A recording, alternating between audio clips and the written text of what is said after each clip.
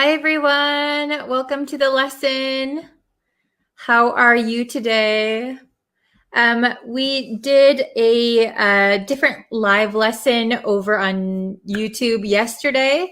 And then this lesson is going to be kind of an expansion of that lesson because I think there was a word that was a little bit tricky for everyone. So we're going to go over it today.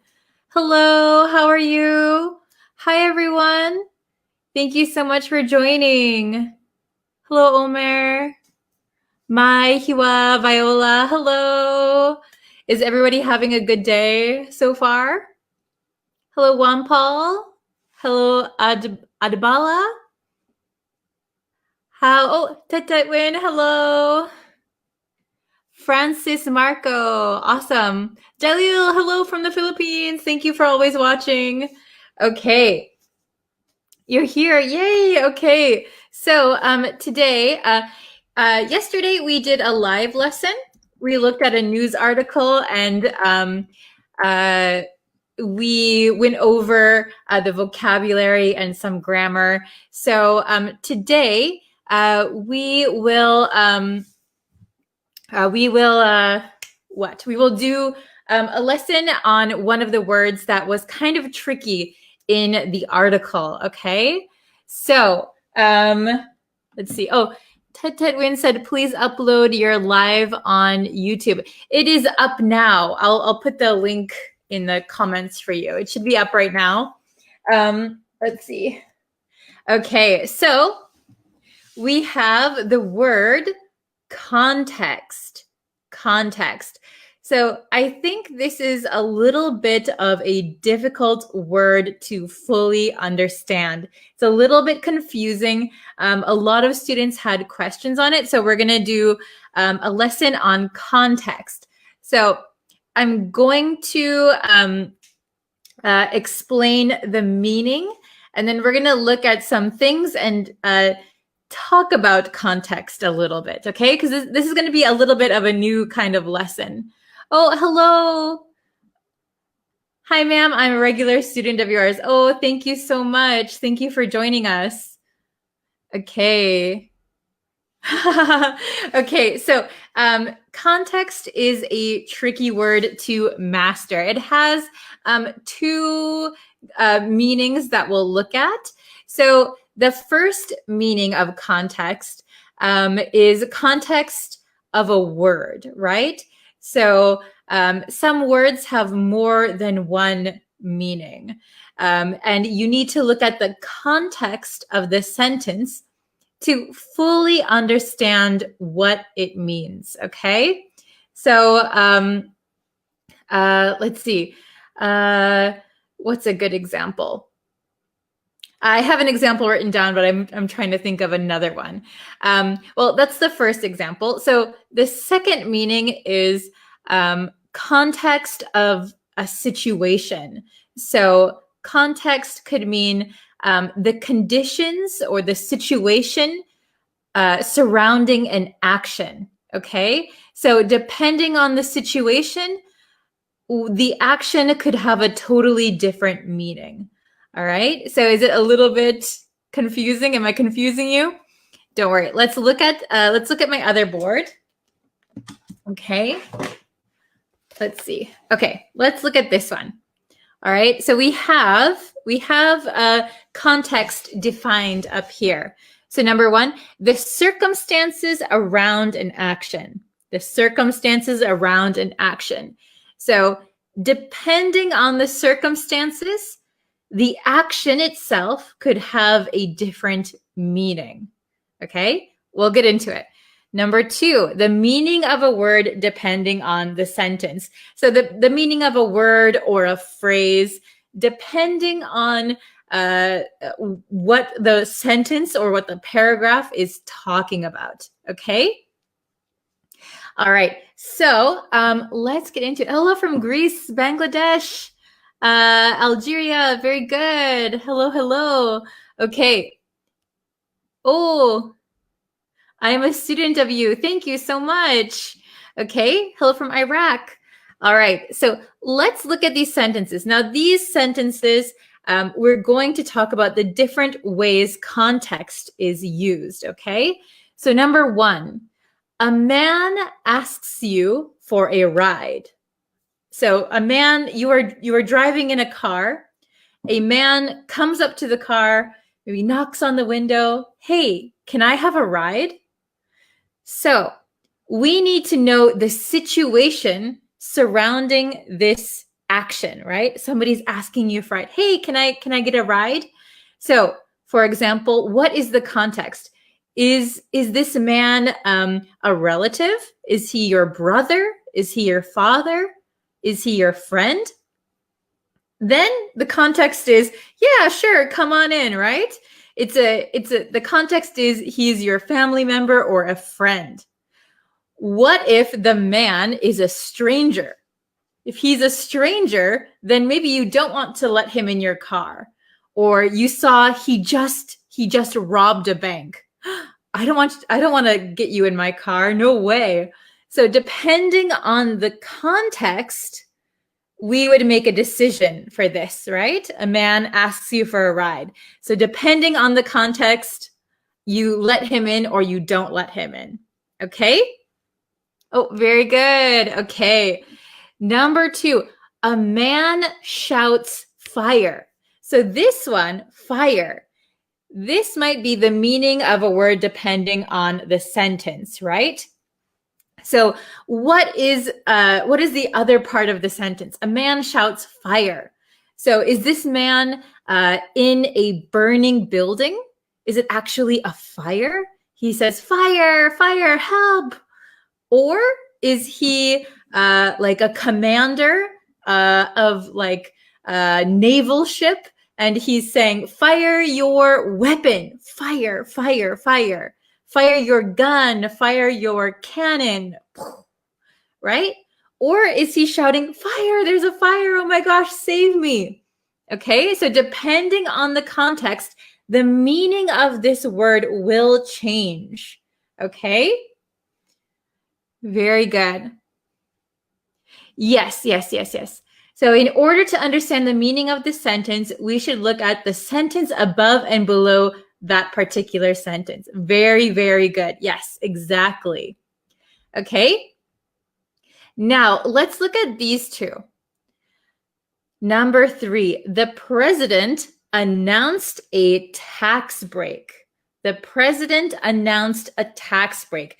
This is something you might see on the news or in a newspaper. So your governor, your president, your prime minister, whoever is in the top of your country, right?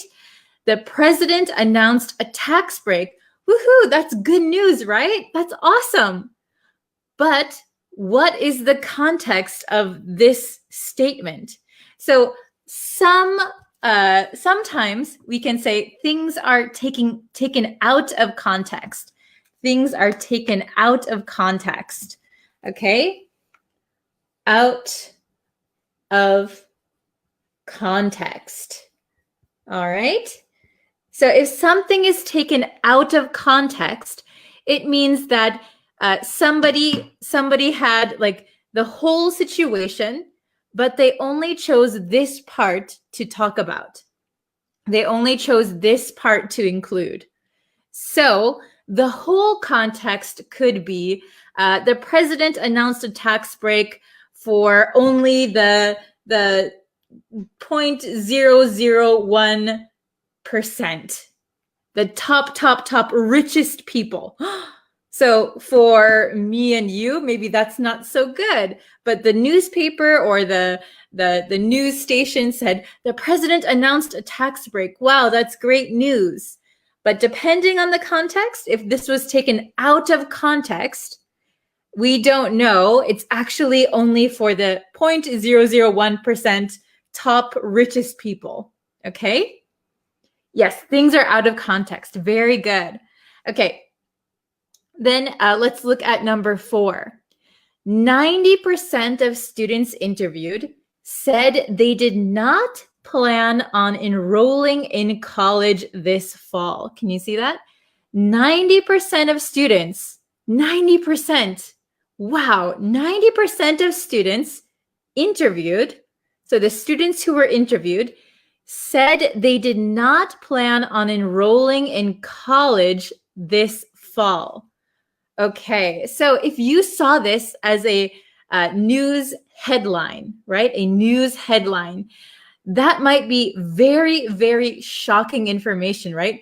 Oh my gosh, 90% of students are not going to go to college. What is going to happen to our country? The education system is failing us. Oh my gosh. But what is the context of this interview? It says 90% of students who were interviewed. So are these students, maybe it's their first year of high school? Maybe they have 4 more years until they go to college. Maybe they are very young students. We don't know who was interviewed. So context is very, very important. So this could be out of context. Out of context. Oops, I'm going to run out of space.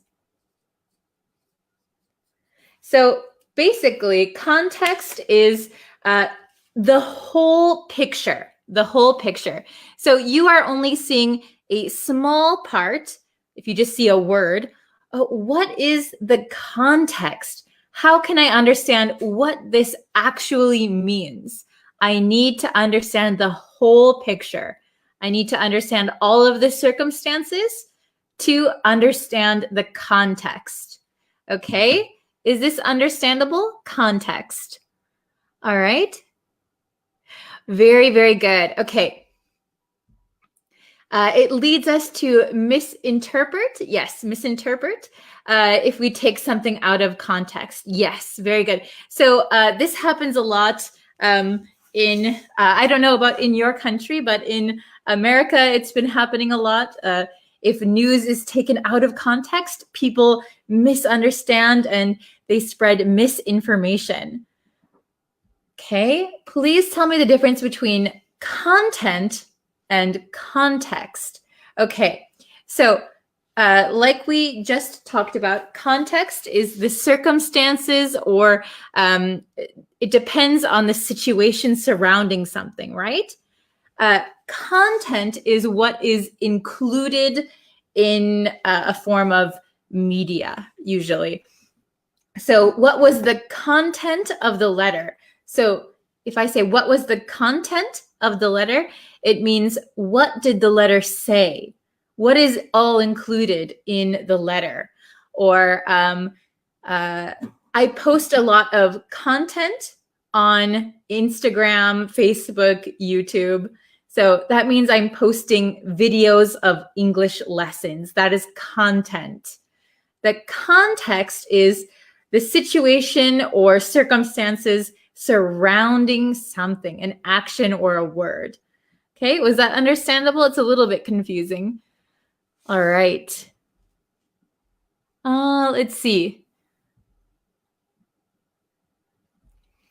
My friends were fighting for a girl, so I asked, why are you doing that? I want to know the context.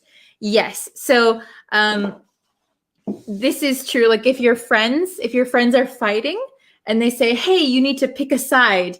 Well, wait a second. What happened?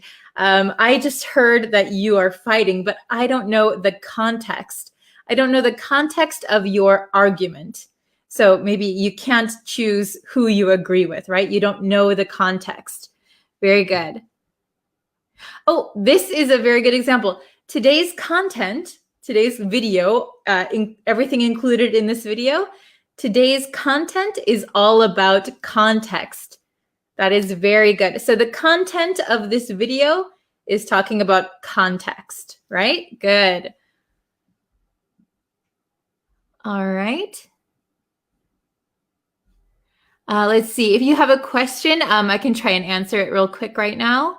I'm scrolling up in the comments to see. Oh, I'm so glad you could understand easily, MD. Okay. Oh, very good. Okay, so if you guys don't have any questions, you can try and make some sentences if you'd like. My siblings are fighting for a toy. I ask, what is the context? So, yeah, that's good. My siblings are fighting over a toy, right? That's mine. No, you stole it from me. So, maybe I wouldn't say, what is the context of your argument? I might not say that, but if you are talking about it to someone else, I didn't know the context of their argument. I didn't know who had the toy first. So I don't know the context. Okay. Oh, I'm new here. Welcome, welcome. Please enjoy the lesson. Okay. All right. Okay, so this lesson was all about context because when we did the lesson yesterday, the word context came up in the article, and some students had questions, and I tried to explain it as quickly as possible, but I think some people were still confused, so I decided to do today's lesson. Context is a reason. So context is not the reason for something. Context is, the best word I would say would be circumstance. If you understand the word circumstance, okay? So, for example, someone yells fire in a crowded movie theater. Someone yells, fire, there's a fire. So we need to understand the context. Is there actually a fire? Is there actually a fire? Then the person who was yelling fire is like a hero, right? He tried to save everyone. Or if the situation was there is not actually a fire, no fire, then the person who yelled fire is not a hero. He wasn't trying to save people. He was trying to scare people, or he was trying to cause panic. So there's two situations that could be true. So if we don't know them, then we don't know the context. So if someone yells fire in a movie theater, we need to know the context, the situation, what is actually happening here. Okay? All right. Yes, situation, feelings, understandings, and background is called context. Yeah. So like the background of something, or the understanding, the situation, what is actually happening here. Okay. For example, the word, it also refers to linguistics. So like the English language. For example, the word tip, T-I-P, tip. I'll write it here. Tip. Let's see, tip, right? T-I-P. In American English, if someone gives you a tip, it could mean, the context could be that they are giving you some money, right? So if a waiter gives you your food, in America, we have to pay a tip. Here's your tip, some extra money. Tip could also mean like some information. Do you have any tips on how to cook steak? So give me some tips on how to cook steak. So give me some information or some tricks. Okay, so tip, depending on the context, has a different meaning. Okay, is it understandable? All right. Oh, hello from Laos.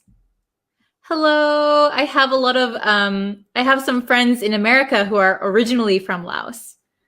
Okay. Oh, this is an interesting sentence. Okay. The mother punched her son. Is it punched or pushed? I thought it said pushed.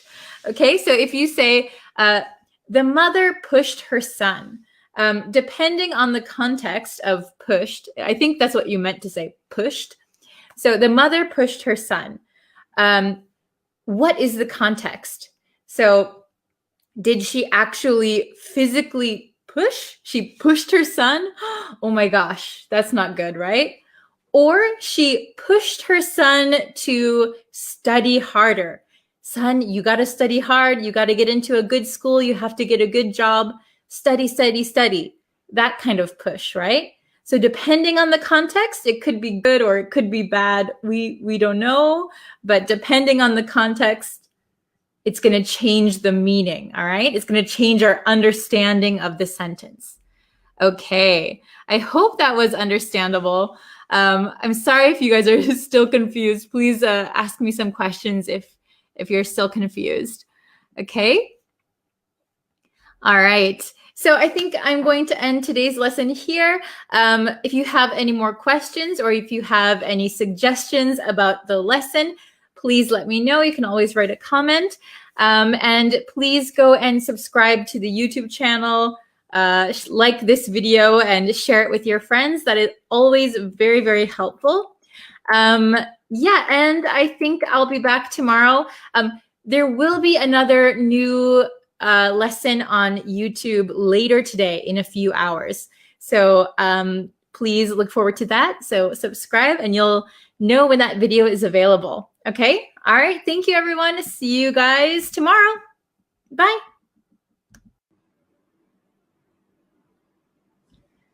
Hello, everyone. Welcome to our review lesson. So all week we studied phrasal verbs that contained the word talk. So now we are going to review all 8 phrasal verbs that we learned. So I hope you're ready. I hope you studied. I hope you reviewed the last lesson. Oh, hello, Anna. Thank you for joining me. So we're just starting. So I'm sorry I'm a little bit late today. I was a little bit busy, but we're going to start the review lesson. So we'll just jump into it. So we learned 8 phrasal verbs this week with talk. Do you remember all of them? There was quite a lot.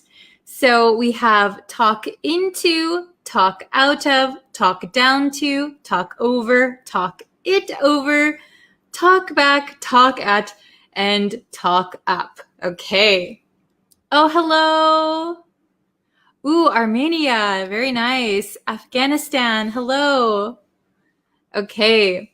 So I'm glad you guys are all here. Hello, Chit.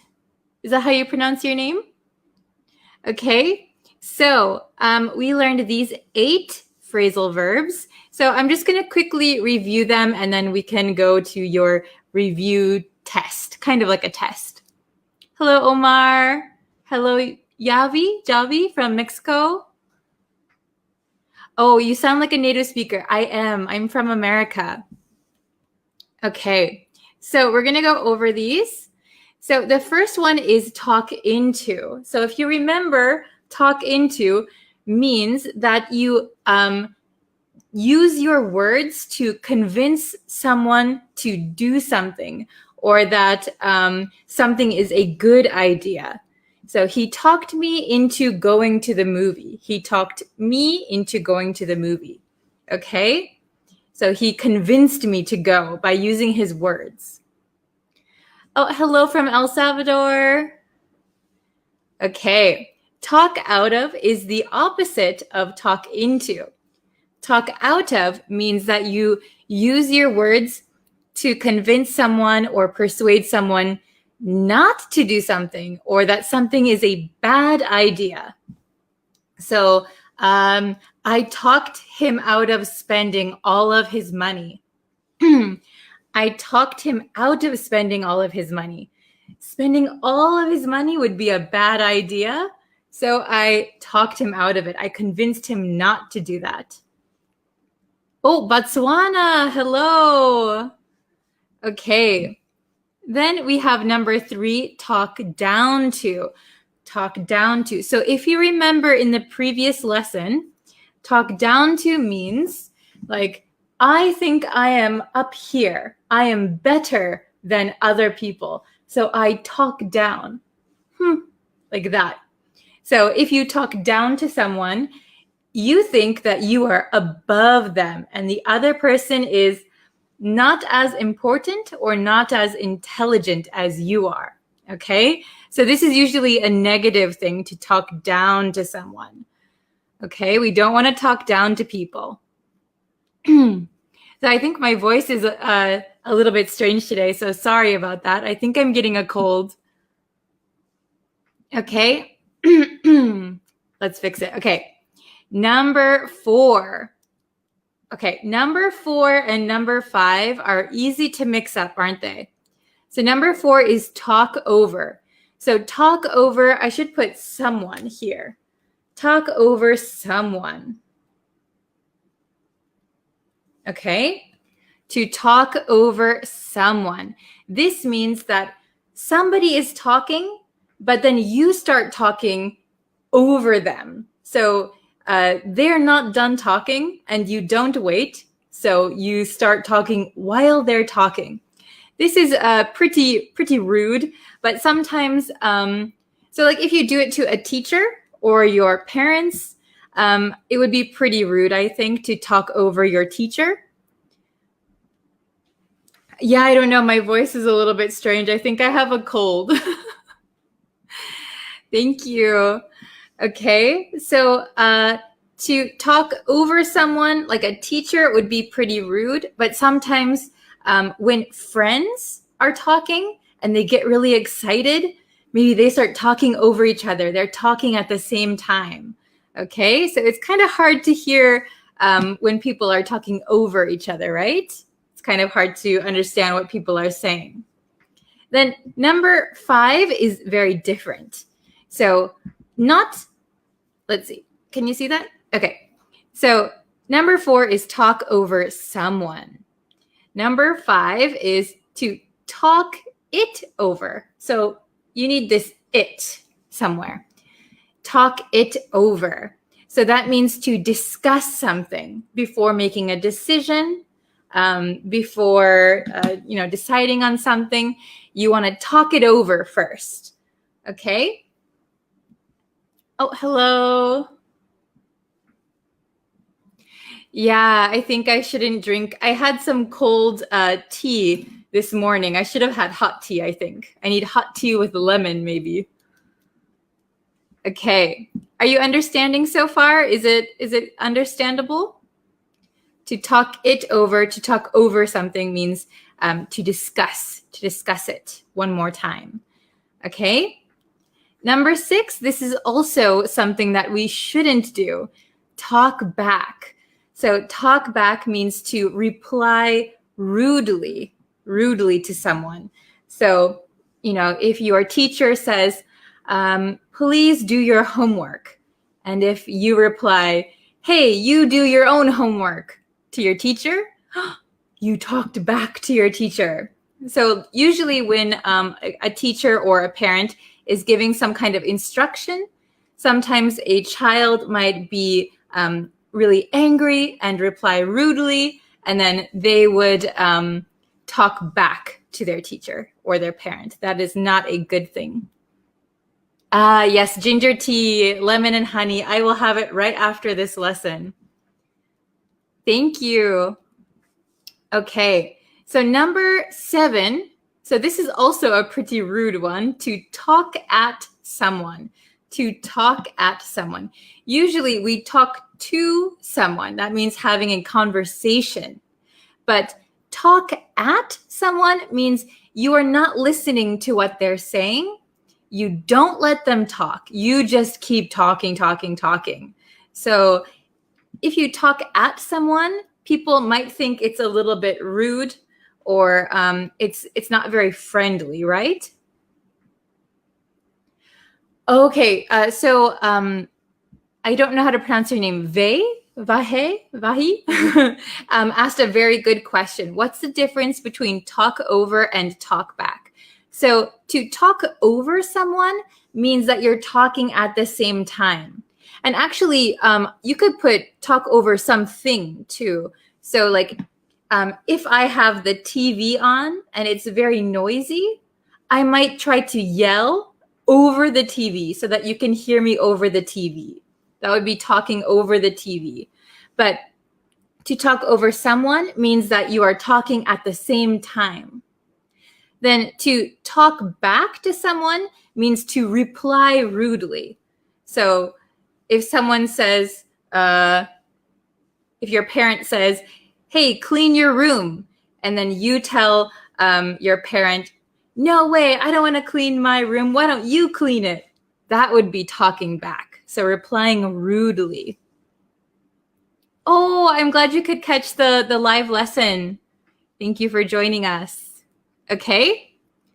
And then if we go to the last one, number 8, talk up. Talk up. To talk someone up or to talk up something means that you are saying positive things in order to convince someone to do something. Okay? Okay. So to talk up, so for example, let's see. If I said, oh, my friend is really pretty and she's really smart, you should date her. That means I'm saying positive things about my friend because I want you to date her. So I'm trying to convince you by saying positive things, okay? So talking up someone is saying positive things about someone or something, okay? So let's see. Talk over and talk it over. Okay, I'll clarify one more time. Talk over and talk it over. Talk over someone means talking at the same time.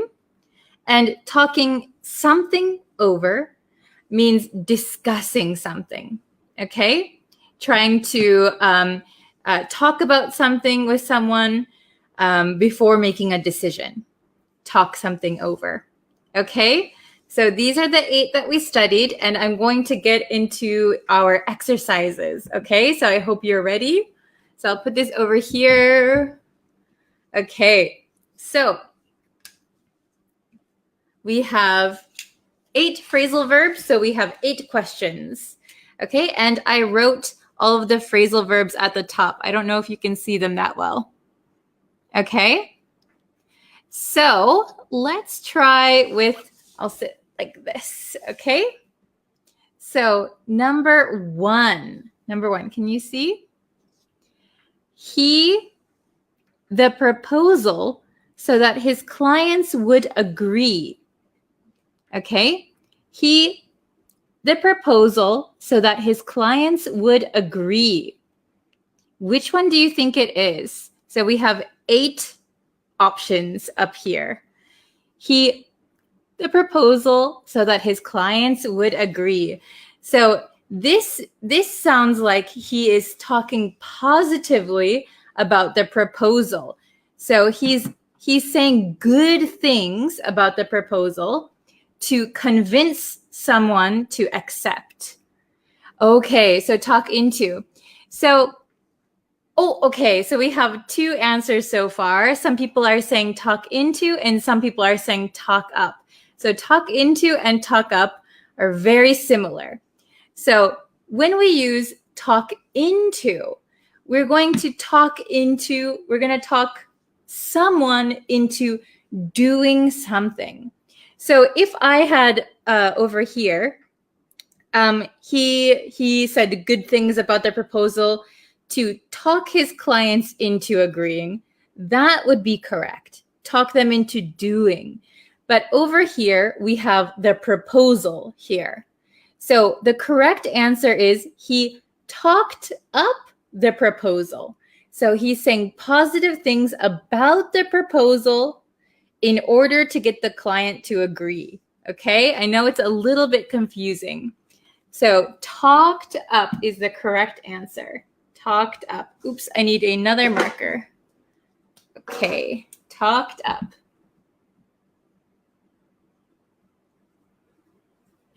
Okay, so he talked up the proposal. We wouldn't say he talked into the proposal. So it's a little bit of a grammar problem there. Okay, so let's try number 2. Okay, when you each other, I can't hear what you're saying. It's very small handwriting, sorry. I'll put it a little bit closer. When you each other, I can't hear what you're saying. Oh, very good. Okay, I see Anna says talk over. Anybody else? Okay, so the correct answer is talk over. When you talk over each other, I can't hear what you're saying. Very good. When you talk over. Talk over. Very nice. Oh, hello from Pakistan. Hello. So when you talk over each other, I can't hear what you're saying. Very good. Okay, I see some people are going on to the next one. So let's see. Number 3. Thank you for, oh, this is a separable one. Thank you for me going. It was fun. So it was fun. So we know it was in the past. Oh, very good. Very good. Oh, okay. Yes. Yes. We have the correct answer. But remember, it is past tense. It was fun. Okay. Thank you for talking me into is the correct verb tense. Talking me into going. Yes. Thank you for talking me into going. It was fun. So here we would not say talk me into. Thank you for talking me into going. Very good. Oh, hello from Sudan. Very nice. Okay. Oop, we're halfway through number 4. Okay. So all you do is people and never let them speak. All you do is people and never let them speak. So never let them speak is a big key here. Oh, very good, Hafez. Very good, Anna. Yes.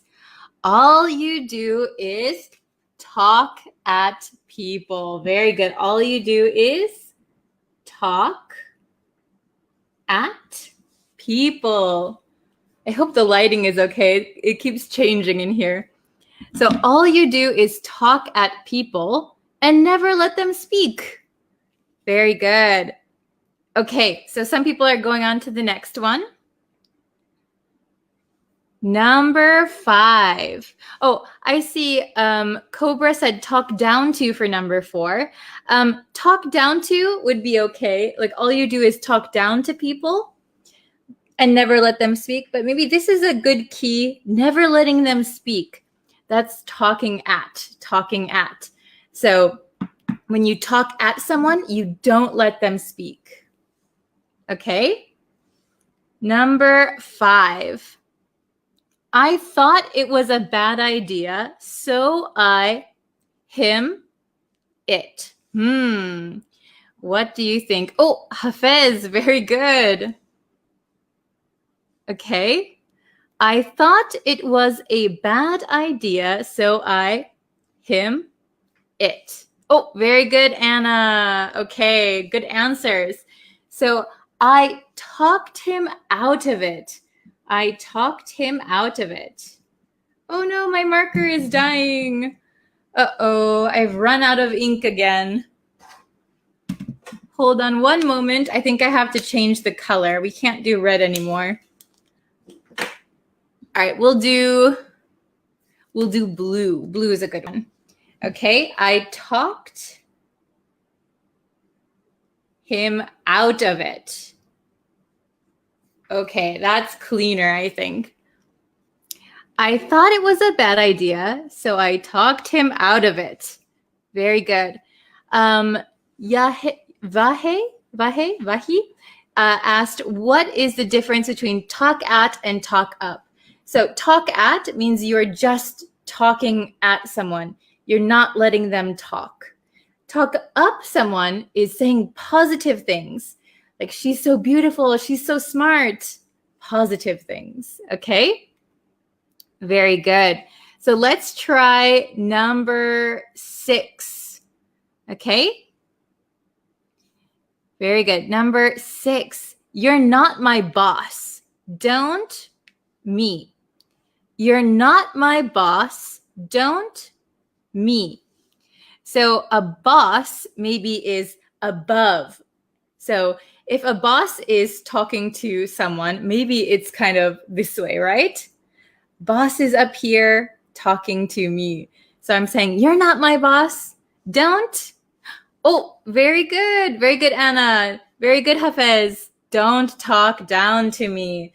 Don't talk down to me. You're not my boss. Don't talk down to me. Very good. Okay. Number 7. We have only 2 more. Awesome. So I'd like to with you before deciding. I'd like to with you before deciding. So this means you want to discuss something before making a decision. Oh, very good, Hafez. Very good, Anna. Awesome. So the correct answer is, I'd like to talk it over with you before deciding. Good job. Talk it over. Awesome. Okay. So we're going to do the last one, number 8. Children shouldn't to their parents. Children shouldn't to their parents. So there's only one that we haven't used so far. Okay. Oh, very good. Very good, Hafez. Very good, Anna again. Awesome. So the correct answer is children shouldn't talk back to their parents. Children shouldn't talk back to their parents. That is naughty. Very good. The reason why it is not talk over means we would say children shouldn't talk over their parents with no to. But we have a to here. So children shouldn't talk back to their parents. So that is something you should watch out for. Very good. Awesome. So I saw one question. What is the difference between talk down and talk over? So just to be clear, talking over someone means that you are talking at the same time. So if person A is talking, and suddenly person B talks over them, maybe in a louder voice, it's at the same time. 2 people are talking. And then talk down to someone means that you are from a higher position. Maybe you are a parent or a teacher or a boss, and you are saying, I'm more important, you are not so important, right? Talking down to someone in a negative way. Okay, very good. So you got all the answers correct. So I'm going to put it up one more time so that you guys can see it. I hope you can see it okay. All right, good job. So thank you very much. That was the last lesson for this week. So I will be going live on the YouTube channel this weekend. Oh, thank you. I will have some tea. I've been sick for a little while, so I will have some tea right after this lesson, and hopefully I will feel better. But yes. Oh, I've got another lesson from now, so I've got to go. But this weekend, I will be doing a live lesson on the YouTube channel. So I'll post it on Facebook channel as well. So please check that out if you can. You can subscribe to the YouTube channel also. Thank you very much for watching. I appreciate it. You guys are such good participants. All right, I will see you this weekend for another lesson on the YouTube channel. Okay, bye guys.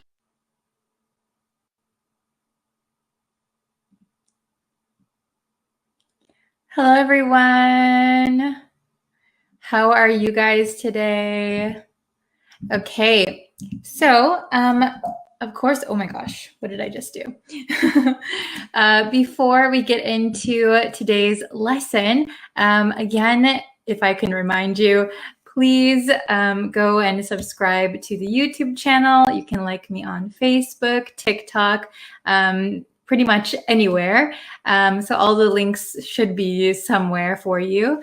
But yeah, if you could like this video, share it with one of your friends who is learning English. That also helps me out a lot. Basically, it lets me know that you like these lessons and you want me to continue. Okay, hello everyone. Hi. What country is everyone watching from? Oh, I'm very good. How about you guys? So I am in Japan. I think you guys know that if you've been watching for a while. And yeah, it was pretty rainy for a while, but I guess now the rain has stopped and it's pretty sunny every day, so I'm liking it. Hello from Thailand, Afghanistan. Hello from Malaysia. Hi, guys. Vancouver. Brenda from Vancouver. Brenda. Now I know your name. Myanmar, Iraq, Bangladesh. Very good. Okay, so we're going to get into the lesson. Yay. So I picked up some very useful expressions, and I think they are very fitting for English in the office if you work in an English-speaking atmosphere, an English-speaking environment. So we're going to look at, I think it's 4 expressions that are very useful for everyday work life. Okay? Very good. Hello from Thailand, Sweden, wow, Turkey, Myanmar, Morocco. Oh my gosh, I want to travel so much. Indonesia, Saudi Arabia. Hello, hello. Okay, so let's see, I'll pop up the screen. Okay, here we are. English expressions for the office. And we are going to enhance your English. So that means improve, greatly improve your English. Okay, so I just labeled this as expressions for the office, but of course you can use them in your everyday life. That is also okay if it is an appropriate time to use them. Okay, so let's see. Let's look at the first expression. This is the longest one, okay? It looks long, but I promise you it's not that difficult, okay? So the first expression is to have your work cut out for you. To have your work cut out for you. Okay, long expression, but this is a good one to know because people often say it, okay? So we can choose to replace your with my and me, or his, him, her, hers. So you can change this part, all right? So to have your work cut out for you. The meaning is to have something difficult to do. To have something difficult to do, okay? So it's an easy definition, but let's look at some examples so that we really understand how we use it, okay? Here's example number 1. The newbie has his work cut out for him. The newbie has his work cut out for him. So newbie, I think we've studied this word a few times, but newbie is kind of a casual way to say like newcomer. So if you're working in an office and you have a new colleague, a new employee, a new coworker, we can also call them the newbie. Now, this is really casual, so I wouldn't recommend always using this word. But if you're talking with your other friends or other colleagues, the newbie has his work cut out for him. So maybe the new person has a lot of difficulty getting into the groove of things, getting to know everything. So maybe they have a lot of new tasks that they have never done before. So it's kind of a little difficult, right? At first, at the beginning. So the newbie has his work cut out for him. The newcomer has something difficult to do. They have difficult tasks. Okay, very good. Let's see. The coach has his work cut out for him. None of the kids have played soccer before. Okay, so here maybe we have a soccer coach. Maybe this is for like, I don't know, young kids soccer team. So the coach has his work cut out for him. So that means he's got some difficult coaching to do. It's not going to be easy, okay? Because none of the kids have played soccer before. So nobody has played soccer. They have zero experience. So the coach has his work cut out for him. It is going to be a lot of work. Okay, very good. Excellent, excellent. Okay, so next one, crunch the numbers. Crunch the numbers. Have you heard this one before? This is a pretty good one to know. It means do a lot of calculations. Okay, to crunch the numbers means to do a lot of calculations. Okay, so usually we're talking about money or things like that, like a budget, finance. You have to crunch the numbers. Okay, here's the example sentence. She wanted to hire an assistant, but when she crunched the numbers, it didn't make sense financially. Okay, so maybe this is a business owner and she wants to hire an assistant. Oh, an assistant would be really good. Then she has to crunch the numbers. She has to calculate, okay, if I hire an assistant, I have to pay them this much, and I have to budget for this much. I have to pay for rent. I have to do this. And after doing all of the calculations, she realized it didn't make sense financially. So that means financially, maybe it's not good for her budget. Okay, it doesn't make sense financially. Maybe instead of an assistant to help her make more money, she would be spending more money on the assistant. So it doesn't make sense financially after crunching the numbers. Very good. Let's see. Hello from Pakistan. Oh, Malik said, yes, miss, I have heard this expression before. Very good. Okay. Then next one. Next one is really easy, right? 2 words, take off. Take off, very short. So you might know like a plane takes off. So similarly, like a plane, an airplane takes off. This means something becomes very popular quickly. Okay, so you can imagine a graph going like this. So maybe you have a product or you have an idea and suddenly it's very popular. It took off. Okay, so let's look at the 2 examples here. The new product has really taken off. So this means the new product, maybe your company's product, has become really popular very quickly. Okay, so very popular. Okay, her idea to expand the exhibition took off. So her idea to expand the exhibition became very popular. Maybe everybody liked that idea and they implemented that idea. Okay, take off, to take off. Oh, hello from Afghanistan. Hello from Bangladesh. Hello from Myanmar.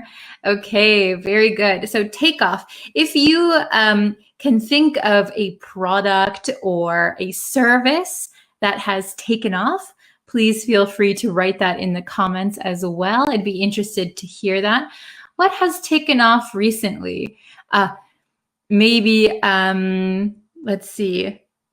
In the US, people are wearing face masks, which was uncommon before, but people started selling them online, and it's really taken off. So people like to wear like the colorful face masks, or maybe with like some design. It's really taken off. Okay. We can also say somebody's business has taken off. So their business maybe became very popular and they became very successful very quickly. Their business took off. Okay, let's look at the next one. Ooh, I think this is the last one, and this looks very strange, doesn't it? A people person. A people person. Okay, so the meaning of a people person is someone who is good at and enjoys interacting with people. So this looks very strange, I know. People person. Have you heard this before? A people person. So sometimes when we want to describe what someone likes, we can put a something person. For example, if someone really likes dogs, we could say, he's a dog person.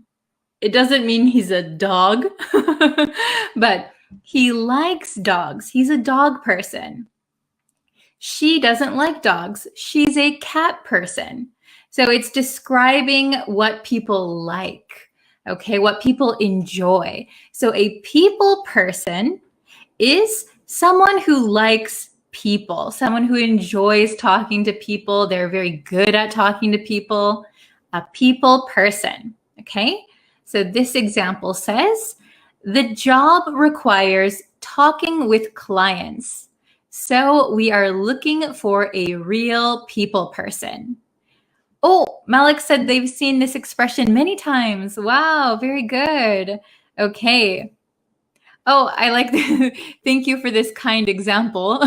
Your lessons have recently taken off. Thank you. Okay. She wanted to hire a car, but when she crunched the numbers, she puts the idea off. Maybe she put off the idea. Very good. So she found out maybe it's too expensive. Very good. Okay. Are you a people person? Please leave it in the comments if you are a people person. I would say I'm a people person, but I also like having time to myself. Okay, so that was we had 4 English expressions, right, that we can use in the office. So let's have a quick quiz. All right. Question number 1. Let's see how much you can remember. Okay. Question number 1. Let's something before we agree to a budget. Let's take off before we agree to a budget. Let's crunch the numbers before we agree to a budget. Let's have our work cut out for us before we agree to a budget. Which one? Okay. Oh, Rana said, my sister is a people person. Very good. Oh, nice job, Brenda. Okay, so let's, the correct answer is crunch the numbers. Very good. So we're talking about a budget. So a budget is how much money you will spend or how much money you will save. That is your budget, right? How much money you have to work with. So let's do many calculations. Let's crunch the numbers before we agree to a budget. Very good. I see everybody said B. Excellent. Very good. All right, question number 2. I wasn't sure if the new program would be successful, but it has worldwide. Okay, so hopefully this one's an easy one. Easy. I wasn't sure if the new program would be successful, but it has people person worldwide. It has my work cut out for me worldwide. It has taken off worldwide. Hopefully this is an easy one, okay? Excellent. Oh, very good, everybody. Nice. Okay. So the answer to question number 2, of course, will be taken off. So I wasn't sure if the new program would be successful, but it has taken off worldwide. It has become super popular worldwide. It has become super successful worldwide. Very good. Very good. Okay. So let's try question number 3. Question number 3. I have to finish all of these reports by tomorrow. I really have something, okay? I really have my work cut out for me.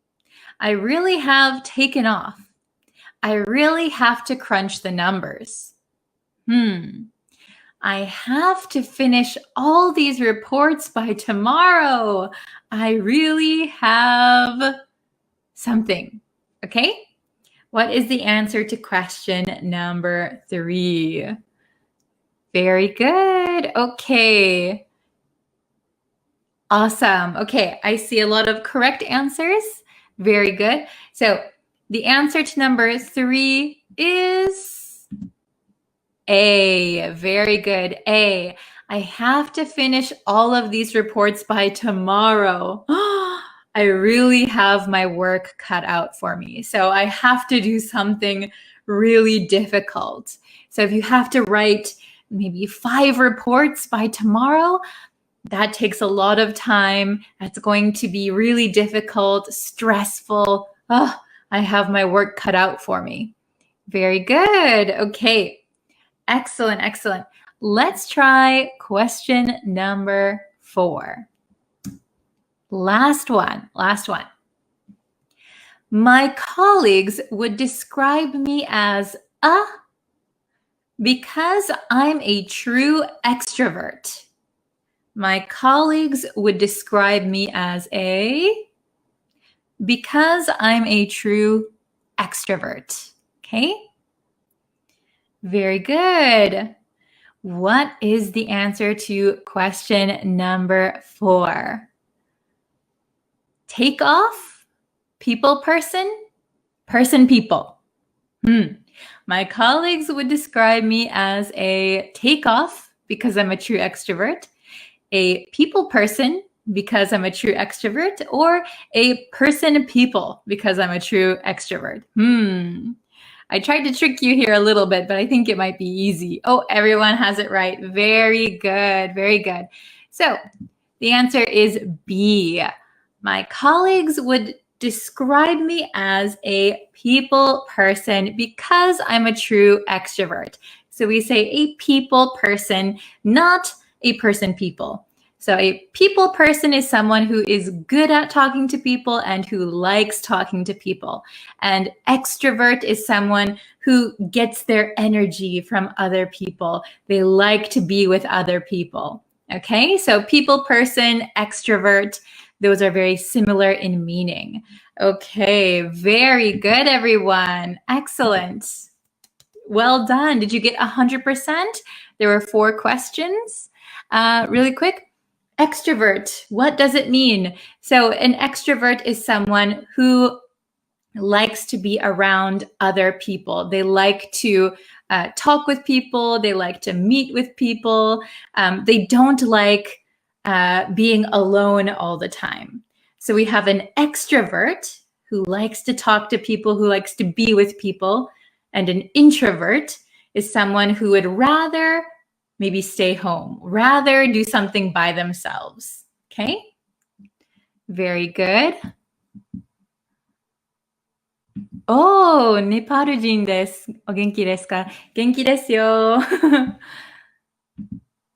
日本語上手。お、Even though our new CEO is a decisive person, he has his work cut out for him. Very good example sentence. Very good. So, if you don't remember, we studied decisive quite a while ago. So, a decisive person is someone who can make decisions quickly. They're very good at making decisions. They can say A, B, red, blue. They can decide. Okay. The opposite would be an indecisive person. I'm an indecisive person. Okay. Very good. Very good. I'm just scrolling up just a little bit because I saw some questions or I saw some examples. The new model of the car has quickly taken off. Very good example. Yes, good job. Let's see. Not all teachers are people person like you. Oh, thank you. So, not all teachers are a people person. Not all teachers are people like you. That's a hard one. Very good though. Not all teachers are extroverts like you. Extroverts is another good word for people person. Excellent. Let's see. Oh, 100%. Very good. I'm glad you got it right. Let's see. What is the difference between should I and could I? So I have a whole lesson on would, could, should on YouTube. So if you can find that one, if you go to my YouTube homepage and type should, could, it should come up. It should come up. But basically, should I means you're asking for advice. Should I shut the door? Do you want me to shut the door? Could I is asking maybe politely. It's like, can I? Could I? So could I shut the door means I want to shut the door, but I'm asking you if it's okay. Okay? Very good. There's a whole lesson on the YouTube page, so I hope you can find that. Okay?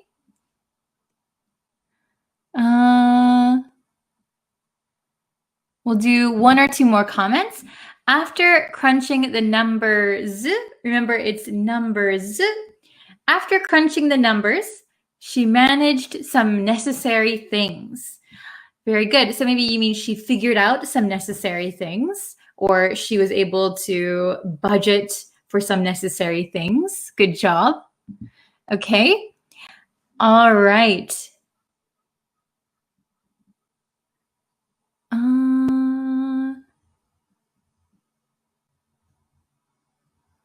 Okay. American or British English? Are you asking me? I am American, so my accent is American English. Okay, I can't really do a good English accent, British English. Okay, very good. So we're going to call it a day for this lesson. You guys did very, very well. If you want to know when I go live, when I post new lessons, quizzes, all those things, you can subscribe to me on YouTube, like me on Facebook, follow me on TikTok, and you can turn on the notifications so that you'll be able to know when I go live with new lessons. Okay, thank you guys so much for watching. I really, really appreciate it. And please like and share this lesson with your friends. Okay, very good. Thank you so much. And I will see you tomorrow for another lesson. And there'll be another lesson on YouTube today and another live lesson on Facebook tomorrow. Okay, very good. Thank you guys. See you next time. Bye.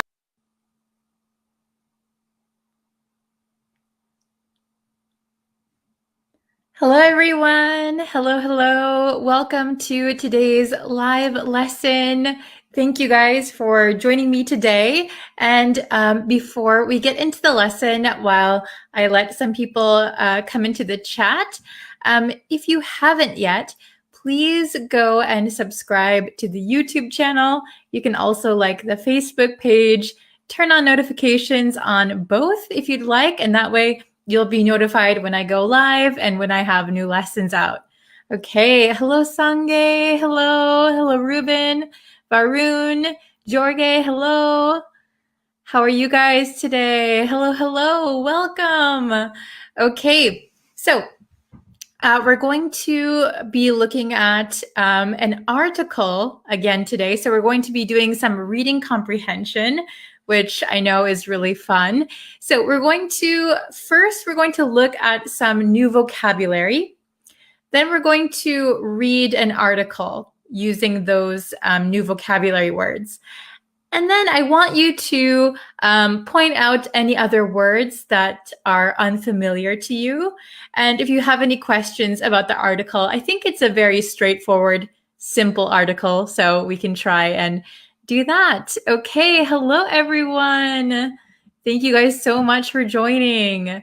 Okay, so we have 4 new vocabulary words.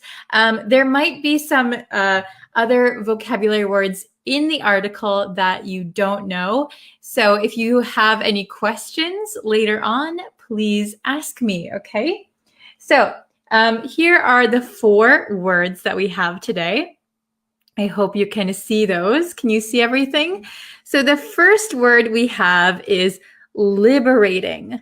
Liberating. So liberating means freeing. So when you feel no stress or pressure that takes away your freedom, you can call that liberating. Okay, so for example, I went to a private school for most of my life. I went to a private school. I had to wear a school uniform. I didn't like it that much. So I wanted to go to a public school where I could wear jeans and a t-shirt. I thought that wearing the clothes that I wanted to was liberating. It was freeing. Okay?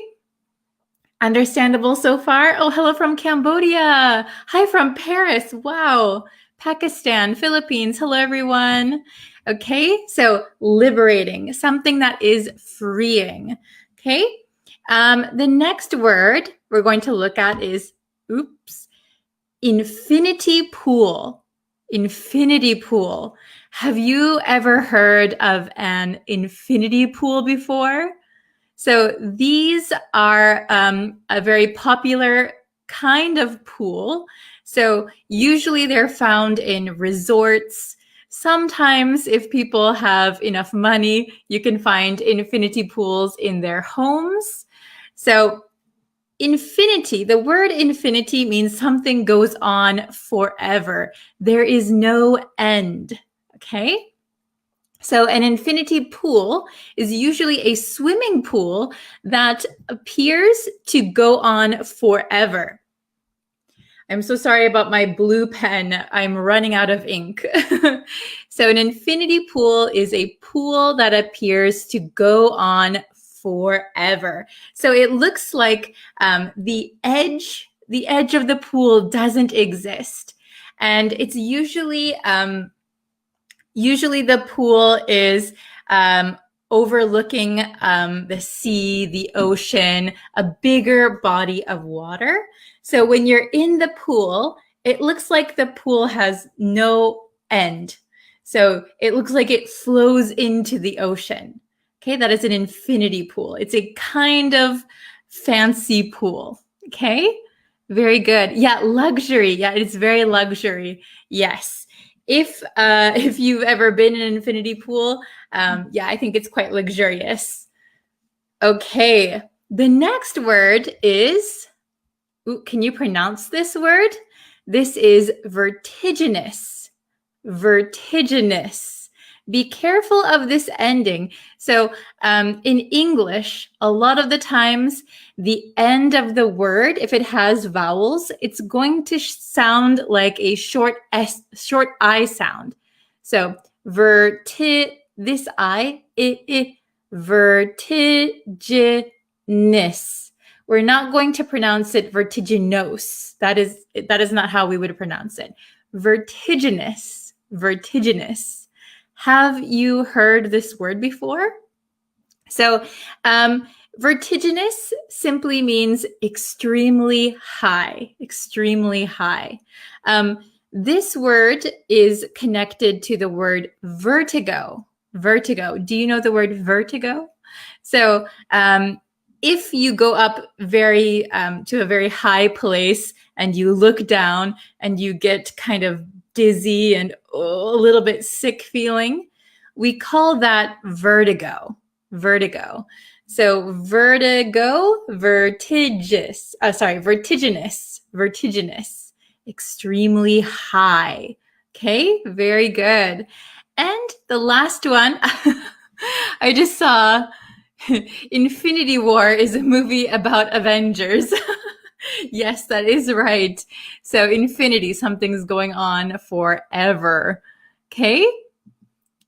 Are these words informal or formal? These are formal. Formal words, regular words, not casual, not slang. Oops. Okay? The last word is a paddling pool. A paddling pool. So we can say a paddling pool, an inflatable pool. This is an artificial pool that is shallow and for children, for kids. Okay? Oh, good example. Yes, such as a suspension bridge in the valley. Very good. That would be vertiginous. Very, very high. Very good. Anything suspended above a valley is probably vertiginous. Okay? So paddling pool is very much the opposite of luxury of an infinity pool. An infinity pool is very luxurious, found at resorts. A paddling pool is something that you would put in your garden, in your backyard, for children, very shallow, made of plastic. Okay, very good. So we have liberating, infinity pool, vertiginous, and paddling pool. Okay, so let's get into the article. I just bumped the table. Sorry. Okay, so let's get into the article. I'm going to share my screen with you. Okay, so we're talking about a new pool in Dubai. In Dubai. Is anyone from Dubai in the chat? That would be very interesting. Okay. So let's take a look here. Okay. So I'm going to read it paragraph by paragraph. Okay. There are few feelings as liberating as swimming in the open air below blue skies that stretch all the way to horizon. And now in Dubai, you can do it nearly 1,000 feet above sea level. Okay, so there are few feelings as liberating. This is one of our new words. So few feelings as freeing as swimming in the open air below blue skies that stretch all the way to the horizon. Okay, so what does that mean? They're saying that it feels so freeing when you're swimming in the open air below blue skies. So when you're swimming under the blue sky with nothing around you, it's very freeing, very relaxing. Okay. And now in Dubai, you can do it nearly 1,000 feet above sea level. So very high above sea level. You don't need to go to the ocean. Okay. This is the first paragraph. Let's take a look at the next one. Okay. We have two new words here. Named in March as the world's tallest infinity pool inside a building, the rooftop bathing spot at the newly opened Address Beach Resort is a vertiginous 293.906 meters high. So, and then in parentheses, 964 feet and 3.1 inches. Okay. That's about 9/10 as tall as the Eiffel Tower. Ooh la la. Okay, so let's go over this really quick. So in March, this pool was named the world's tallest infinity pool. So if you remember, we talked about the infinity pool, very luxurious. It looks like it has no edge, no end. And it looks like it goes into the ocean or into the sea. Okay. So the rooftop bathing spot. So here we know that this pool is located on the rooftop, on the top of the building or hotel, at the newly opened Address Beach Resort. So this is the name of the location. On top of this building is the infinity pool. So the infinity pool is a vertiginous, or this resort is a vertiginous 293 meters high. Very, very high, right? That's about 9/10, so 9/10, as tall as the Eiffel Tower. So it's almost as tall as the Eiffel Tower. So very, very high pool, right?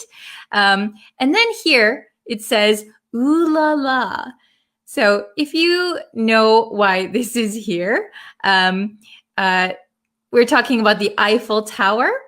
So the Eiffel Tower is located in France. And for some reason, us English speakers, we think that French people say, ooh la la. We think people say that. I have a French friend and she says they never say that, but it's kind of our stereotype of French speakers. So whenever we think something is very good or very fancy, we tend to say, ooh la la, ooh la la. So it just, it's kind of a funny note here, okay? The next part, this is the last two paragraphs. This ain't no paddling pool either. At 94.84 meters in length and 16.5 meters in width, it's nearly twice as long as an Olympic-sized pool. Okay, so here, yes, ooh la la, surprise expression. Yes, very good. Okay, so this ain't no paddling pool either. So ain't. I had a lesson on ain't on the YouTube channel. So you can go and watch that if you want. If you go to my YouTube homepage with my lessons and you type in ain't, or you type Breeze Practical English ain't, you can find it. Ain't is very casual, informal. It's a kind of slang, I guess. So ain't can mean is not, have not, many things. So here it means this isn't a paddling pool, but the way they're saying it is kind of in a joking way. This ain't no paddling pool either. So they're kind of emphasizing that it's not just a regular, well, paddling pool, like we said, is kind of a man-made plastic inflatable pool for children, very much the opposite of luxury. So this ain't no paddling pool either. They're really emphasizing that it's not just an ordinary pool that you might be used to. Okay. At 94.84 meters in length and 16.5 meters in width, it's nearly, so almost twice as long as an Olympic-sized pool. So it's quite big. So you can probably fit many people inside of it. It is almost twice as long as an Olympic-sized pool. An Olympic-sized pool is the pools that they use for the Olympic swimming, right? They're kind of bigger than the average pool. Okay, very good.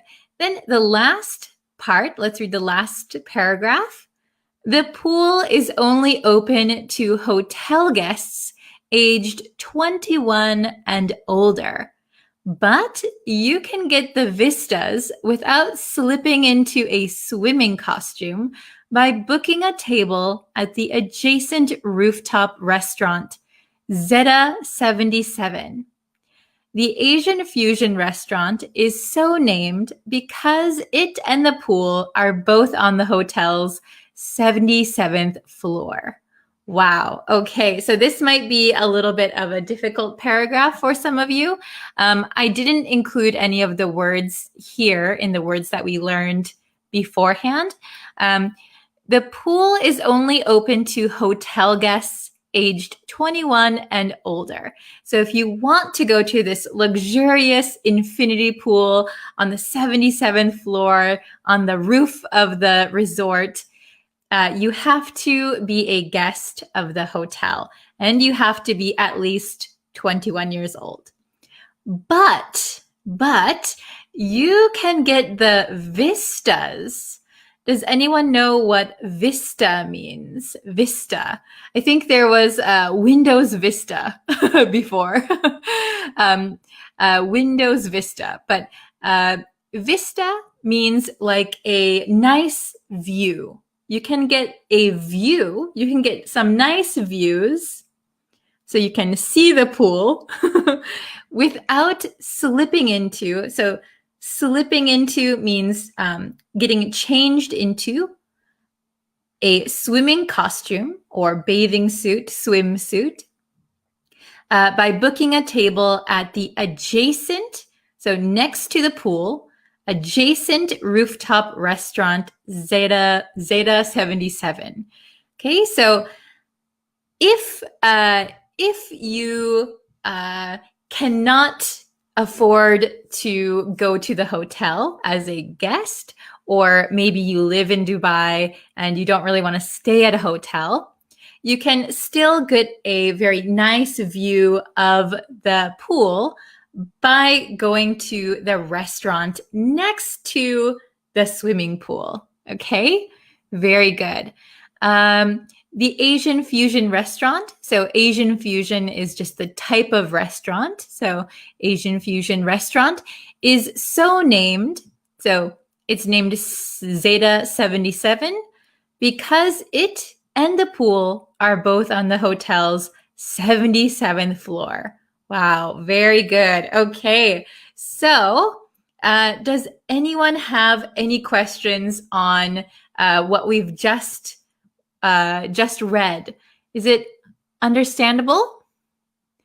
Okay, so I'll put myself back up here. Yes, okay. Costume swimming. So swimming costume is, yes, like a swimming uniform. In American English, we tend to say swimsuit or bathing suit. I think swimming costume is more like British English or another country's English, but it's understandable also in America. But we also say swimsuit, bathing suit, swimming costume. Okay, very good. Let's see. Oh, we have a new person. Hello, FC Nasro Daraz. Hello. I hope I pronounced your name correctly. I'm so sorry if I made a mistake, but welcome. Okay. Let's see. How can using prefix and suffix to understand words well? So you can understand words better if you understand like prefixes and suffixes. That's true. For example, if you know that the prefix un usually means a negative of the word, like somebody is uninterested. That means they are not interested. In that case, it will help you understand the words. Yes, so I would recommend reviewing the meanings of the prefixes and suffixes. Okay. Very good. Okay, so I think there was a question up. I'm scrolling up the comments a little bit. Oh, those words more effective for IELTS speaking cue card. Thank you. Oh, you're welcome. Yeah, I think especially for speaking tests, some of these words will be very useful, I think. Okay. Very good. So, would you guys like to go to this pool in Dubai? That would be very interesting, wouldn't it? I would love to go there. Okay, I can answer just a few questions. Let's see. Oh, hello from Panama. Hello, welcome. Hello from South Sudan. Hello. Good question. How can we pronounce the word? Okay, we pronounce this word debit. Debit. So it is kind of pronounced just as it's written. Debit. Debit. The T is pronounced. It's different from the word debt, where you owe people money. DEBT. That word, the T is silent. In this word, debit, the T is pronounced. Okay. Oh, hello from Sri Lanka. Okay. So, hello from Tibet. Okay. So, today's vocabulary was liberating, infinity pool, vertiginous, and a paddling pool. Okay. Very good. So if you guys can make some sentences using some of these words, that would be really nice to see, to practice these new vocabulary words. If there were other words in the article that were new, for example, adjacent. Adjacent means next to, or vista. Those words, you can also write sentences with those words as well. Okay. Oh, very good. Ooh, my next vacation will go to Dubai. Very nice. Okay. Let's see. Tetetwin, hello. What does it mean to be in the doghouse? Doghouse. So if you are in the doghouse, that means you are in trouble, usually with your spouse. So usually a husband, if they get in trouble with their wife, they will be in the doghouse. Okay, so they got in trouble. Let's see. Very good. Okay, so I think I'm going to end the lesson here today. Thank you so much for watching. I will be posting another lesson on YouTube in a little while, and I will be going live on Facebook on Monday again. Okay, so thank you everyone so much for watching. Please practice these new words. Practice your pronunciation. You can go back and watch this lesson anytime. Listen to my pronunciation as I read the article, and maybe you can pause it and try to copy my pronunciation and intonation. Okay, thank you so much. All right. Very good. Oh, yeah, really quick. The word debt, B is silent and T is pronounced, isn't it? Oh, did I say the T was silent? I don't know what I was saying. Oh my gosh, I'm so tired. Yes, in debt, the B is silent. Thank you. I think my brain is scrambled. I'm very tired. Thank you for clearing that up. Okay, very good. All right. Thank you guys so much for watching. I will see you very soon. Bye, everyone.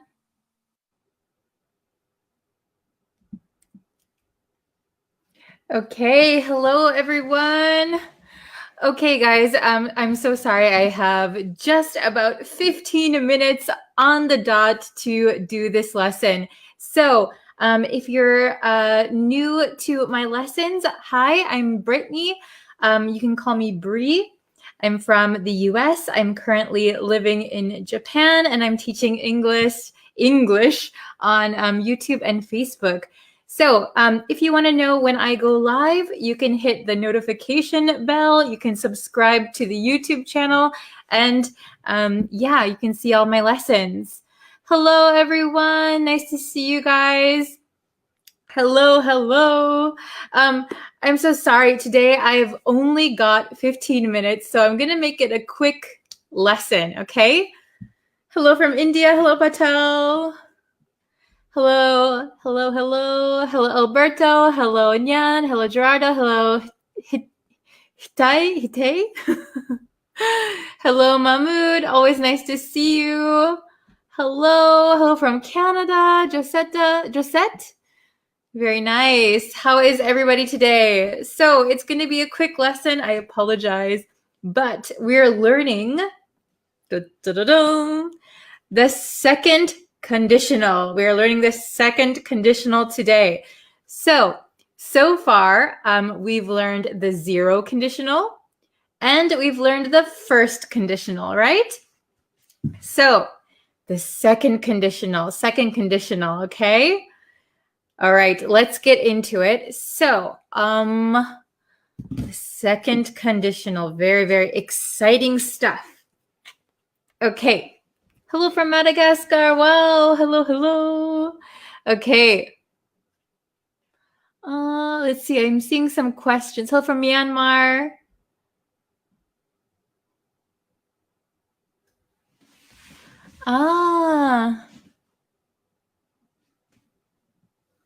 Okay, really quick, I'm going to answer this question because I do see a lot of people asking about like uncountable things. So Jalil asked about when to add to the word water and evidence. They are uncountable nouns. Yes. So water by itself, if you're talking about an ocean or a lake or just water coming out of your sink, we just say water. However, if it's in a container, like a bottle of water, sometimes we could say, oh, could you get me a water? Can you get me a water from the fridge? We're just cutting out the word bottle or cup or something. So when it's in a container, we can say a water, but usually like a bottle of water or a cup of water. And evidence, you could use if you talk about a piece of evidence, okay? Very interesting question. Okay, so I'm going to try and stay on track for the lesson right now. So let's look at the second. Oh, I wrote conditional here, but can you see it got erased? Oh, well. Okay, so the second conditional. I'll put this up so you guys can see it. All right, so let me scooch over. Okay, so we have if plus past simple, and then we have would plus infinitive, okay? So if plus past simple, would plus infinitive. And we have two situations where we use the second conditional. The first is talking about something in the future that is not likely going to happen. So something that is very unlikely to happen in the future. So, for example, you could say, if I won the lottery, if I won, past simple, if I won the lottery, I would buy the moon, for example. So that is not likely to happen in the future. We can also use it to talk about something in the present that cannot happen because it's not true. Something in the present that cannot happen because it's not true. For example, if I were taller, we'll say if I were taller, I could reach I would reach the top shelf. If I were taller, I would reach the top shelf. But I'm not taller now, right? And it's impossible to become taller. Okay? So remember that we have the if plus past simple and then would plus infinitive. Is everyone understanding so far? Okay, very, very good. Okay, so let's see. I have two examples here that we can look at first.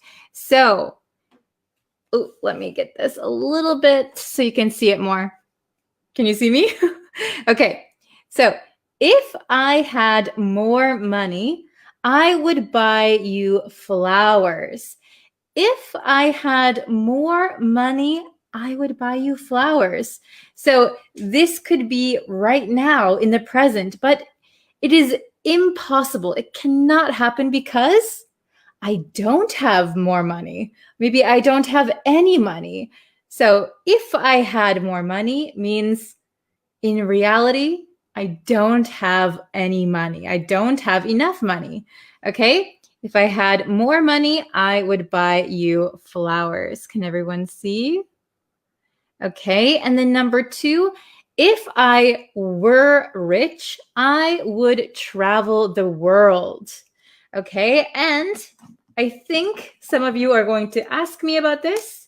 So if I were rich, oh, aren't we supposed to say if I was rich? I was, right? However, we often change it to were in the conditionals like this. We often change it to were. So instead of using was, you can use were. If I were rich, okay? So just remember that a lot of native English speakers talk like this. If I were you, if I were rich, if I were this, if I were that, okay? So if I were rich, I would travel the world. Very, very good. Okay, so let's see. Number 3, I need your help to answer this one, okay? If I were taller, So can you answer number 3? If I were taller, what? So remember, I'm not taller. I'm shorter. If I were taller, something, but maybe this is impossible because I am not tall. Okay, what is your answer for number 3? Oh, Ali did a very good one. I would be a good basketball player. Yes, very, very good. I actually like that answer, and that's kind of what I was thinking too. We're on the same wavelength. Okay, if I were taller, I would hit his head. Maybe I would hit my head. Very good. If I were taller, I would become a volleyball player. Very nice, Rose. Okay. So I think I'm going to say, if I were taller, I would be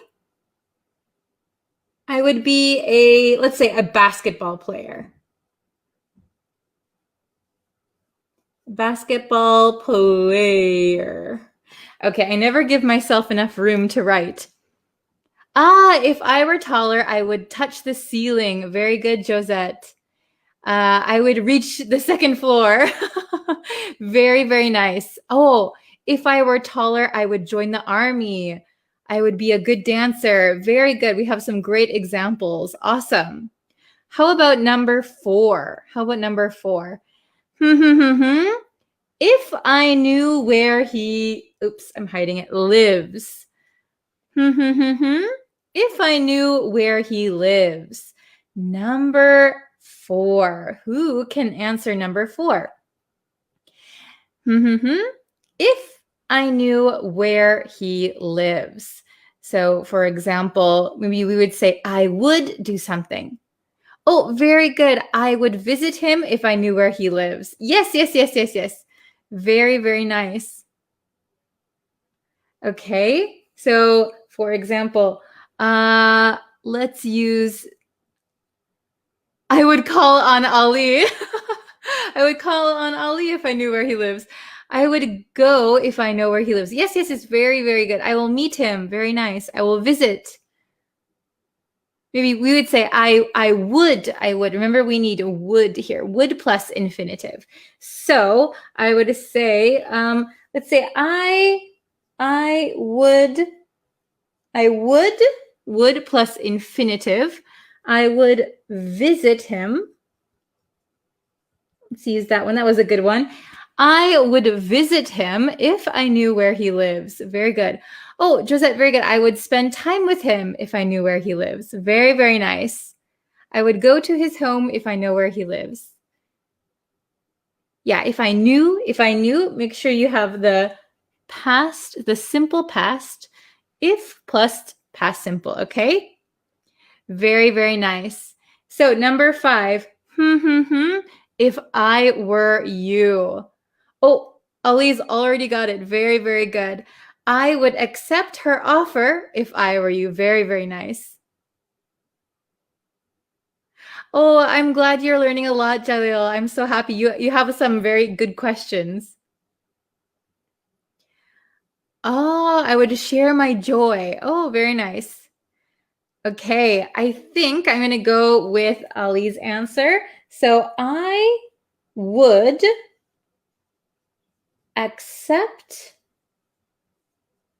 her offer if I were you. Very good. And remember, a lot of the times we change, instead of I was you, we can change it to if I were you. If I were you. If I were you, I wouldn't do that. Very, very good. I wouldn't do that if I were you. Very, very good. I would court her if I were you. Oh, interesting.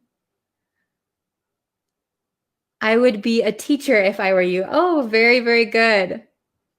I would fight if I were you. Oh, we could make a whole story or a whole TV drama with your answers. They're very interesting. Okay, very, very good. I only have about 3 minutes left before my next lesson, so I'll put this up on the screen one more time. Let's read our answers again. So number 3 was, if I were taller, and we said, I would be a basketball player. Very nice. And number 4, I would visit him if I knew where he lives. And number 5, I would accept her offer if I were you.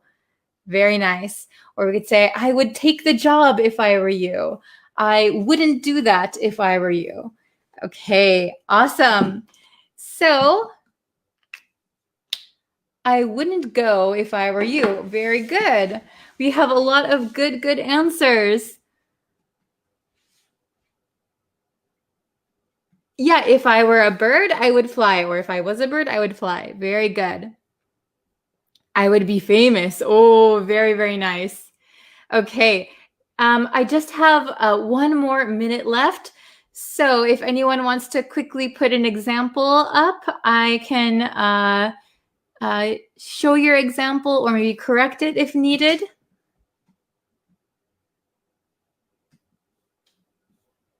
Okay. Oh, you're welcome. You're welcome. Oh, I'm so glad, Jalil. Ah. If I were single, I would marry. If I were single, I would marry you. Remember, we don't need with. I would marry you. Very good. If I had money, I would buy ice cream. I would buy an ice cream. Very good. Okay. Let's see. Can I use could, should in plain or would? So I think you're asking if you can use could or should.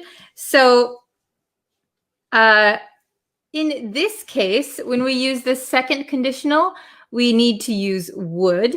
If you use could and should, it's going to change the meaning quite a bit. So, for example, I could visit him if I knew where he lives. That means there is a possibility. That doesn't mean you 100% would do something, right? I think I'll get into this question a little bit later when I have more time to better explain it, okay? So thank you everyone for your questions. Thank you for joining me, and thank you for sharing this lesson with your friends. I really appreciate it. Okay, oh my gosh, I have to go now, but thank you so much for studying with me today, and I look forward to tomorrow's lesson. All right, thank you so much. Take care. Bye, everyone.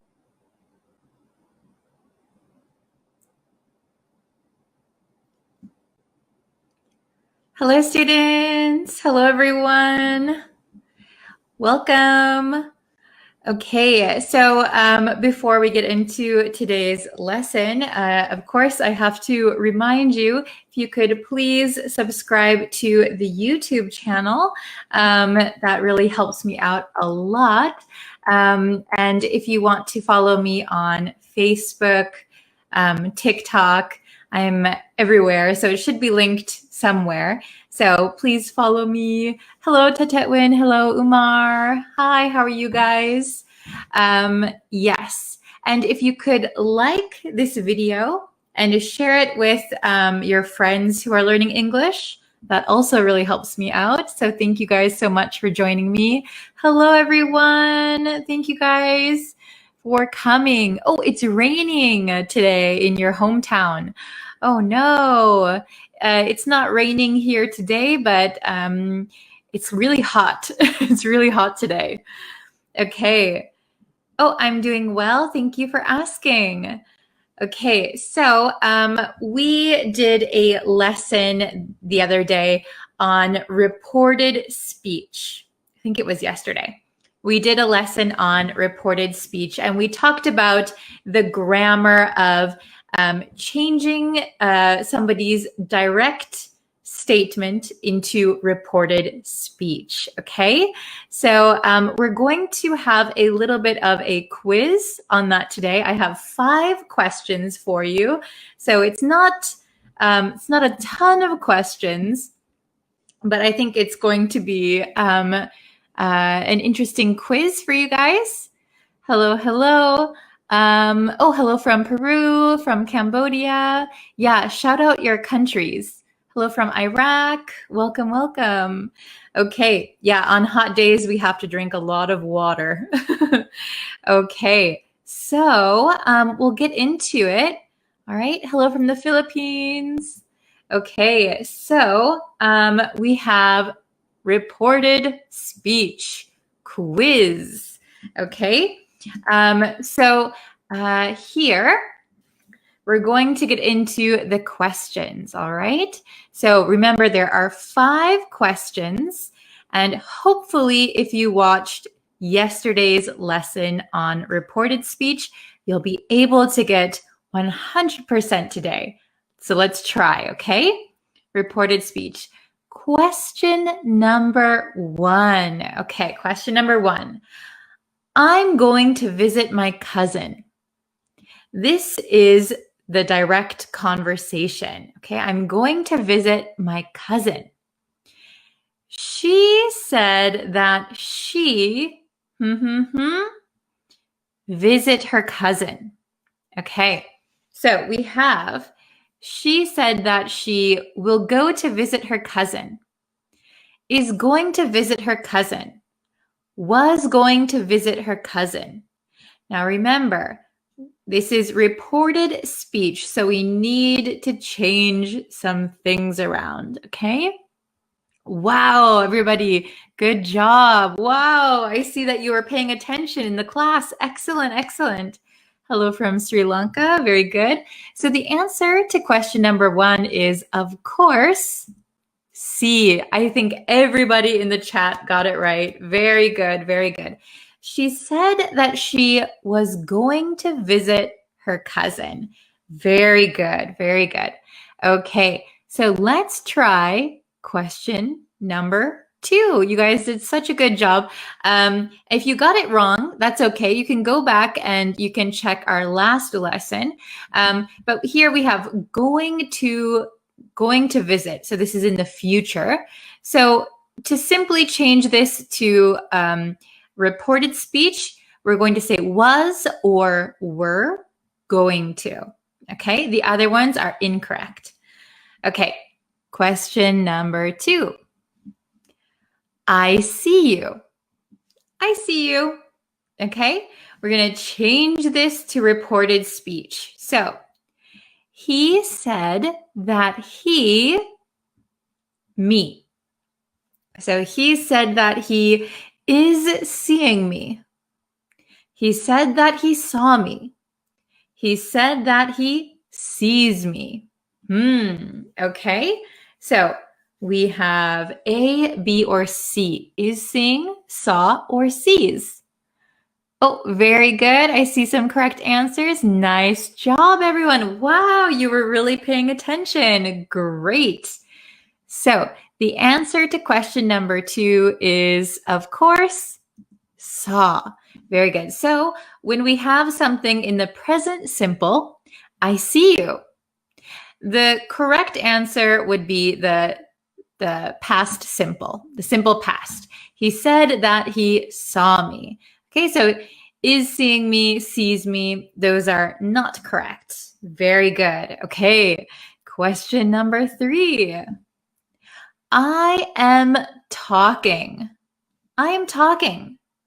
Okay, we're going to change it to reported speech. She said that she was talking.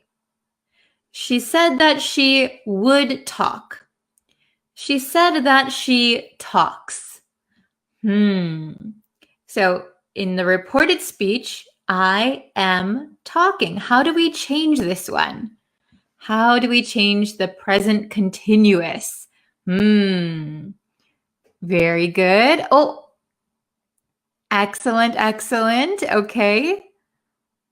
You guys are very good. Excellent. Okay, so the answer to question number 3, I think everybody is getting it right. Excellent. She said that she was talking. Very good. We have present continuous, so we're going to change it to was talking, or they were talking. I was talking. She was talking. Very good. Oh, hello from Myanmar and Cambodia. Hello. Excellent. You guys are on a roll. Very good. Okay. Question number 4. There are only 2 questions left. Question number 4. Oh my gosh. I gave away the answer. I didn't mean to tap there. Uh-oh. Okay. Question number 4. I have seen it. I have seen it. Okay. The answer, he said that he something. So he said that he had saw it. He said that he has seen it. Or he said that he had seen it. Okay. So I think I gave away the answer. Ugh, silly me. I gave away the answer. But if you're just joining us, maybe you didn't see it. Okay. I'm very klutzy. This is maybe a new word for you. I am a klutz. That means I often make silly mistakes like that, or I drop things. I'm a klutz. So sometimes I reveal the answer before I meant to. Okay, so he said that C is correct. Very good, everybody. So he said that he had seen it. Very good. So have seen, we're going to change to had seen it. Okay. He said that he had seen it.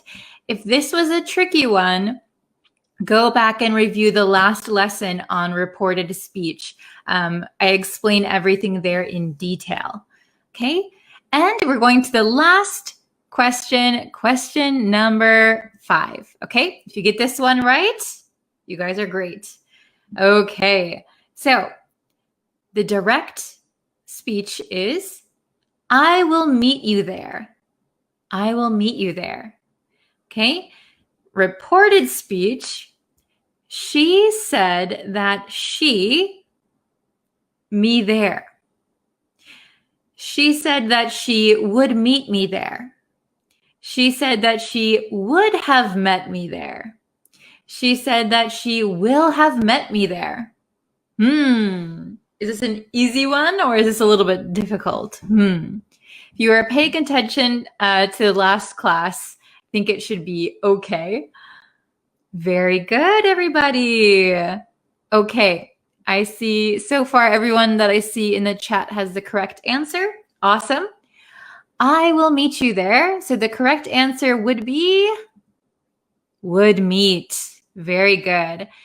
She said that she would meet me there. Very good. So remember, when we use will in direct speech, I will do something. We're going to change it to would, okay? Can will become could, right? Will, would. Okay, excellent. Who got 5 answers right? Who got all 5 right? Let me know what kind of score you got. And if you want to practice making some reported speech in the comments, please go ahead and do so. Oh, nice. 5 out of 5, correct. Very good, very good. That's impressive. Oh, yay, 5 out of 5. I'm so happy to see that. You are always in the lessons. Thank you for watching every time. 5 out of 5, excellent. I got 5 out of 5 thanks to teacher. Oh, I'm so glad. Okay. Very good, everybody. Wow. Oh, very good. I see 4 out of 5, 5 out of 5, 3 out of 5. Very good. If you have, if you need any more help, you can go back and watch the last lesson on reported speech. There, everything is in detail. Okay. Oh, I got 3 because I'm late. Yeah, if you joined late, maybe you didn't see all of the questions. That's okay. You can rewatch this lesson also. I made a mistake in the last one. No problem. Mistakes are easy. I made a mistake because I showed the answer, I think, for number 3 or 4. Okay. Okay, wow. My friend says that, reported speech, my friend says that Teacher Bree's lessons are so interesting and it can help us for improving English listening and writing skills. Very good. So my friend says that. Excellent. Says that. Nice. Okay. Let's see. Yes, we would use would for will. That is correct, William. Oh, we have another example. My sister said that she was moody during period time. Yes, yes. Very good. She was moody. So if you don't know what moody means, moody is like your emotions are a little bit unstable. So kind of you could be happy 1 minute, angry the next. That is moody. Moody. Very good. Oh, I got 1 out of 5 because I came late. No problem. You can watch the lesson again anytime. Try and get all 5 right. If you made any mistakes, I would suggest going and reviewing the previous lesson and then come back and try to take it again and see if you get a better score. Okay, awesome. Well, thank you guys so much for watching. By the way, if you have any lesson suggestions, if you want to learn something in particular, please comment it below this lesson. I'll be looking for new lesson suggestions, and I'll try and make those lessons for you as soon as I can. Sometimes it takes me a bit because I have quite a long list already. Oh, everyone said that learning a new language, very good. Everyone said that I made a TikTok. If you don't follow me on TikTok, you can find me TikTok BRIS_English. That's my TikTok. So we learned other ways to say easy. right? So it's not rocket science. That means it's not that difficult. It's kind of easy, right? Very good. Okay. Excellent, excellent. Okay.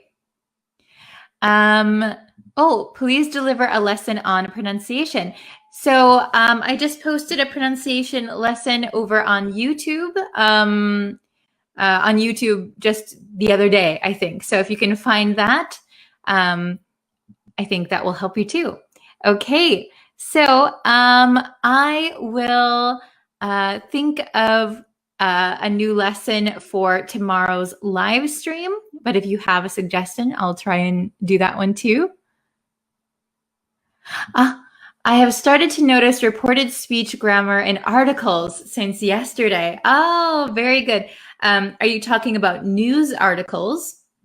Because yes, in news articles, when they report about something that somebody said, they will use that grammar. Great job. Okay.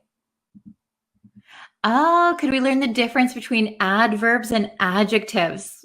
That's a good one. I will write that down right now, actually. I'll try to make that lesson as soon as possible. Okay. Adverbs or adjectives? Good thinking. Good idea. Adjectives or adverbs? Okay. Very good. Okay, so I'm going to end the lesson here.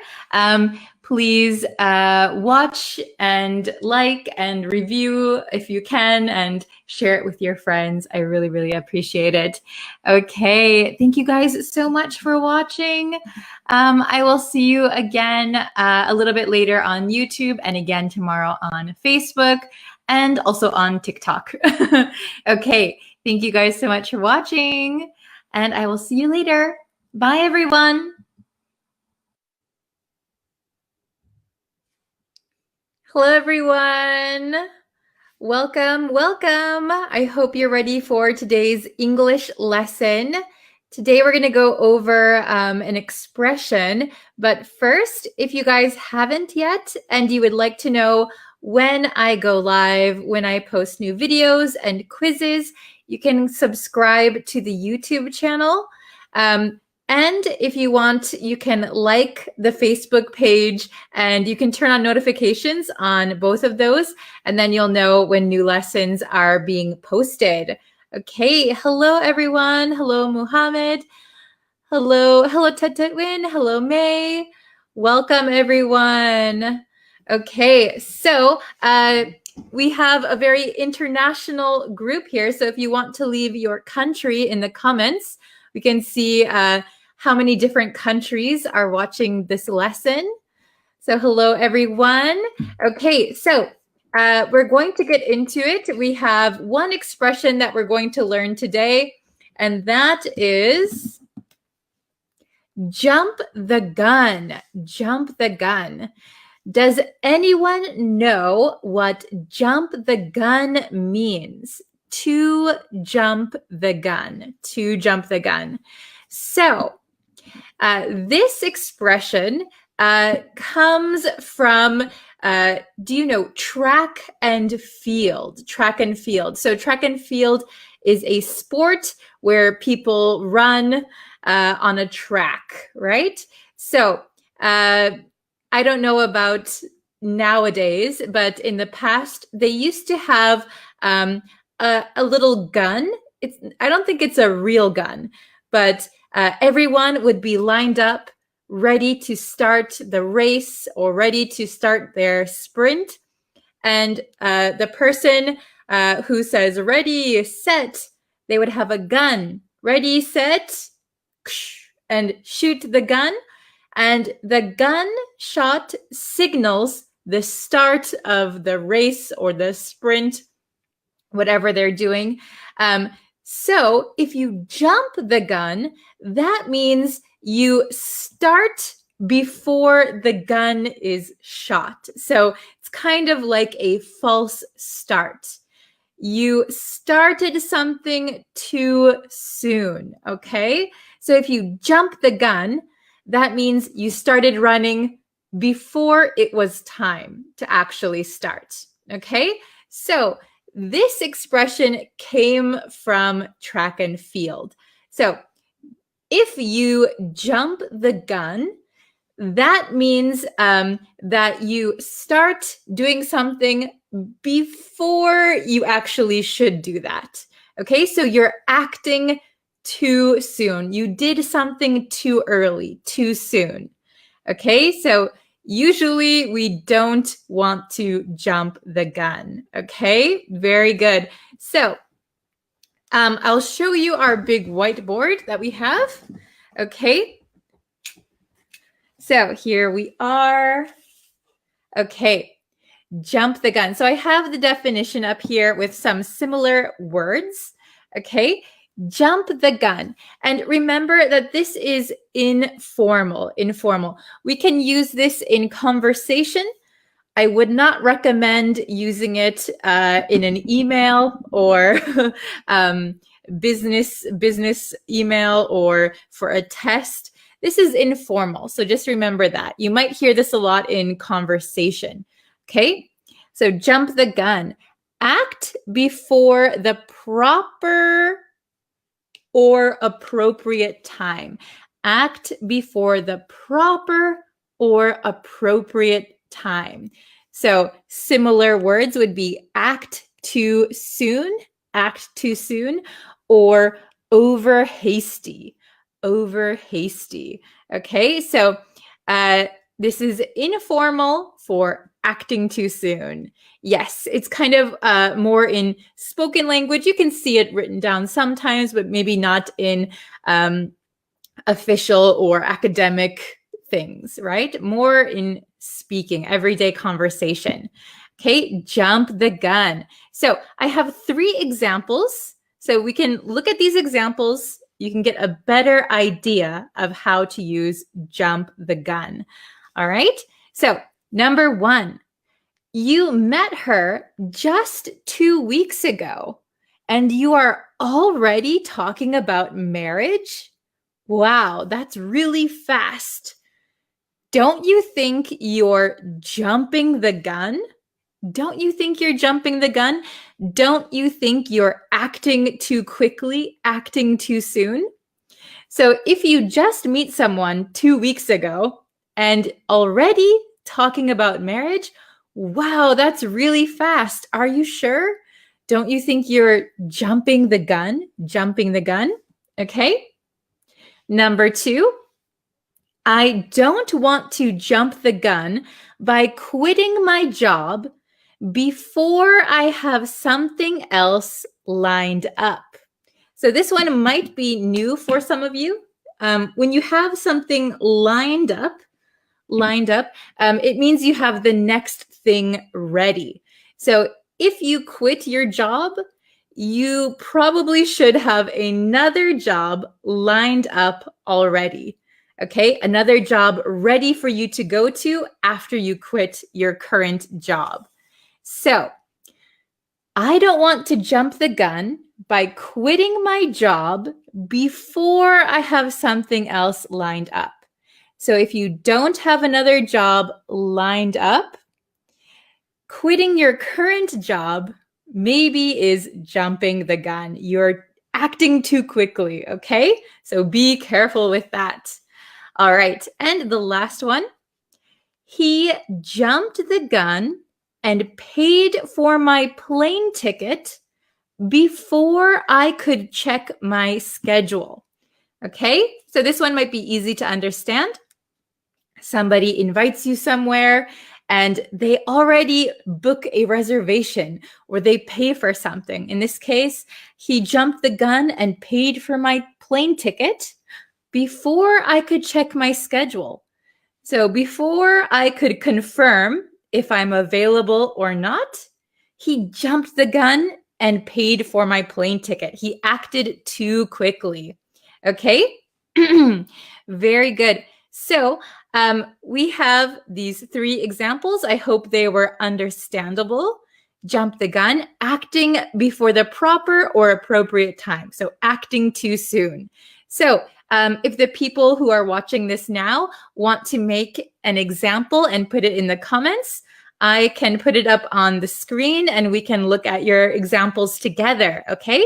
So please write a sentence or think of an experience you had when you jumped the gun or when somebody else jumped the gun, and please write it in the comments, okay? Jump the gun. Let's see what kind of examples you guys can think of. It's a very interesting expression, I think, because we have a lot of expressions in English that come from sports. Like jump the gun is from track and field, and we have a lot like with baseball, things like that. So maybe I'll do a lesson on those, okay, sometime. But if you guys can think of an example of jumping the gun, please write it in the comments, okay? And if you have some questions, I can try and answer them as much as I can. Okay, very good. Yes, so Devashka asked, informal means spoken language? Yes, so informal or casual English is mostly used in spoken language or, between friends or family members. So not on official documents or on the news, things like that. Okay, very good. Oh, happy Women's Day. Is it Women's Day today? I didn't know that. Okay. Oh, let's see. I'm jumping the gun when I solve the exam before the teacher gave us the order to start. Yes. So if you start writing on your exam before your teacher says, okay, you can start, you would be jumping the gun. Very good example. Yes. Okay. Excellent. I want to jump the gun in your online training IR education. So jump the gun usually is not something that we want to do. So maybe if you want to do something very quickly, sometimes that can be a good thing. But jump the gun is acting before you should. Okay, so usually we don't want to jump the gun. Very good. Okay. I jumped the gun when I paid money before I received my product. Yes. So maybe in your sentence, I would just correct it because of the first part, I jumped the gun is in the past tense. So I jumped the gun when I paid money before I received my product. Very good. So yes, if you pay money in advance, and maybe you're not sure if it's a trustable source and you pay money, but you didn't receive your product yet, you might have jumped the gun. Very good. Okay. Let's see.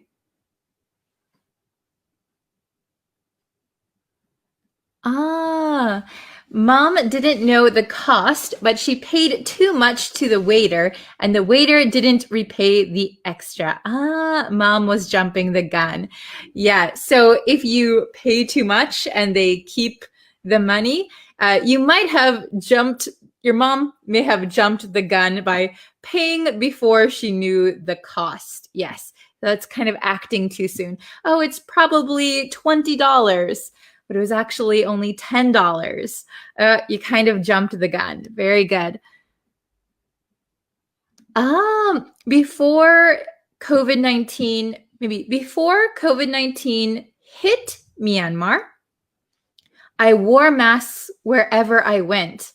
My friend said, I jumped the gun. You can say, my friend said, I jumped the gun. But I thought protection is better than cure. Oh, very good. Very good. So, yeah, some people might say when COVID-19 hadn't reached some countries yet and people were being extra careful, some people could say those people were jumping the gun. Hey, you're acting too quickly. But in this case, it was probably a good idea. Very good. Okay, we'll do one last quick one because I have to go teach another lesson. Let's see.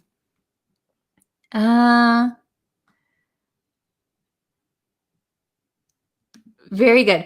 You just met her. You just met her. M-E-T. You just met her and you start criticizing her behavior. You don't think jump the gun for, maybe you mean attitude. Yes, so if you just meet someone and you start criticizing them right away, you might be jumping the gun. Hey, just wait a second, slow down. You don't know her that well. You should get to know her before you criticize. Very good. You're jumping the gun. You're acting too soon. Excellent. Okay, so I have to end the lesson here today now. If you want, there will be another lesson on YouTube later. So if you can subscribe, that will let you know when the lesson is available, okay? So I hope you are looking forward to that lesson later. And there will be another live lesson on Facebook tomorrow, okay? So thank you so much for watching today. I hope you guys keep leaving some examples in the comments, okay? Very good. Thank you guys so much, and I'll see you again in a few hours. Take care, everyone. Bye.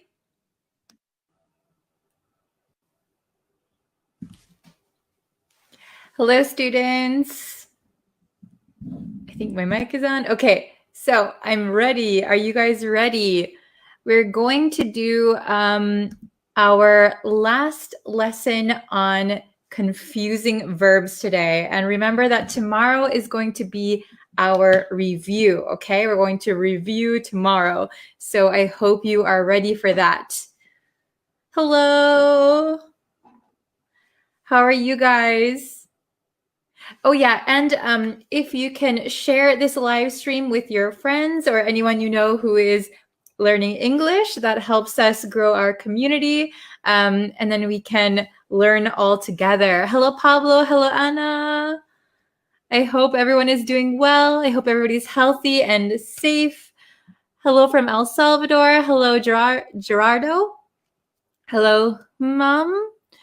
Hello, Sharon. Hello, Eileen. Hello, Linda. Hello. Hello, Devaska. I hope you guys are all doing well. Hello, Noor from Libya. I am doing well. I'm good today. Hello from Bangladesh.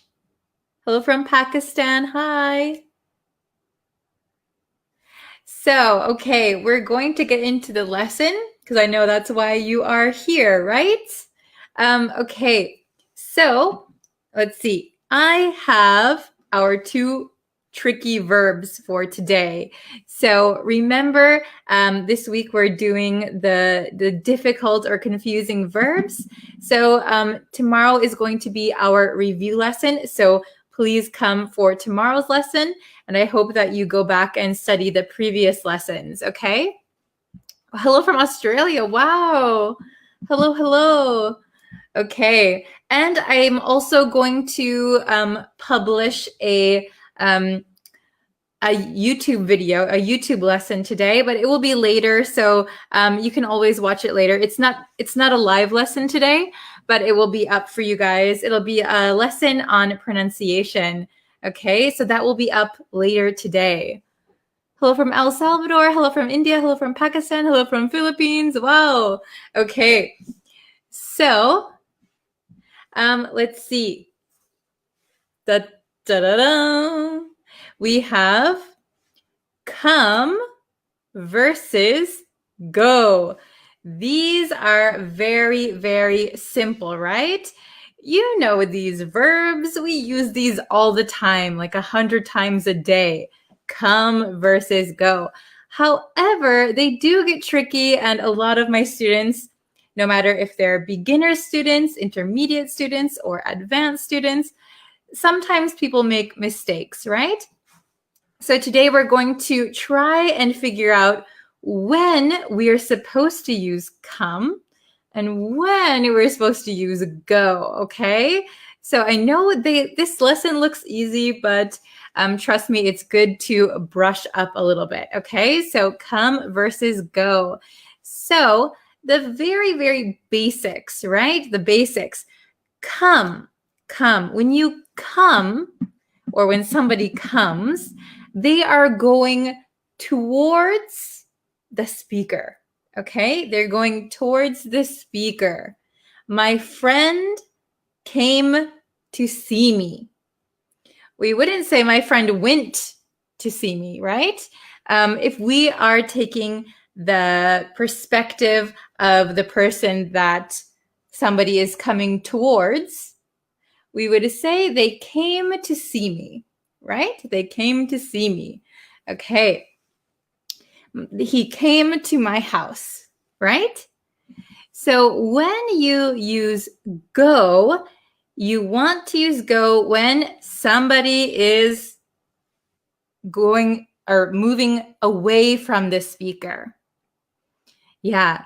So maybe some people think come and go are easy. However, I know a lot of students, almost every student makes a mistake at some point. So we're just going to try and go over it. Hello, hello. Okay. So that is the basics, right? When you come, you're going towards someone. When you go, you're moving away from someone. Okay. So when you're speaking, you have to think of whose perspective you are talking from, okay? Yes. They came, maybe I would say they came to see me. Oops, I clicked the wrong comment. Hello. Okay, they came and see me. Is this correct? I would say they came to see me, or they came and saw me. Okay. Hello from Sudan. Hello from India. Okay.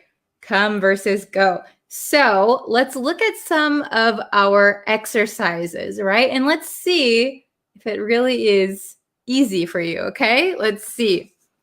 So we have our exercises here. Okay.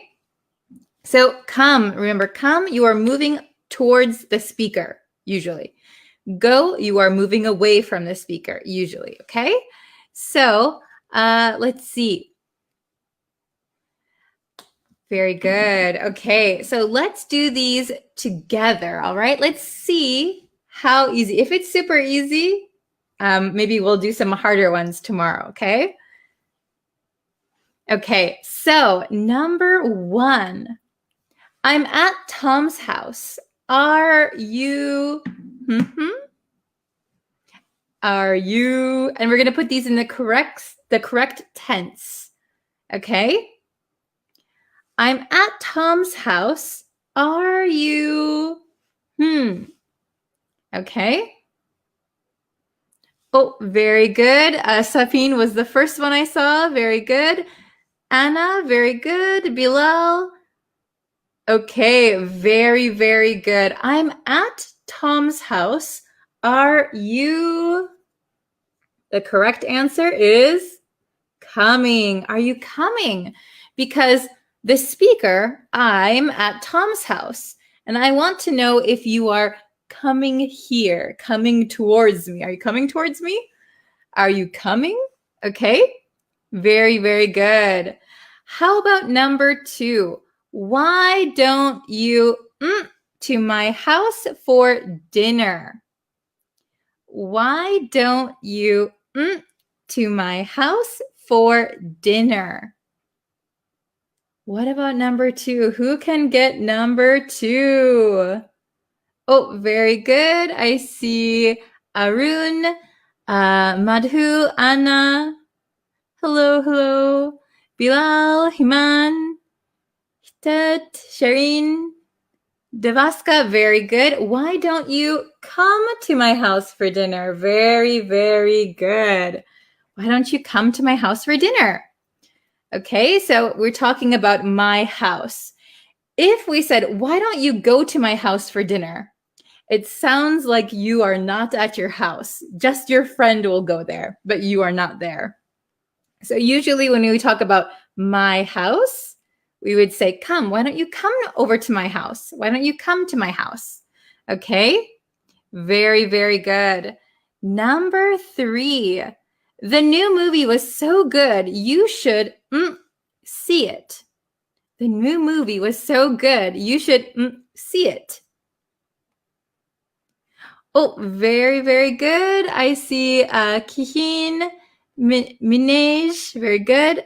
Mahmoud, thank you. Yeah, if you want to share the live with your friends, that's awesome. Wow, very good, everybody. Nice. Okay, the new movie was so good. You should go see it. You should go see it.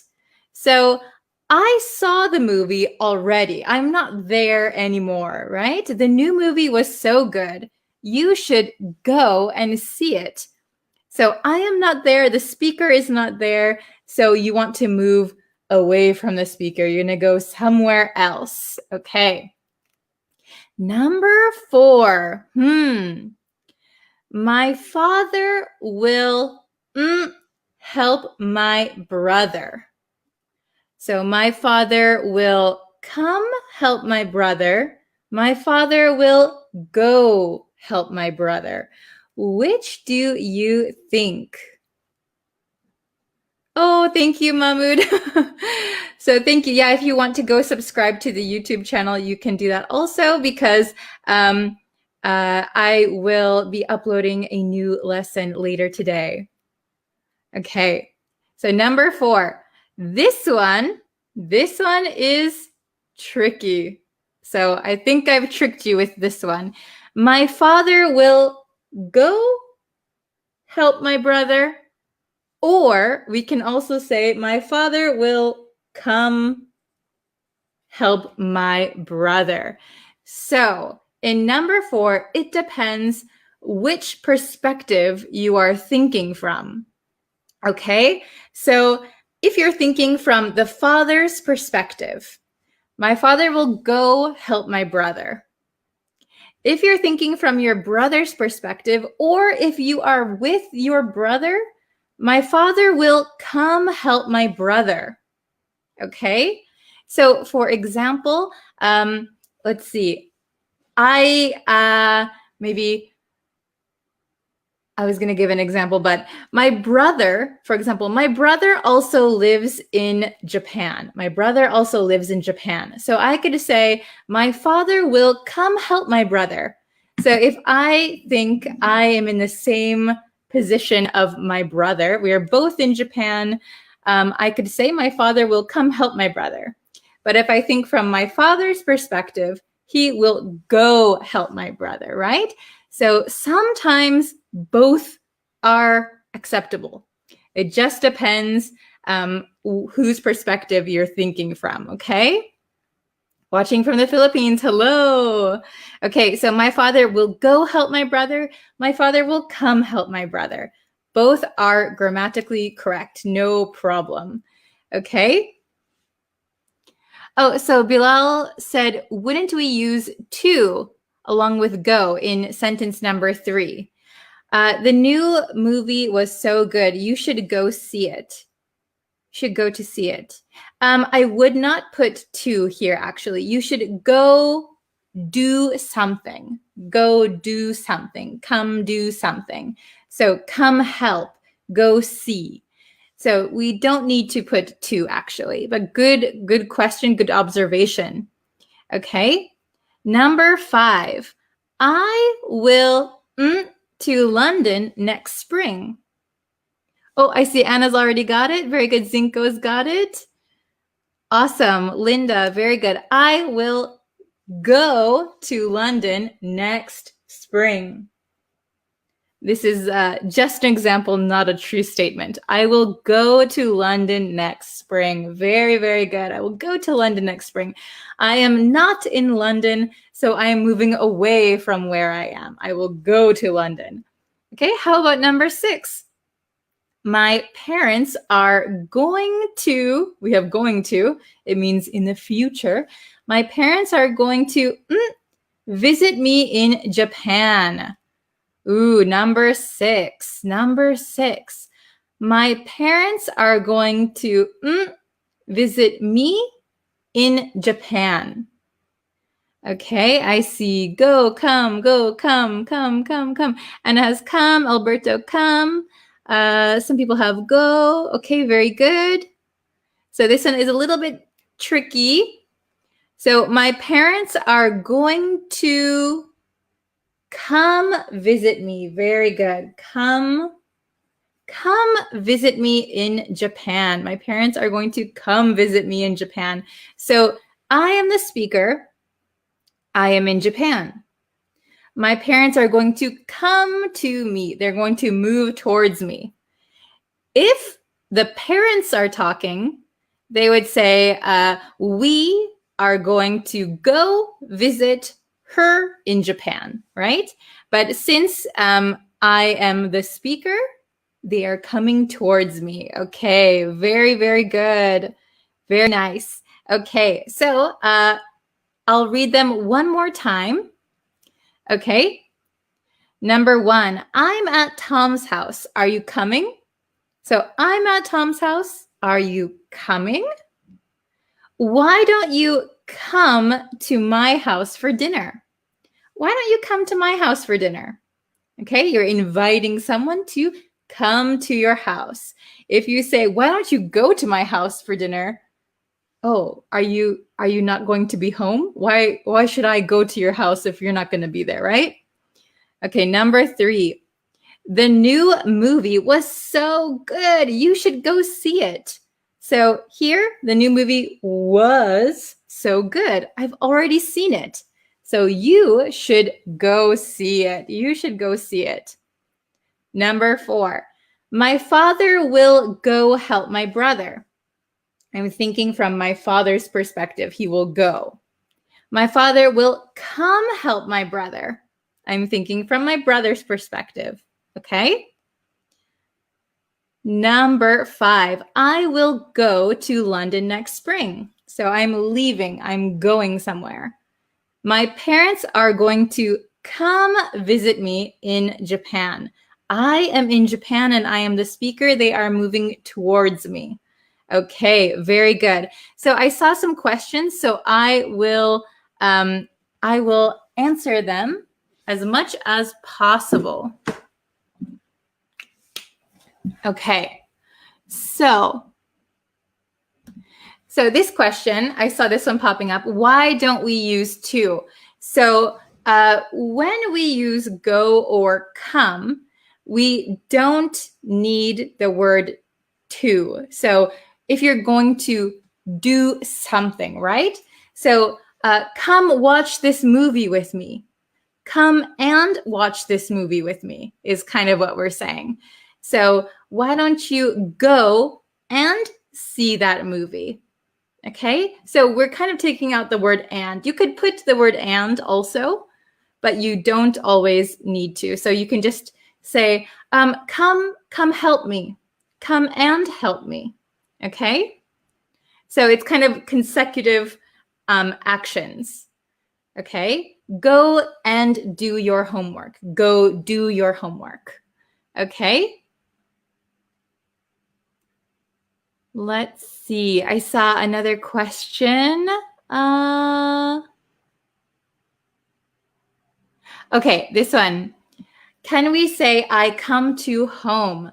So actually, no, we don't say come to home or go to home. So I actually made a lesson on this. It's not available yet. It's going to be on the YouTube channel, maybe in a few days or something. But we don't use to for home. And the reason is that home is an adverb of place. So we don't say I come to home, I go to home. It's the same that we don't say, I go to abroad. We don't say that. I go abroad. Okay? So please remember that. The whole lesson will be out in a few days. Okay. Oh, yes. Can we place and between come and visit? Yes.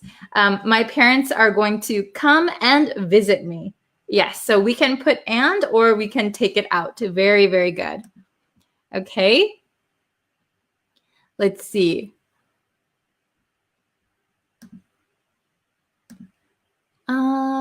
What's go homework? So we wouldn't say go homework. Go do your homework. Go and do your homework. Okay? Go and do your homework. Yes, you can say go home. I go home. Very, very good. Okay? Oh, you're welcome, Maru. I hope it was helpful. No problem. Okay?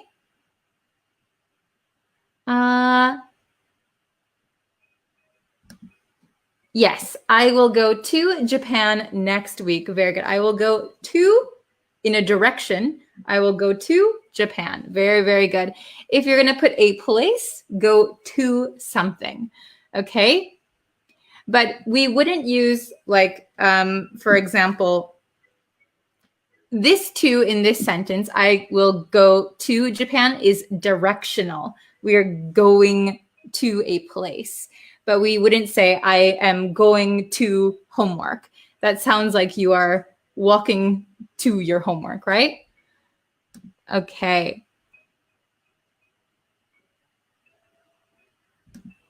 What if one argues that home is not an adverb but a noun? It is both, actually. So it can be a noun, but when we say go home, we are using it as an adverb of location or an adverb of place. Yes. So you could say, I bought a home. I bought a home. Then it is a noun. I bought a home. However, when you're talking about going home, we're using it as an adverb of place. But good observation. Okay.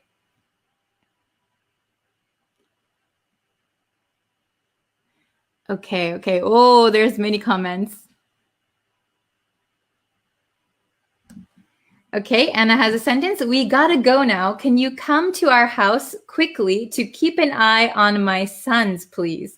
Very good sentence. Very good sentence. We gotta go now. Can you come to our house? Can you come to our house quickly to keep an eye on my sons? Very, very good. Excellent sentence. Yeah, if you have a sentence you want to see if it's correct, you can put it in the comments. Oh, very good question. Ma'am, can I say go to bed? I go to bed. Yes. Bed is a place. Bed is a place. So I go to bed.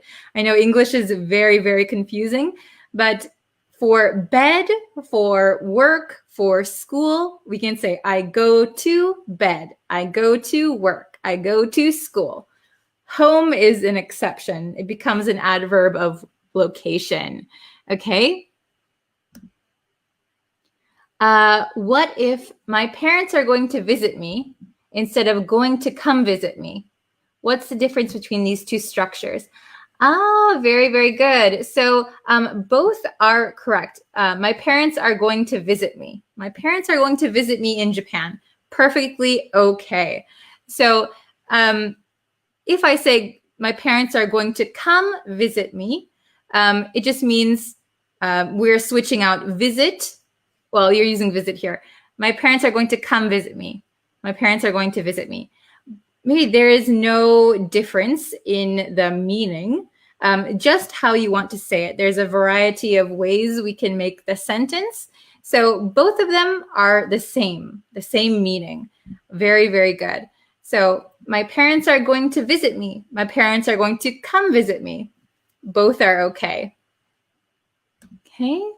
I think I can answer one or two more questions. Let's see.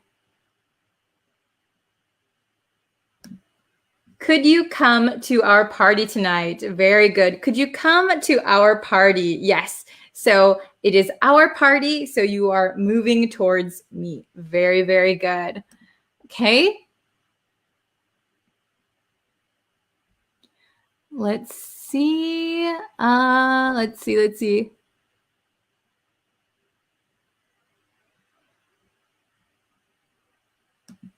I am coming to market to buy some vegetables. Is it right? So usually if you want to buy some vegetables at the market, usually we would say, I am going to the market to buy some vegetables, because you are moving away from where you are now, right? I'm moving away from where I am now, and I'm going to the market. I'm going to the market. Okay. Unless you are the owner of the market, you could say I'm coming to the market, but usually you're not the owner of the whole market, right? So you would say I'm going to market. I'm going to the market. Okay. Oops, I saw a good one.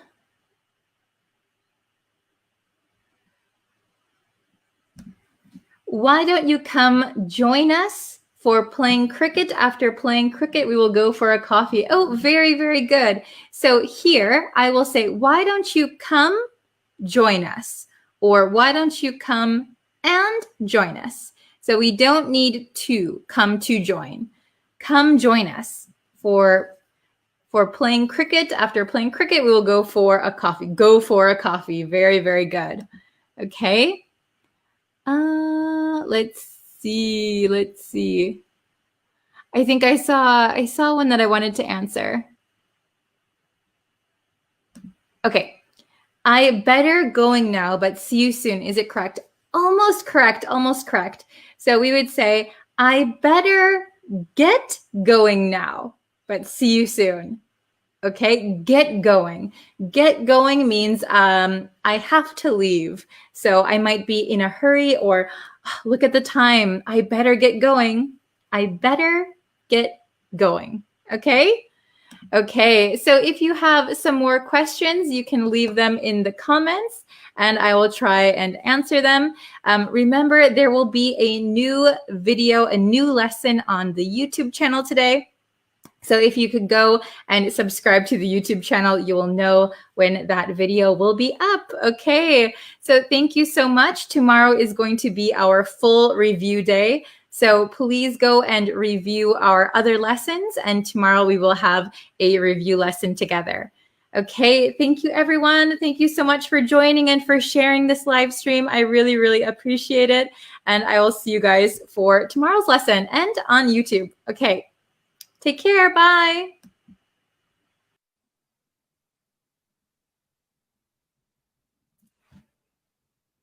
Hello, students. Hello, everyone.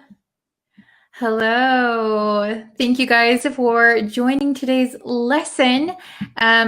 We are going to be learning a ton of phrasal verbs with call. So if you've been studying English for a little bit, you might know that we have lots and lots of phrasal verbs, and especially with words like call, we can put a preposition after it, and then we have all of these different phrasal verbs, right? Hello, Taruf. Hello, Shah. Charles, hello. Welcome, everyone. Thank you guys for coming. Before we get into our phrasal verb lesson, let me please remind you to please subscribe to the YouTube channel. You can also like me on Facebook if you haven't yet. You can turn on notifications at both places. You can also follow me on TikTok. I try to post there pretty regularly. Hello. Oh, did you change your lecture time on Facebook? I haven't really changed it per se, but I've just been quite busy recently. I have lots of private lessons that I do. So I have to get those done, and they've been taking a little bit more time recently. I'll try to get back to my regular schedule as soon as possible, though. Hello, Brenda. Oh, thank you, Charles. Okay. Hello, Roshan. Nice to see you guys. Okay. So, phrasal verb lesson. Are you guys ready? I hope you are. So, let me share my screen. Okay. We have phrasal verbs with call. Phrasal verbs with call. Very exciting. Oh, hello, Mickey from Peru. Hello from Vietnam. Welcome, everyone. Okay, so there are many phrasal verbs in English and many phrasal verbs with the word call. And sometimes the same phrasal verb can mean something different. Okay, so they can have multiple meanings, right? Okay, so let's look at the first one, shall we? Okay, so phrasal verbs with call. The first one we have is call for. Oh, hello, Duali. Don't worry if you're late because we've just started. Okay. So the first one that we're going to look at is call for. So we're going to look at the first meaning, okay? First meaning first. The meaning number one, to need or deserve a particular action, remark, or quality. Okay, so you think that if something calls for something, it means something deserves something, okay? Hello from Poland, welcome. Okay, so example, you got the lead role in the play? Well, this calls for a celebration. Okay, so if your friend got a lead role in a play, that means they got the main role. They're going to be the main character. So, wow, very nice. This calls for a celebration. So getting the lead role in the play deserves a celebration. Okay, it calls for a celebration.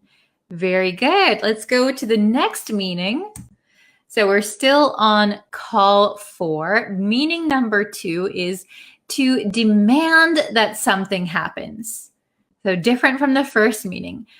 To call for can also mean to demand that something happens.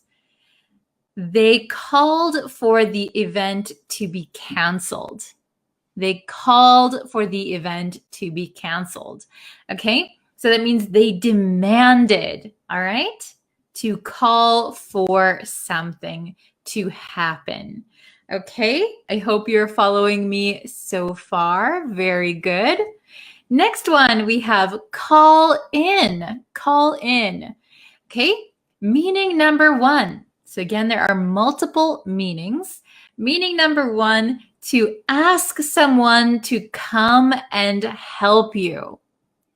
So the example we have here is we had to call in a specialist. We had to call in a specialist. So we had to ask someone to come and help us. So this could be, I just put specialist here, but we had to call in for a doctor. We had to call in a another worker. It could be anybody. We had to call in someone. So somebody is going to come and they're going to help you. We had to call in someone. Okay? Very good. Next one, meaning number two. This one is pretty easy. Call in simply means to phone someone, So where I am from in America, we usually use call in sick, call in, or just call in, right? So if I say, I called in sick to work, I called in sick to work. This means that I called my work and said, I can't come in today because I'm sick. All right. So I know in, I think, California area, some people say call out sick, but the people that I know, everyone says call in sick. So that might be a regional thing. But to call in means you phone someone, and here, I called in sick to work. Or we can sometimes just say, I called in to work. That means that I'm sick and I did not go to work. Very good. Okay, next one, call out. Call out. So this has several meanings as well. To call out. Meaning number one is to speak loudly, to call out, okay? So the example here is, please call out the answer if you know it. So please call out. If you are calling out something, that means you are using your voice a little bit loudly. Please call out the answer if you know it. Okay, I often say this to my students. So whoever knows the answer, you don't need to raise your hand. Just call out the answer. Call out. Okay? Or if you call out to a friend, it means you're speaking pretty loudly. Hey, how are you? Okay, next one. Next meaning of call out. This is particularly for North America, okay? So here, meaning number two is draw critical attention to someone's unacceptable actions or behavior. So what this means is that if you think someone is not behaving correctly, if someone's actions are not good, we have to criticize them or draw attention to it, okay? We call it out. So here, the example, I had to call him out on his lie. So call someone out like this, in this way, if somebody is not being good, it means kind of to confront them. Confront. Hey, I don't like that. Hey, that's not good. Your action is not good. Okay. Oh, I like this one. Hey, call me out. Hello, Monley. Hello. I called you out. Very good. Okay. Next one. We have call on or call upon. These can kind of be interchangeable. I think lots of people use call on these days. Meaning number one, to ask someone to do something. So this could also be formally ask, all right? Formally, to ask someone to do something. Here we have two examples, one with on and one with upon. He called on his teammates to do their best. So that means whoever he is, maybe he's the coach or he's the captain of the team, he asked his teammates to do their best. He called on them to do their best. The next one, the government called upon the people to unite. Okay, so the government asked everyone, all the people, to come together, to unite. We can do this, whatever this is, right? So the government called upon the people to unite. Very good. All right, meaning number two. Here I just put call on because I think it is more natural to say call on than call upon for meaning number two. Meaning number two, to ask someone to speak. Okay, so I usually call on my students. So if I said your name, I would like you to speak, or I would like you to give an answer. Okay? So here the example is, I wasn't paying attention in class, and I was afraid my teacher would call on me.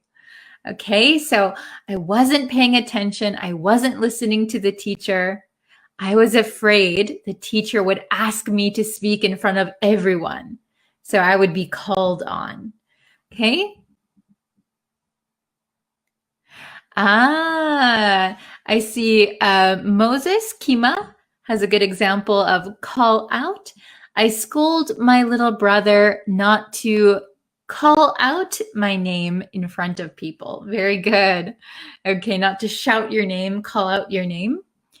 Okay, so this was call on. Everyone following so far?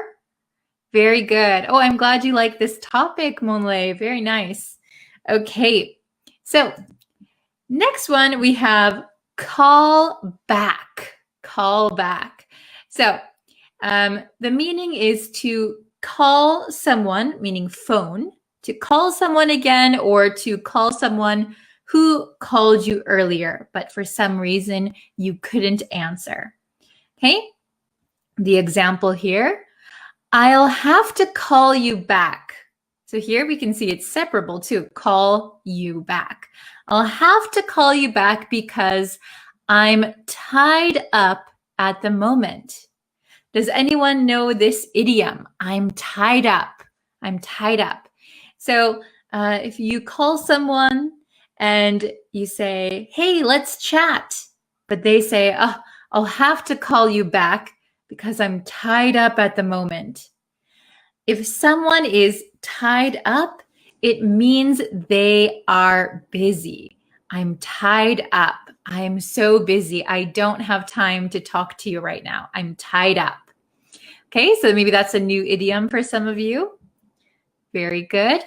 So call back is just to actually phone someone, either that you need to talk to one more time or you weren't able to answer their original call. Okay?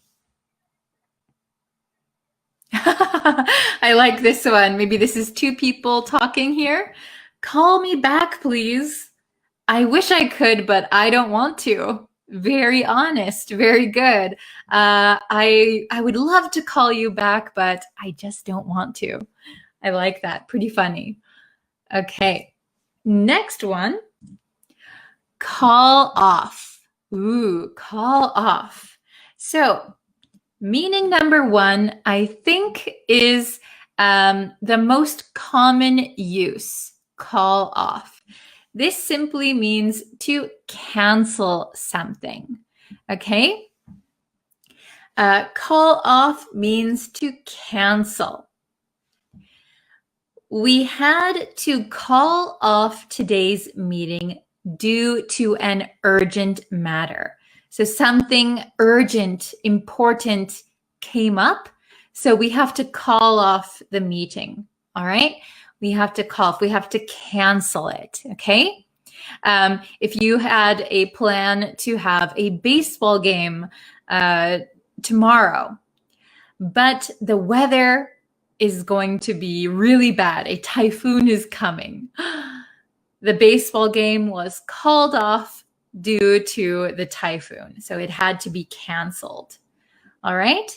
So that was meaning number one. So we have another meaning for call off that is used in just certain situations. Okay. To order the stop of an attack. Okay. To order the stop of an attack. So let me read the example first.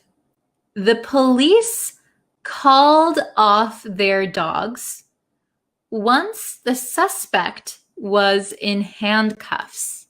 So maybe these police dogs were attacking the suspect, right? Somebody who probably committed a crime. The dogs are attacking, but the police could restrain the suspect, put them in handcuffs, arrest them. So, okay, the suspect is now in the custody of the police. So the police called off their dogs. They ordered the dogs to stop attacking. So we often hear this with dogs, call off your dogs. We can also use this especially recently with the, with online comments, for example, fans of one person might attack another person. So this person will ask maybe the celebrity or popular person online to call off their fans. Call off your fans. So tell your fans to stop attacking me. Okay? So when you ask someone to call off someone, it means make them stop attacking. Okay? Does that make sense? They called off their wedding. Very good. So they canceled their wedding. So it sounds like they're not getting married. Oh no. We called off our date. Very good. So the date was canceled. Okay. Oh, this is pretty good. Call me back later, my friend. I'm not free. Very good. That was for call back. Very good job. Okay. So next one. Oh, we have questions. Very good. So we have 5 questions on our phrasal verbs with call. Okay, so I hope you can get all of them correct. Let's hope. Very good. Really quick. Tedwin is here. I don't want to call him out on his badly behaved. So if you're going to use call someone out on their something, it should be a noun. So badly behaved is an adjective and a verb. So an adverb and a verb. So here I would say, I don't want to call him out on his bad behavior. Bad behavior. Okay? Wow, these phrasal verbs make me confused. I need more time to digest them. Yes, no problem. You can always go back and rewatch this lesson. There are many, many phrasal verbs. So let's try question number 1. The president called something Congress to pass the bill. Okay, so the president called, we have called off or called on Congress to pass the bill. So Congress is a part of government and a bill is like a law. Okay, so it's either off or on. You can write your answers in the comments. I see many people writing their answers. Very good. So the correct answer for number 1 is on. Very good. Everyone got that one right, I think. So the president called on Congress to pass the bill. That means the president demanded or, formally asked Congress to pass the bill. Okay, so maybe in front of the world, he called on Congress. He asked them to pass the bill. So remember, call off, we just learned, it means to cancel or to stop an attack. So neither of those meanings make sense for this one. Let's try question number 2. Okay. When I was young, I used to call sick to school if I forgot to study for a test. I hope none of you do this. So when I was young, I used to call in sick or I used to call back sick to school if I forgot to study for a test. Oh, very good. I see Monlay, very good for number 1. Chit, Brenda, good job. Excellent. Okay, so the answer to number 2 is call in. Call in. When I was young, I used to call in sick to school. So usually when you call to say you can't come either to work or to school, we usually say call in. I had to call in sick. So I phoned them to tell them I couldn't come. Call back means somebody called you and you are calling again, right? So here, I used to call back sick. So we don't say call back sick, right? So call back, I called back later or something, right? So if sick is here, it doesn't really make sense with back. All right, question number 3. I'm sorry, I forgot to call you last night. Okay, so we know this one is a separable phrasal verb. So I'm sorry, I forgot to call you back last night. Or I'm sorry, I forgot to call you for last night. Which one do you think?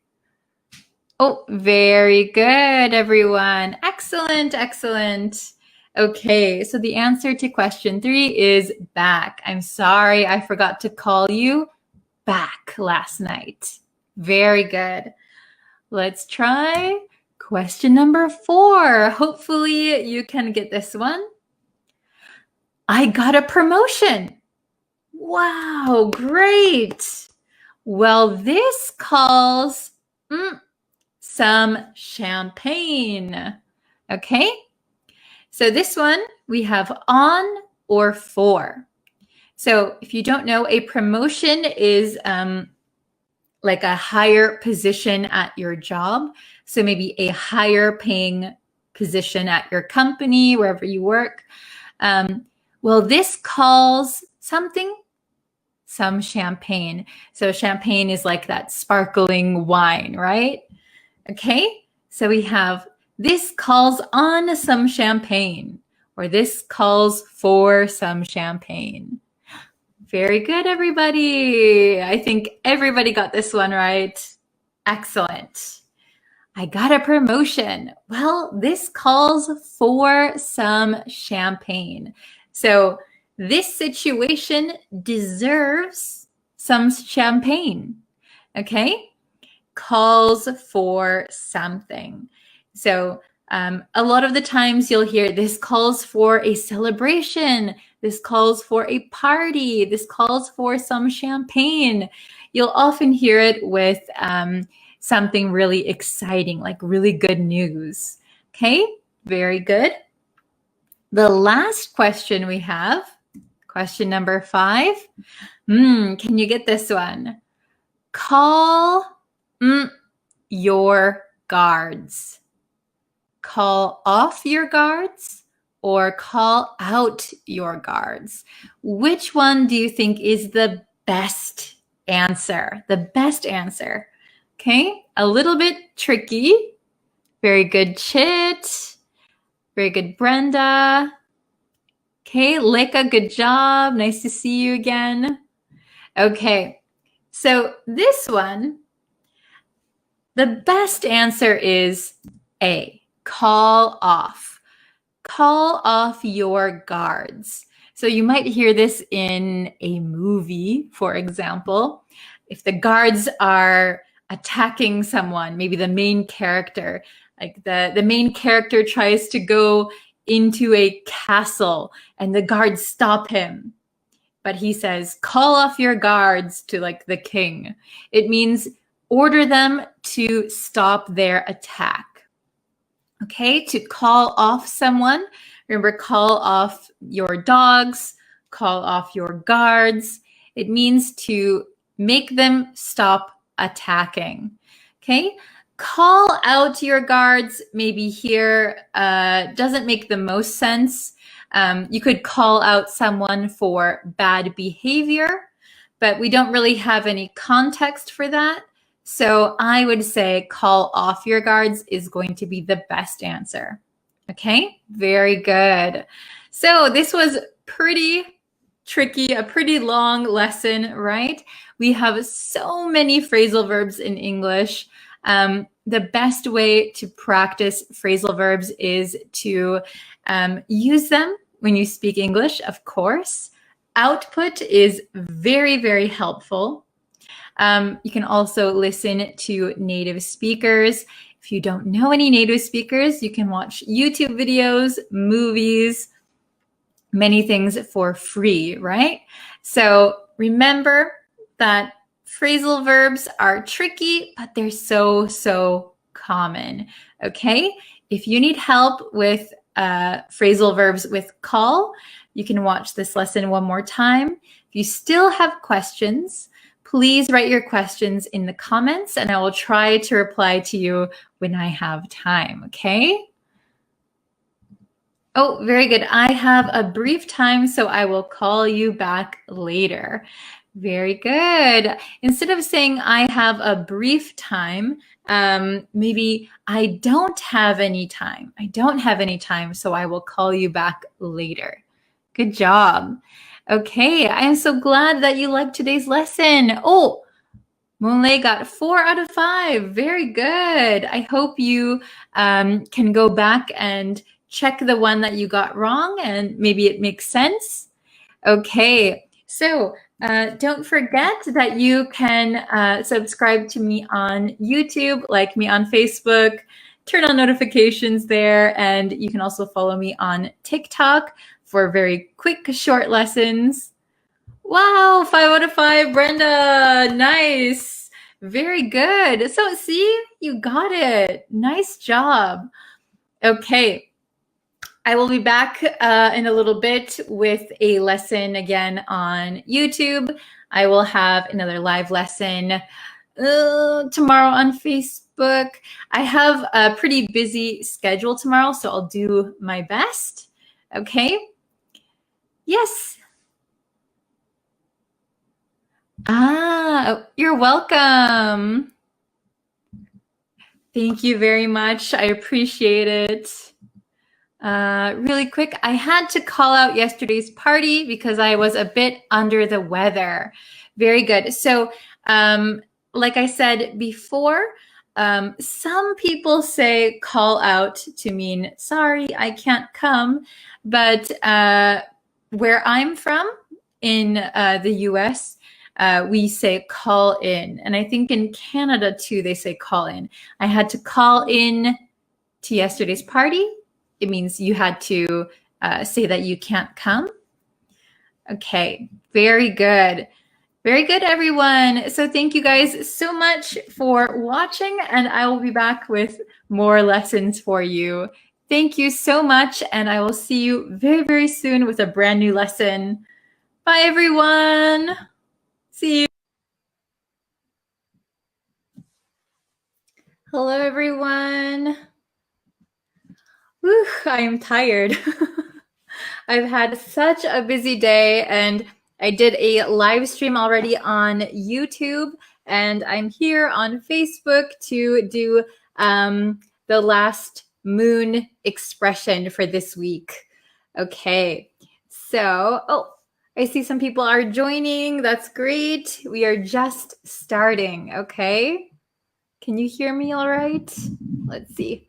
Okay, so I know it is very late for some of you. Oh, hello. Oh, hello from Kurdistan. Hello, Ahmad. Hello, Nitin. Hello, Jalil. Oh, from Philippines. Nice. I'm good. Hello, Soare. Is that how you say your name? Okay, so wow, we've got a lot of people in here. Hello. Oh, very good. Thank you. Thank you, Chaiti. Okay. So, I did a live stream on YouTube. So if you want to see that one, we're talking about romance and dating on the YouTube channel in English. That one is only for the YouTube channel. So if you want to see it, head over to the YouTube channel. It's the same name as here, Breeze Practical English. Oh, hello, Frederick from Switzerland. Hello. Hello from Iraq. Hi, Omar. Hello, good afternoon. Is it the afternoon for everybody? It's kind of, as you can see, it's kind of dark now. Okay, so it looks like we've got a bunch of people in here, so that's great. Hello, Sandy. We're going to start the lesson. So today's idiom is shoot for the moon. Shoot for the moon. So there are several similar expressions shoot for the moon, shoot for the stars, reach for the moon. Basically, they're all the same, but we're going to use shoot for the moon today, okay? Oh, hello. Oh, will there be a blue moon on Halloween? That's crazy. I wonder if that's true. Hello from Kurdistan, Iraq, Algeria. Hello, hello. Oh my gosh, we're in all different time zones, I think. Okay, so shoot for the moon. Does anyone have any idea what it means to shoot for the moon? To shoot for the moon? Oh, 5:25 in the Philippines. It is, let's see, it's 6:25 here in Tokyo. Okay, so shoot for the moon. Oh, shoot for the moon. Oh, hello from Bangladesh. Shoot for the moon. Okay, so if nobody knows what it means, so to shoot for the moon, if you can imagine the moon is very far away. It is a very high up in the sky, in space. It's very far. We can't just reach out and take it, right? It is very, very far. It looks close, but it's actually very far away. So to shoot for the moon means that, yes, I am in Tokyo at the moment. Yes. So to shoot for the moon means that you set your goal or your aim very, very high. So you're shooting for a high goal, a high aim. You're aiming very high. And it is not easy to obtain that goal. It is not easy to get that goal. If you don't like something, then you can shoot it for the, yeah, you can throw it to the moon. That's a good one. Okay. So to shoot for the moon means to set a very high goal that is not easy to get. So you're very ambitious if you are shooting for the moon, right? So, for example, I have never acted in my life. I have never been an actress. But if I said, okay, I'm going to quit English teaching, I'm going to go to Hollywood, and I want to be a famous actress, that would be shooting for the moon. So people might say, I think you're shooting for the moon. It's a little bit far away goal, right? It's not easy to become an actress all of a sudden with no experience. Okay. Then, oh, I see a lot of good comments. Okay. So I wrote down the explanation, and I'll get into a famous, I wrote down a famous, quote that uses this expression also. So you can learn that. But let's look at the meaning all written down. So I'm using the whiteboard now. Yes, something impossible, not impossible, but it's a little bit difficult to get, right? Not 100% impossible, but pretty difficult. Hello from Myanmar. Okay, just like when pigs fly. So when pigs fly, it sounds like pigs will never fly, right? It's not going to happen. So when pigs fly or impossible is more like 100% never going to happen. Shooting for the moon is the goal is very high, but it's not impossible, but be prepared that it's not going to work out. Ooh, very nice. Okay, so I'll read you the meaning. So it's to set your goal very high despite a low chance of achieving it. So a similar word to shoot for the moon is being ambitious, very, very ambitious, okay? So if I'm a business person, I might shoot for the moon and try to start my own company and become very successful. So it's not impossible, but maybe not everyone can reach that goal, right? So it's very, very far away, okay? So to set your goal very high despite a low chance of achieving it. Okay, so let's just go through these sentences really quick. So number 1, he always shoots for the moon. He always shoots for the moon. This is a very simple sentence, so it means he's always very ambitious. He's very ambitious. Oh, so Frederick said, I would like to enter Japan as a tourist. Am I shooting for the moon? Yes, right now they're not allowing tourists in. So you are kind of shooting for the moon to try and enter Japan right now. Oh, I'm glad I could be your morning lesson, Salem. Okay. So if you say he always shoots for the moon, she always shoots for the moon, I always shoot for the moon, it means that this person is always ambitious. They never do it slowly. They go straight for the top, right? They're always ambitious. They're always shooting for the moon. Okay. And number 2, if you're going to ask for a promotion, so a promotion is already a pretty high goal, right? If you're going to ask for a promotion, you might as well shoot for the moon and ask for a raise too.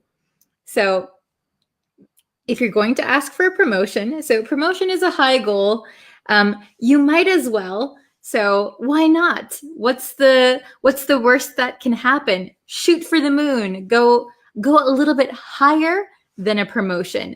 Ask for a raise too.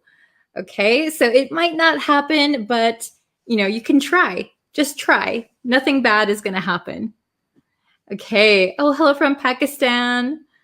Okay, number 3. Oh, can you see it's a glare on my...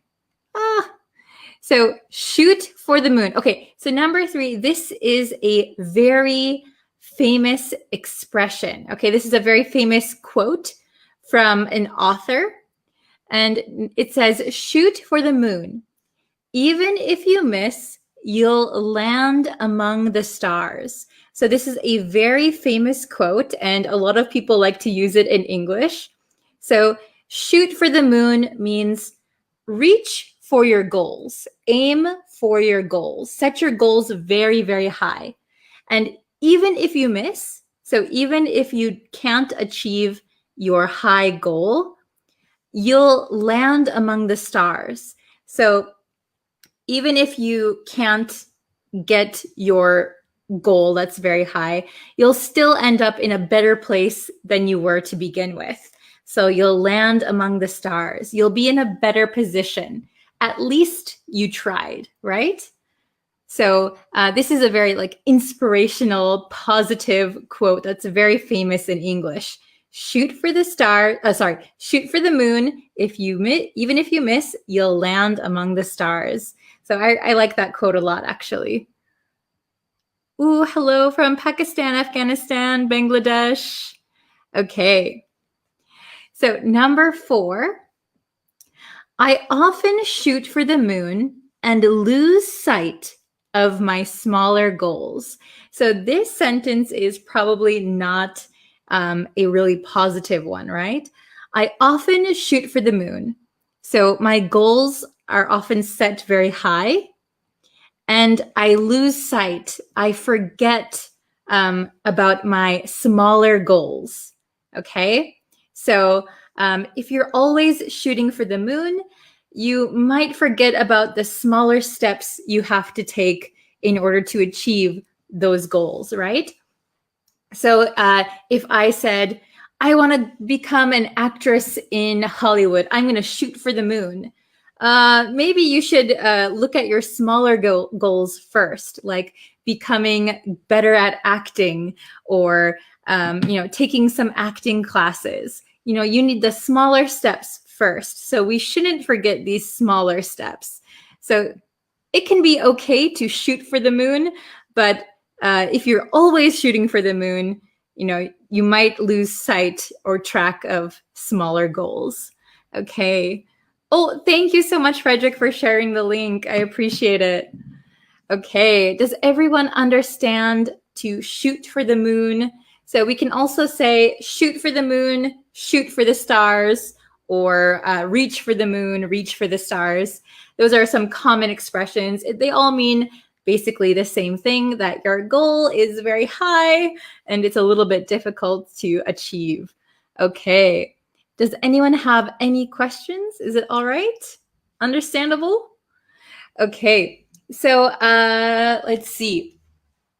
I always try to shoot for the moon. Yeah, that's a very good sentence. I'm doing well, thank you. So that's it for this lesson then. Oh, English teachers, I like your name. English teachers said there's a fat chance for that to happen. Yes. So a fat chance is a very similar expression. It's probably not going to happen the way you're expecting it, right? Very good. It's possible, but maybe difficult. Okay, so remember to shoot for the moon. Shoot for the moon. Because even if you'll miss, you'll end up among the stars, right? Yeah, even if you make mistakes, you can shoot for the moon. Very good. Okay, so tomorrow will be our review lesson. Yay! So it's Friday, TGIF, so we'll do the review lesson. And yeah, please review the other lessons. And if you can, please share these videos. It really helps me a lot. Oh, very good. However, the difficult situation is, I always shoot for the moon. Very good. However, no matter what the situation is, shoot for the moon. Very good. Okay, thank you guys so much for watching. Please like and share with your friends who are learning English. That really helps me a lot. Okay, thank you guys so much for watching, and I will see you in tomorrow's review lesson. Okay, so go and review real quick. All right, thank you. Oh, hello, teacher. My name is Osas, not real name. And I'm a new student. Hello. Hello, Osas. Is that how you say it? Thank you for joining. Okay. You are my guest today for lunch. Oh, I'm glad I could join you for lunch. Oh, thank you for reviewing. Yeah, if you can go and review the lessons, it's really good. Okay. Oh, hello from Madagascar. Hello, Emmanuel. So we're just finishing up the lesson, but for those just joining, we learned shoot for the moon. So once I end the live stream, the video will stay up so you can watch it and you can review today's lesson. Okay, so see you in tomorrow's lesson. Thank you so much, everyone. Have a great night. Bye. Hello, everyone. Welcome. Hello. Are you guys ready for today's lesson? Let's get into it. So today I wanted to talk about different words that we can use to say that we want to participate in something. So for example, if you are invited to a party, or you want to share a meal with someone, or if you are in a group project, if you always say, can I join? May I participate? We might overuse those words too much. So I'm going to teach you some ways that native speakers use to say the same thing, but in different ways that maybe you're not used to. Maybe these are brand new words for you.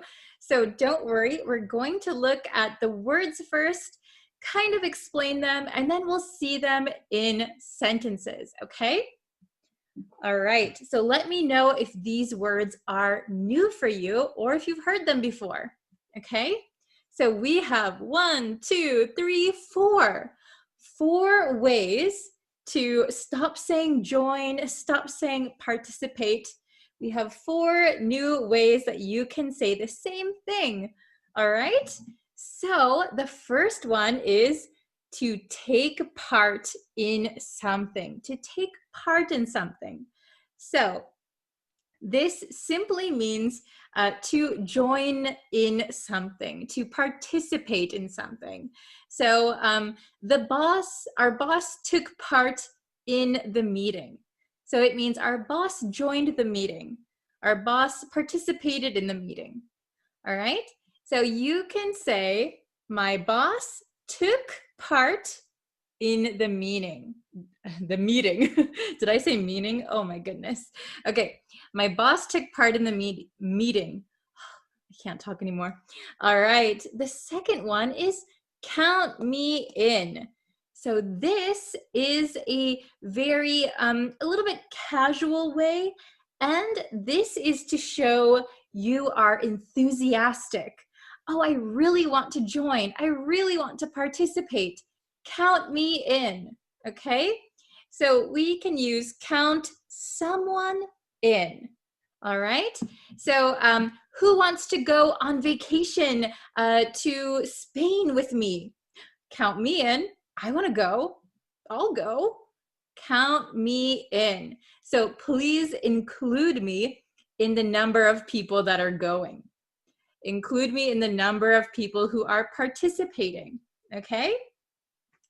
The next one, I'll block the sun again. Get in on the act. Get in on the act. Okay, get in on the act. So this one is a little bit different, and maybe we use this one in specific situations. Okay, so we use this when we want to participate in something. Usually that will benefit us in some way. Okay, so for example, oh, I heard you are starting a business. Do you mind if I get in on the act? So do you mind if I join you? I also want to make money. Do you mind if I get in on the act? Okay, so something that you want to join that is going to benefit you. Benefit, okay? Usually we use it in that way. Okay, and the last one is partake. Partake. So this one is for Americans. This one sounds a little bit old, but sometimes we still say it. Sometimes we say it in a joking way. I'll explain that in a second. But we can use this partake in two different ways. So the first way, partake in some activities.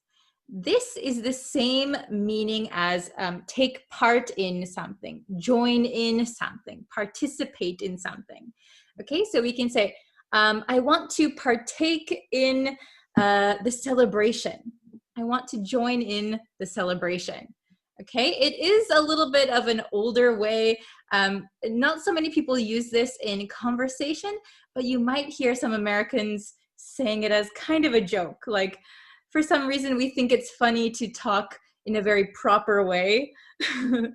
So the next way that we can say it is to partake of, we need to use of, not in, partake of food or drink.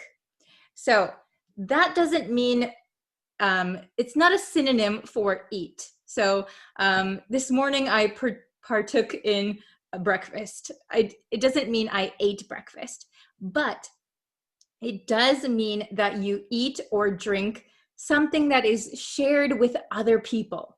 Okay, so sometimes we say this in a joking way. I will partake of a beer with you. So I will share a beer with you.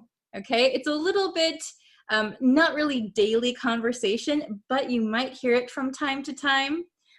Sometimes I know people I know say this word, so I thought I would put it in here just in case. All right, let's look at some sentences, okay? Let's look at some sentences and see if you can understand the meaning, all right? So I have these. Okay, we have 5 sentences. Wow.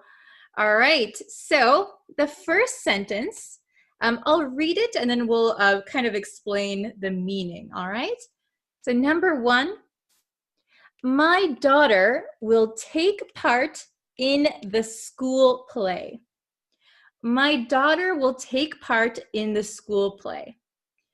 This means that my daughter will participate in the school play. And I know a lot of times my students misunderstand this word play. It doesn't mean having fun. A school play is like, telling a story on a stage. So like Shakespeare, everyone knows Shakespeare, right? Shakespeare wrote plays. So a school play, maybe this school or her class is performing a play on a stage, okay? Not having fun, not playing with toys, all right? A performance. So my daughter will take part in the school play. Have you guys ever taken part in a school play before? So when I was younger, I had to take part in school plays all the time. We had one, I think, every season. So maybe 4 plays a year. I always had to take part. I didn't have a choice, but it was really fun. Okay. The next one is number 2. Who wants to take an English lesson tomorrow? So maybe if I ask this, so person A or me, who wants to take an English class tomorrow? Who wants to take an English class tomorrow? Anybody? Anybody? So if you want to join my English class, you could say, count me in. That's all you have to say. Count me in. Yes, me, I want to join. Okay, count me in. All right. Then number 3. Number 3. I heard you are selling cookies to the neighbors. I heard you're selling cookies to the neighbors. Mind if I get in on the act? Mind if I get in on the act? That means, hey, I heard you are making money selling cookies to the neighbors. That sounds like a good idea. Mind if I join you? I also could sell cookies to the neighbors. I want to make money. So mind if I get in on the act? So this one, if you hear it from a native speaker, you might not understand what they say, right? Mind if I get in on the act? Get in on the act? Get in on the act? We say it very quickly. Get in. So this T becomes a flap T. So it sounds like a D. Get in. Get in on the. So this TH kind of, it's not very clear, right? The. Mind if I get in on the act? The act? So this the, when it comes before a vowel sound, so the first letter here is A. So this is a vowel. So instead of the act, some people say the act, but if you listen to native speakers, they're going to change the to a the. Mind if I get in on the act? The act? The act? Mind if I get in on the act? Mind if I get in on the act? All right, that's a tricky one. Okay, so it's, I want to join because I think it will benefit me, okay? Number 4, might I partake of a drink with you ladies? So this one you might hear sometimes, probably not often, but partake of, that means share a drink with you ladies. Okay, so in my imagination, when I wrote this line, it sounds like a gentleman or a guy who is trying to be a gentleman. And the way this person is talking is kind of, I guess, like a proper, and might I partake of a drink with you ladies? So maybe it's kind of a jokey, proper way to ask if this person can join the girls for a drink, okay? So maybe a very suave guy or like a gentleman might say this line, all right? Sounds like a pickup line almost. Might I partake of a drink with you ladies? So let's share a drink, okay? So when we're talking about food or beverage, we can say partake of something, okay? Number 5, the children were delighted to partake in the festivities. The children were delighted to partake in the festivities. Okay, so this one means the children were delighted. Delighted, if this is a new word for you, delighted means happy, excited. So they were very happy. The children were delighted to partake in. So here we have of, here we have in. Partake in the festivities. So they were very happy to join in. We could also say take part in, take part in. It's kind of like the swapped around way. Take part, partake, very, very similar. And then festivities. Festivities are like when you have like a celebration or something. So for example, the New Year's festivities, the Christmas festivities, something that is like a kind of celebration of some sort. All right? Okay, so let me read these one more time. Please listen closely, follow along, and see if you can understand the meaning. All right?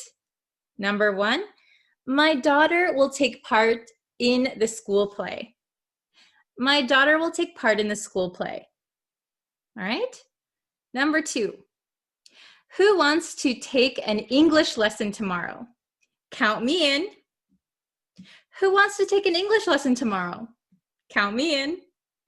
Okay, number 3, I heard you are selling cookies to the neighbors. Mind if I get in on the act? Mind if I get in on the act?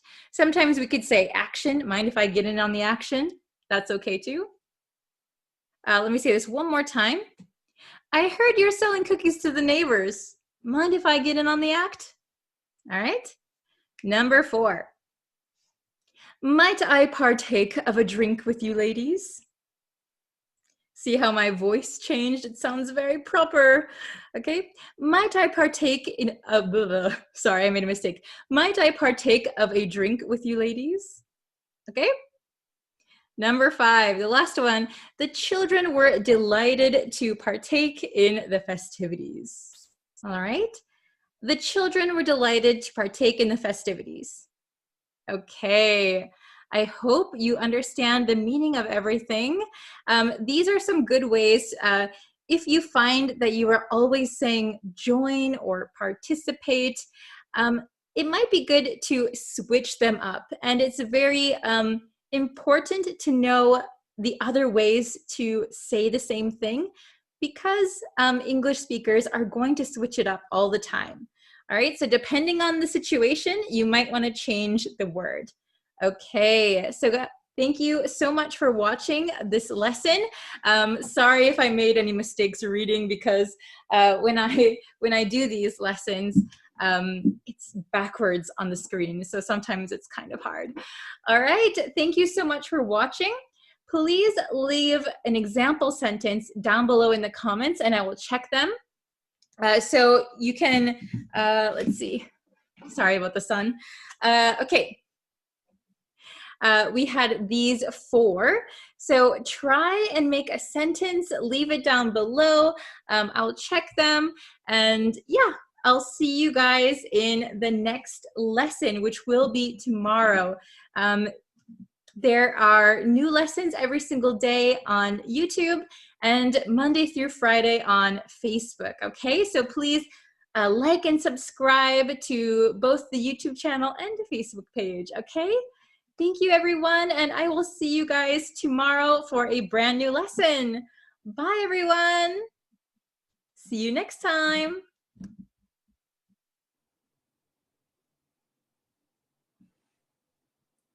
Hello, students. Welcome. How is everyone doing today? Please don't forget to tell me what country you're watching from. Yeah, and we're going to get into the lesson. Today's lesson was requested by one of my students on Facebook. Let me get your name correct. F. Gun Leon. Leon, thank you for requesting this lesson. Hello, everyone. Welcome. Yes. And before we get into today's lesson, if you haven't yet and you would like to know when new lessons are coming out when I go live, please subscribe to the YouTube channel. You can also follow me on Facebook. So I post new lessons all the time in both places. And you can turn on notifications on both YouTube and Facebook. So that way, hopefully you will get a notification when I post a new lesson. Okay. And I'm also on TikTok, so you can go there and duet me. You can practice speaking English with me on TikTok. So please follow me on TikTok too. Okay. So thank you everyone for joining. Oh, hello from Indonesia, Afghanistan, Iraq, Korea. Wow, Sudan. Hello, hello.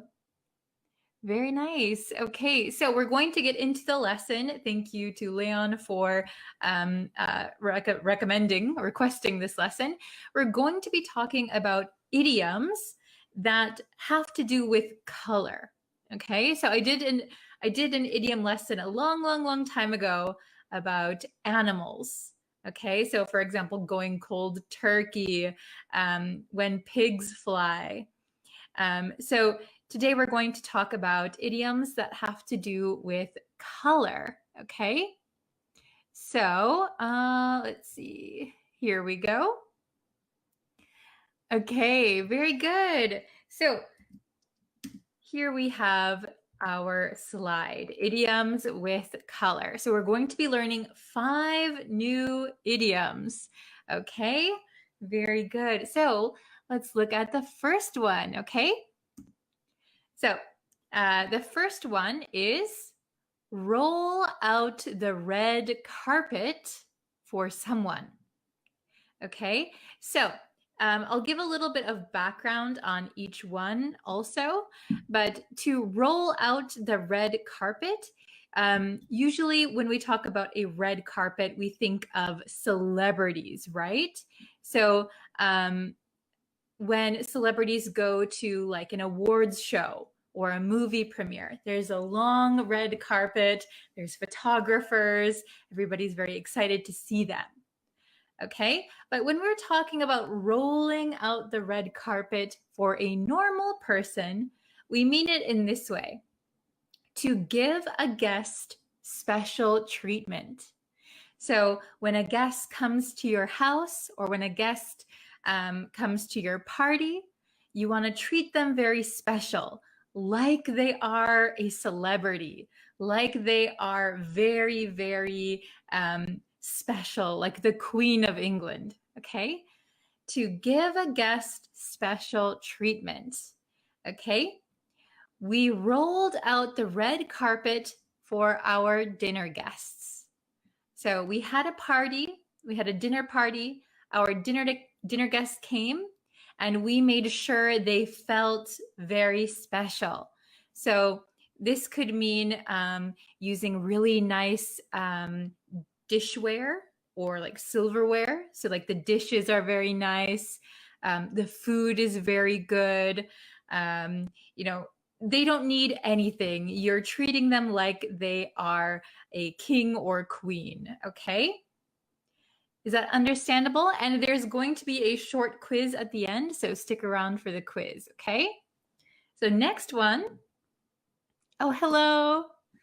Okay, so the next one, red herring. Red herring. So this one is a little hard to understand maybe, but I'm going to go over the origin. Okay, so the meaning is a clue or piece of information which is or is intended to be misleading or distracting. Okay, so red herring actually has 2 meanings. So an actual red herring, a herring is a type of fish, and a red herring is one that is, I think it's like seasoned or it becomes red after like smoking it for a long time. And it has a very, very strong smell. And they used to use red herrings or like very smelly animals for training dogs and also horses to hunt or to follow something. So it became, I think maybe in the last few decades or something, it became the meaning of misleading information. So, for example, I'll give you an example. If you're watching a scary movie and you think, like the movie is kind of telling you, this character is suspicious. This character looks like he's the bad guy. But this character is just a red herring. So actually, the bad guy was this person over here. So the red herring is, oh, you thought it was something, but actually it wasn't. So this is the surprise bad guy. Okay, so information that is misleading or distracting. Does that make sense to everyone? It's kind of a difficult one to understand, but basically, when we use the word red herring in daily life, it means that something is misleading, something is distracting. Okay? So I'll give you the example down here that I wrote. The mystery novel is exciting and full of red herrings. Okay? So a mystery novel, there's a mystery to be solved. So maybe the novel is giving the reader some clues, some hints. Okay? Oh, it might be this person, it might be that person. But these were not real clues. Okay? They were red herrings. The actual mystery solution is this one. Okay? I hope that's understandable. Hello from Tibet. Welcome. Hello from Peru. Hello, hello. Okay, so if anyone has any questions, I'll go back to this one because it's kind of difficult, but we'll continue on. Okay, the next one, paint the town red. To paint the town red. So this meaning is to go out and enjoy yourself. So to have fun, go out on the town and have fun. Usually by drinking alcohol, dancing, and laughing with friends. So why do we say paint the town red? Well, probably this comes from the 1800s. So in the 1800s, one man who I guess loved to drink alcohol, he was very drunk with his friends, and it was a night of debauchery, I guess. So they went out and they vandalized many things. So they took the door knockers off of doors. They did a lot of things that weren't so good. And they also used red paint and painted like statues and people's houses. So from that one night, we got this idiom, to paint the town red. So having a really great fun time with your friends. Okay? So the example is, we're going to paint the town red tonight. So simply it means we're going to go out and probably drink some alcohol and have a lot of fun. Okay? Very good. This is a good example of red herring. We'll go back to red herring really quick. I don't want to play the role of the red herring in the movie. Very good. So usually lots of mystery movies or suspense movies, they have red herrings. Okay, so those are like the distracting clues, the misleading clues. Very good. Okay.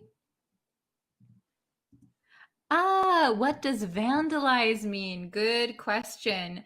So To vandalize something means you either break something or you do something.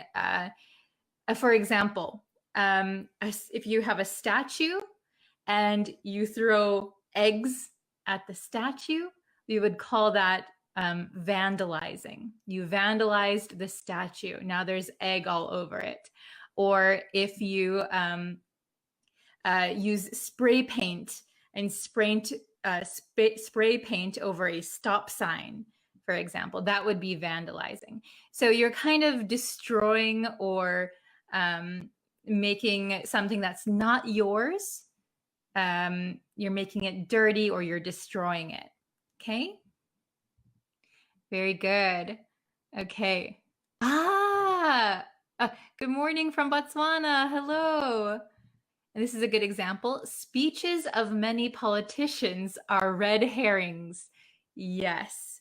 So a politician might talk about something, but it's actually distracting you from the real issue. Very good. That is a good use of red herring. Okay. So next one. Born with a silver spoon in one's mouth. So this is quite a long one. Born with a silver spoon in one's mouth. What does that mean? Well, it simply means to be born into a very wealthy family. So if somebody says you were born with a silver spoon in your mouth, that means you are rich. Your family is very rich. Your family is wealthy. Okay? So example, he was born with a silver spoon in his mouth, and he doesn't understand the struggles of the working class. Okay, so somebody who is born to a very rich family would not really understand the struggle of the everyday person. Okay? Yes, rich with resources. Very good, very good. Yes. Okay? All right, I think we have one more. Yes. So this is green light. So green light, when you're driving, there is a light for you to either go, slow down, or stop. So green means go, yellow means slow down, red means stop. Okay? So green light in this sense is one word. Sometimes you will see it hyphenated, but generally one word. So green light can be both a noun or a verb in this case, okay? And it means to give permission to go ahead with a project. To give permission to go ahead with a project. Okay, so the example here is they refused to greenlight the movie until all of the offensive language was removed. So here, basically, green light means approve. So to green light means to approve.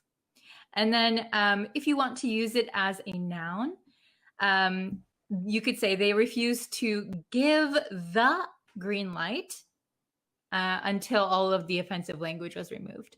So it can either be a verb or a noun. Okay? Very good. Green signal. Green signal usually is like a traffic signal. Usually when we're talking about an approval, we would use green light. Okay, so when we use this as a verb, it acts just like a verb. So it can have a past tense, which we would say green lit. They green lit the project. They are green lighting the movie. Okay, so it's kind of interesting, but we can use it as a verb. All right, so let's get into the short quiz. I think we have 3 questions. So we'll see how many you can get correct. All right. So question number 1, my best friend, this should be is, my best friend is coming to visit. I can't wait to with her. Okay.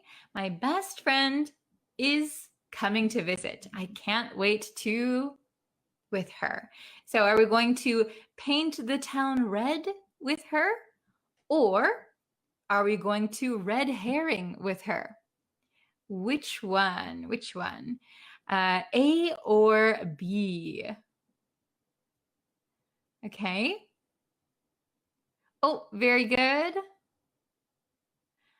Okay, wow, so many comments all of a sudden. Sorry, I can't keep up if you have questions. Let's see. Very good. Okay, I see a lot of correct answers. So the answer to number 1, oh my gosh, that is not right. What the heck? So it looks like my, it should be A. A is correct. It looks like there is a mistake on this slide with the is and here. I don't know what happened. So it should be A. A. This is the correct answer. Red herring is incorrect. Boo boo, not this one. So my best friend is coming to visit. I can't wait to paint the town red with her. It should be A. A is correct. Okay? A is correct. I think this was supposed to be an X, but it turned into a check mark.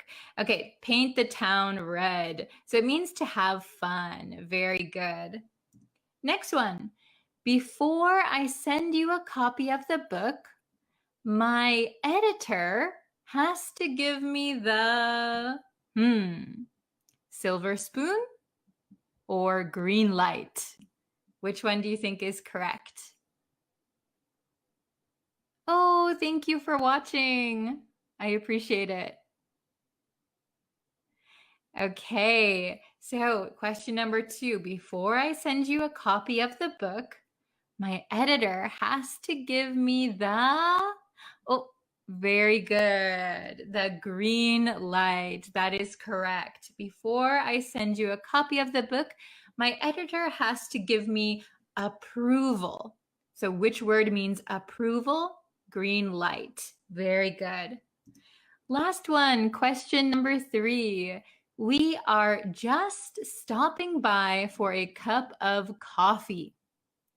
There's no need to for us. Okay? We are just stopping by for a cup of coffee. There's no need to for us. There's no need to paint the town red for us, or there's no need to roll out the red carpet for us. Which one do you think is correct? Javaska, hello, welcome. Thank you for watching my videos, Monlay. Okay, excellent. So I thought this one might be a little tricky because they are kind of similar. Red and red, paint the town red, roll out the red carpet. So remember that paint the town red means to have fun, go out and drink with your friends. Roll out the red carpet means to treat your guests very well. Okay, so the correct answer should be B. Roll out the red carpet. Very good. So we wouldn't say paint the town red because grammatically it doesn't really make sense. There's no need to paint the town red for us. Usually we paint the town red with someone, okay? And we roll out the red carpet for someone, okay? So roll out the red carpet means make it very special, treat them like a celebrity. So they're saying, we are just stopping by for a cup of coffee. So it's nothing special. You don't need to treat us special. It's very relaxed, chill, okay? There's no need to make a big deal about it. There's no need to roll out the red carpet for us. Okay, very good. Thank you so much for watching today. You guys did an excellent job on the 5 new idioms that we learned. If you have any questions that I didn't get to, please feel free to leave them in the comments. I will definitely check those out. And I have to get going because I have another lesson, but I cannot wait for our next live lesson together. Okay, so thank you very much, and I hope you look forward to the next lesson. And there will be another YouTube lesson today, and I think maybe a Facebook Live lesson.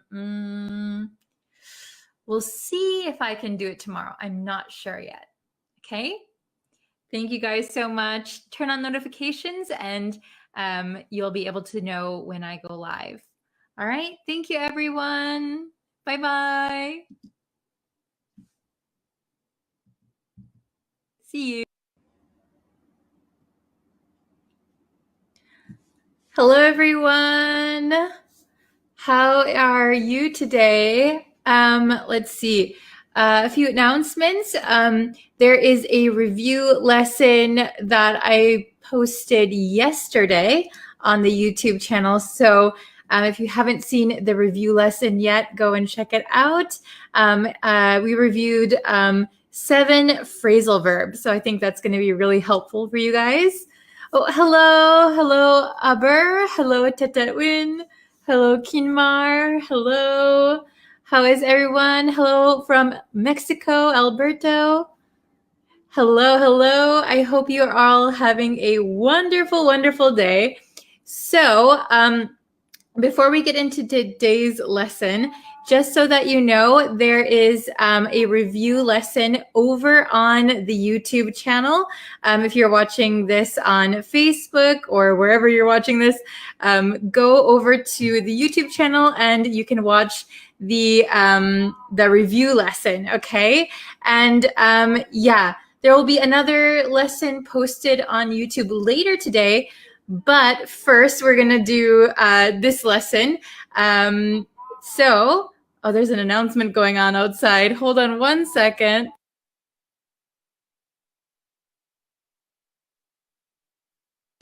I think there is a missing person. So there's an announcement going on. Okay, hello from India. Hello from, Ethiopia, Brazil, Pakistan, Ecuador. What time is it where you guys are? Hello from India, Bangladesh. Hello from Italy. Wow, you guys are all over. What time and what country are you guys in? What time zone? Okay, so today's lesson, we're going to go over the difference between find out and figure out. Find out and figure out. Oh my goodness, my phone's going off too. Okay. So let's see. Can you see it if I'm like this? I'm this big. Are you able to see the words okay? Hello, Devashka. Hello, hello. Hello, Amar. How is everybody? Oh, 9:30 a.m. Oh, pretty early for you. Okay, so find out versus figure out. We have find out versus figure out. So this one, I know a lot of my students can get confused on when to use each one. They're similar, but they are different. We use them in different ways, okay? Find out versus figure out. Ooh, 11:33 in Laos, 11:33 in Panama. Hello from Cambodia. Okay. So find out versus figure out. Let's look at the definitions and some examples. Okay. Figure out.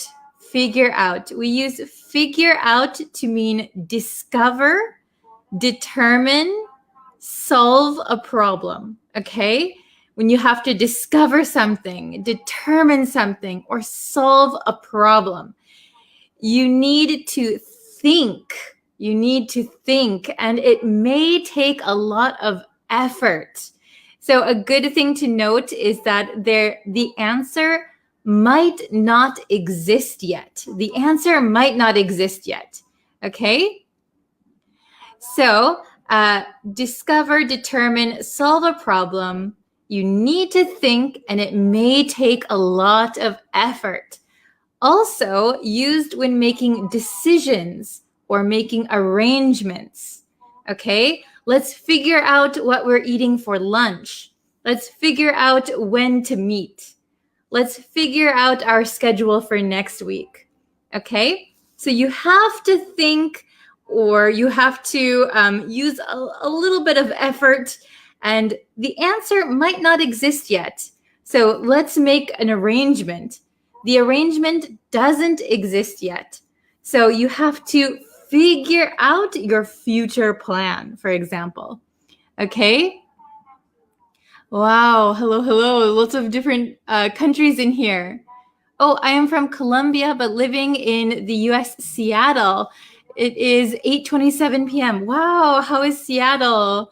Is it cold there? Okay. So here are some examples that might help you understand it a little bit better. I need to figure out this math problem. Figure out. So the math problem, there is an answer, right? You need to figure out this math problem, but you need to think, and it takes a lot of effort, right? You need to actually stop and think. Maybe you need to work it out on paper. So you have to figure out a math problem. You could find out the answer to a math problem, but when you're talking about the problem, I need to figure out this math problem. If you use find out, you could say, I need to find out the answer to this math problem. That would be okay, because you would go looking for the answer, maybe on Google, maybe you would ask your teacher. But if you yourself are going to think and figure out the problem, you would use figure out, okay? Then, I'm sorry if that announcement was super annoying. I think the announcement stopped now, but it was a little bit hard to hear myself, okay? The second example, I have to figure out who to vote for. So this is making a decision, right? So the answer doesn't necessarily exist right now, but you have to think, and maybe you have to weigh the pros and cons and think, which is the better candidate. You have to figure out who to vote for. If you said find out, I have to find out who to vote for.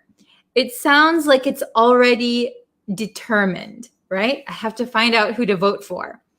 It sounds like somebody already decided it for you, and you just need to find out who it is. But in this sentence, I have to figure out who to vote for. That means you are going to think, and it's going to take some effort, and you need to make that decision. Okay? The last one, let's figure out what we are doing this weekend. So making arrangements, right? Making arrangements. Let's figure out what we're doing this weekend. Let's figure out where to meet this weekend, right? So if you're figuring out what you're doing this weekend, it means it hasn't been decided yet, but maybe you have to think as a group and decide, right? If it was find out, let's find out what we're doing this weekend. It means what you're doing has already been decided by someone. So you have to go and ask that person, okay? So a little bit different, right? Oh, sorry for late. Don't worry if you're late. No problem. Okay? Very good. All right. So find out. Okay. Oh, I saw a question from Ali really quick. Don't you think it should be written as whom to vote for, as whom replaces the subject in your sentence? Yeah, I thought about which one I should write, but I tried to stick to practical English here. Whom is sometimes used maybe in academics, but in regular conversation, you will rarely hear whom. A lot of American speakers will just say who. So there is a rule when to use who and when to use whom. However, Americans love to break the rules. So just so that you're aware, if you're taking a test, maybe you should know the difference between who and whom. But if you're just speaking or having a conversation, who is going to be okay. All right, good questions. Okay. So find out. To learn by study, observation, or search. So you're going to learn, or you're going to get the information from somewhere by studying it, by observing it, or by searching for it. Okay? The answer already exists somewhere. The answer already exists. It takes some effort. It takes some effort maybe to find the answer, but not much thinking. Okay? So here are some examples. I wanted to find out how to say hello in French, so I Googled it. Okay? I wanted to find out how to say hello in French, so I Googled it. So find out how to say hello. So the word hello in French already exists. There is already an answer somewhere. So Googling it is a little bit of effort, but you don't really need to think so much, okay? Let's find out what food he likes. So the effort might be asking him, but you don't really need to think, right? So let's just get that information, okay? Let's learn that information. Let's find out what food he likes. The next one, how can I find out when the movie starts? How can I get this information? How can I find out when the movie starts? So maybe you could go to the website, right? You could go to the website, or you could call the movie theater. How can I find out when the movie starts? Okay. So the basic difference is that find out doesn't require much thinking. A little bit of effort in finding the answer. However, figure out means you're using your brain a lot more. You're kind of going through things, figuring things out. Okay? Is that understandable? Let me find out who loves Pakistan. Very good. So let me find out who loves Pakistan. Okay? Let's see. Figure out is a synonym for decipher. Yeah, decipher. Decipher sounds more like for codes or something. We wouldn't usually say, let's decipher what we're doing for lunch, right? Figure out is often used in conversation. Decipher, we would use for like codes, deciphering a code, or deciphering something that is similar to a code, I guess. Okay. Hello, Jalil from the Philippines. Okay. So let's try some questions. All right. Let's see how much you understand. Okay. So figure out or find out.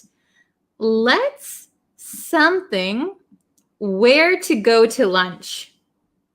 Let's something where to go to lunch. Let's figure out where to go to lunch, or let's find out where to go to lunch.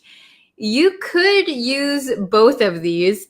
Either could be correct, but the best answer, think of the best answer. Which one would be normal? If you're just talking with your friends, hey, let's go to lunch. Okay, where's good? All right. Oh, I see. Find out, figure out, found out, find out, find out, find out, find out. Okay. So both of them could be correct, but let's see the correct answer here. So let's figure out where to go to lunch. So this one would make the most sense if you're talking with your friends. You're making an arrangement. You're making a decision. Let's figure out where to go to lunch. So you're using your brain.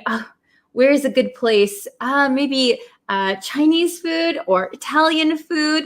Oh, how about Japanese food, right? You're thinking and maybe discussing. So figure out would be the best answer, in my opinion.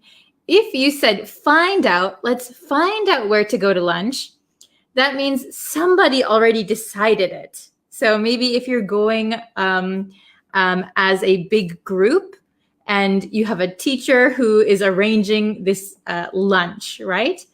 The teacher knows where you're going. Then you could say, let's find out where to go to lunch. Let's find out where we're going to lunch, maybe. Okay? So figure out would be the best answer. Let's figure out where to go to lunch. Maybe let's find out where we're going to lunch, right? Already decided. Okay? Number 2, I'm going to call him and find out what his favorite food is. So I'm going to call him. So the answer exists, right? I'm going to just call him and ask. I'm going to call him and what his favorite food is. Which one do you think? Oh, very good. Find out. I see you figure out, find out. Okay, very good, everyone. Excellent. I'm going to call him and find out what his favorite food is. So I just have to go and get the information. Okay, the information already exists. The answer is there. I don't need to think, right? I just need to ask. I'm going to call him and find out what his favorite food is. Okay. Number 3, I can't this problem. It's too difficult. I can't this problem. It's too difficult. So I can't figure out this problem or find out this problem. So this problem could be a math problem or something like that, academic. Oh, very good. I see figure out. Mohammed, very good. Salim. Leka, very good. Manur. Devashka. Tetewin. Okay. I can't figure out this problem. It's too difficult. So remember, figure out means you're using a lot of brain power. It takes a lot of effort. Okay.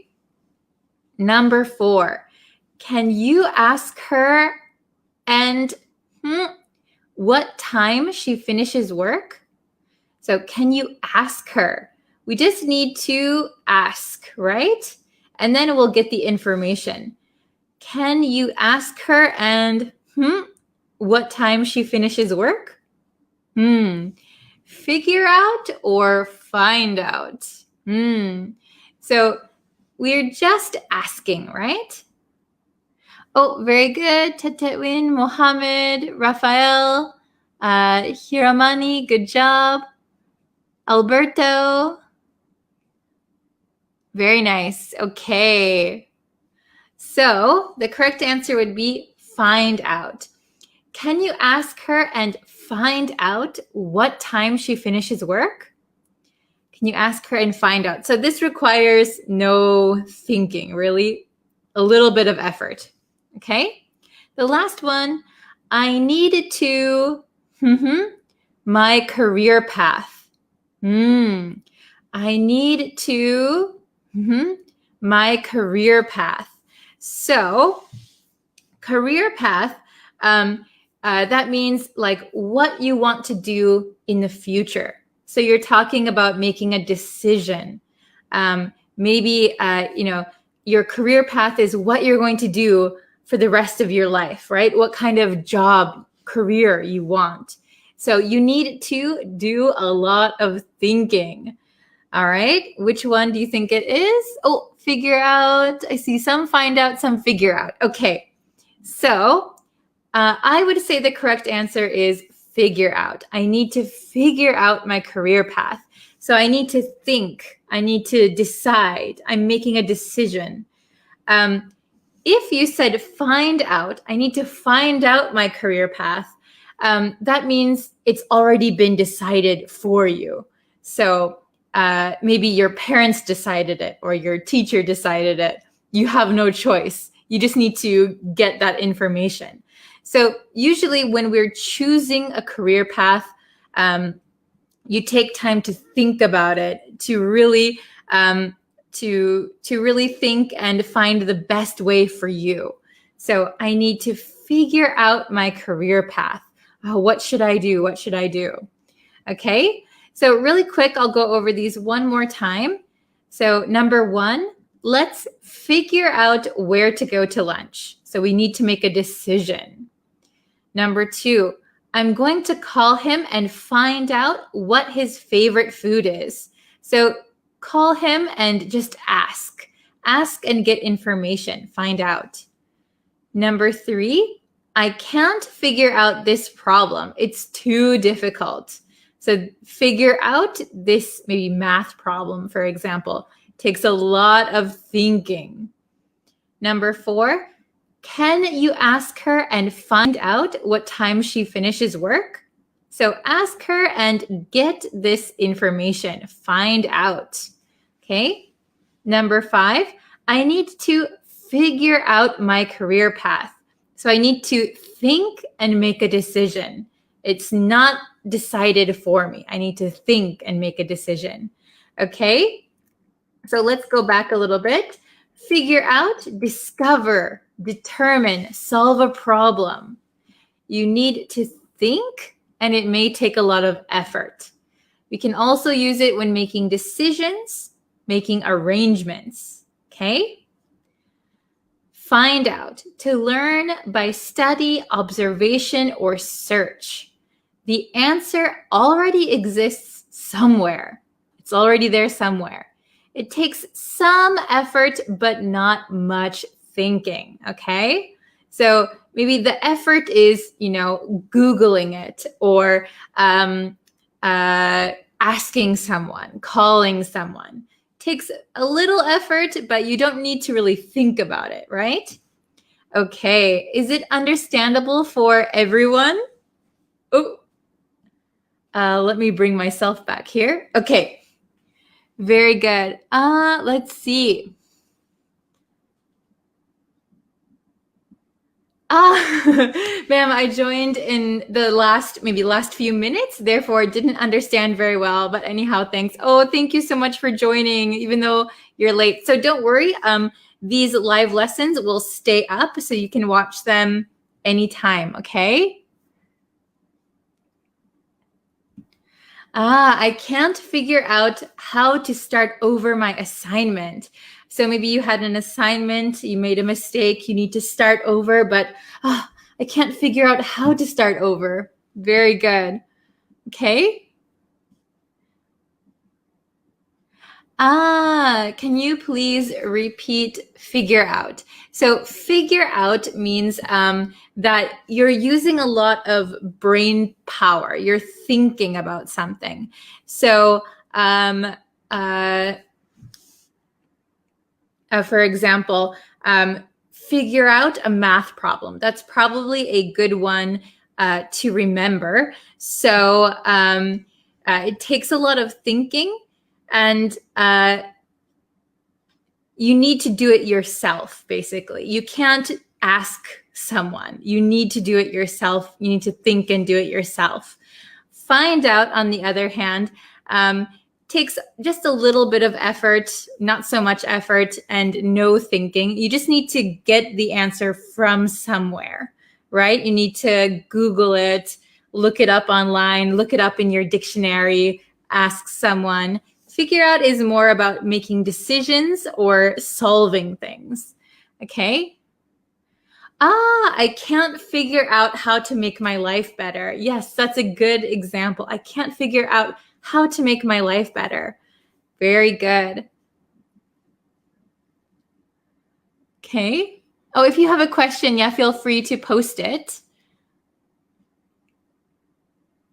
What is the difference between find and find out?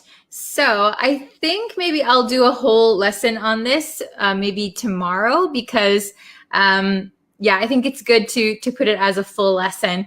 But find out means you get some information from somewhere. Find we can also use for objects, right?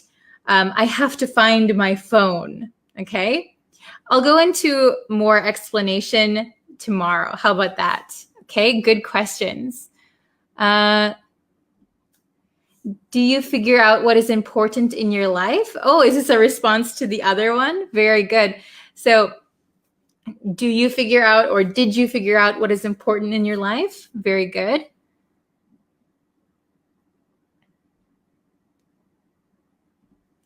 I can't find out the location of my university. So maybe for this one, I would say I can't figure out my location, the location of my university. So where's my university? Oh, I don't know. I'm trying to think, but I can't. So let me find out. Let me find out. Or if you have no one that you can ask, you could say this: I can't find out the location of my university. Nobody will tell me. Nobody will tell me. So it could be correct. It just depends on what you mean by the sentence. Okay, very good. I can't figure out how to get money. Very good. You don't need the in front of money. I can't figure out how to get money. Good job. Okay. Let's see. I have to figure out how many items I should prepare for the party. Very good. So maybe you have to stop and you have to think, okay, how many people are coming? How many people need this? How many people need that? Okay, counting. I need to figure out how many items. Good job. Okay.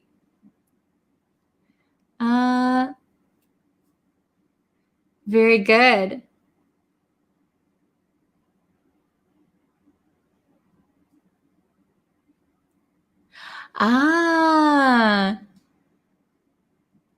Okay, I'm scrolling up a little bit. I'm seeing a lot of examples. Oh, this is a good one. I figure out where I was mistaken. Yes. Or I figure out where I made a mistake. Very good. Okay, so that means you thought by yourself and you realized, I made a mistake here. Good job. I can figure out what his in his mind. I can figure out maybe what he's thinking. I can figure out what he's thinking. I know him so well, so I can always figure out what he's thinking. Okay. Oh my gosh, we've been going for almost 30 minutes. All right, I have to go. I have another lesson that I have to go to. So really quick, I'll post the, I'm losing my mind. I'll post the, what is it called? The review lesson that was just posted last night in the chat. So if you can go over and check out the review lesson, that is awesome. Okay. Oh, I see a lot of good examples. Very good, everyone. Okay, so maybe I'll do find out versus figure out tomorrow. So stay tuned for that. Please like this video, share it with somebody. Subscribe to me on Facebook, like the Facebook page. Subscribe to me on YouTube, like the Facebook page, all that. All right, thank you guys so much. Okay, oh, I still see some great examples. Good job. Okay, thank you, everyone. I will see you tomorrow for a brand new lesson, and see you on YouTube and Facebook. All right, thank you so much. Take care. Bye-bye.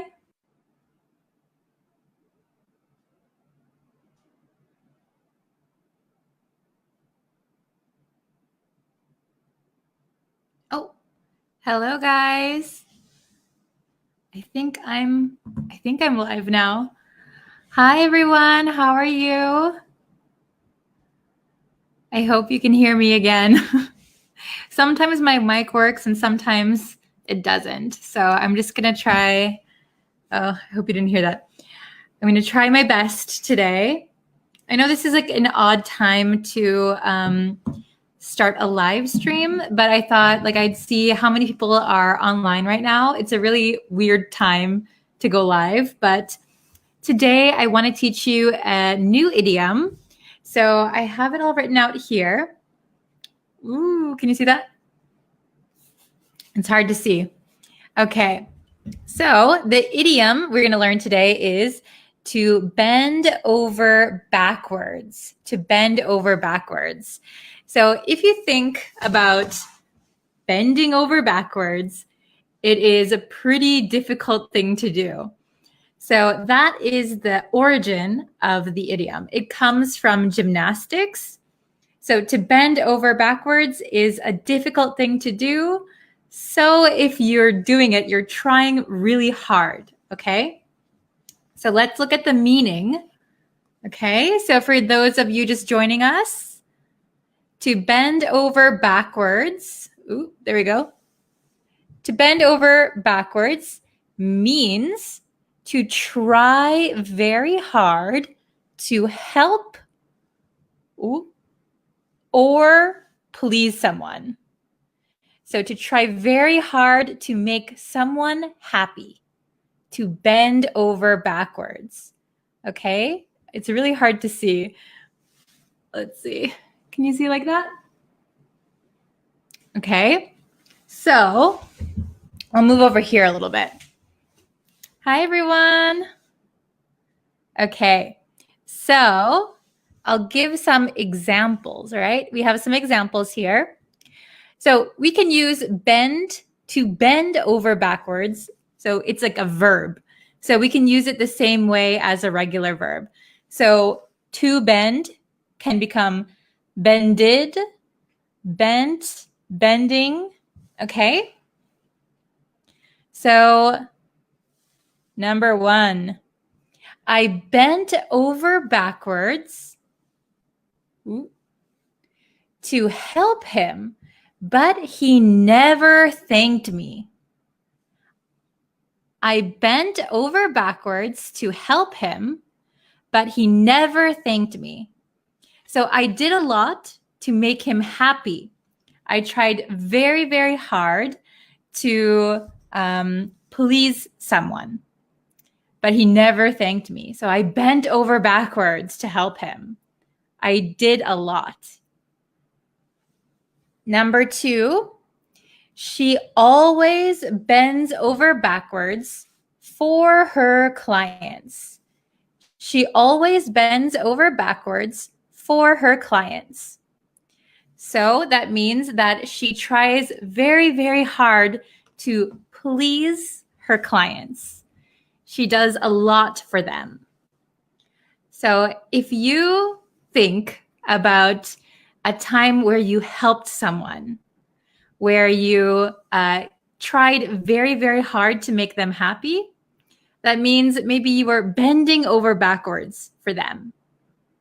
Oh, hello. Nice to see you here. Okay, so please try and think of a time where you bent over backwards for someone. I think we do it a lot more than we realize. Hello.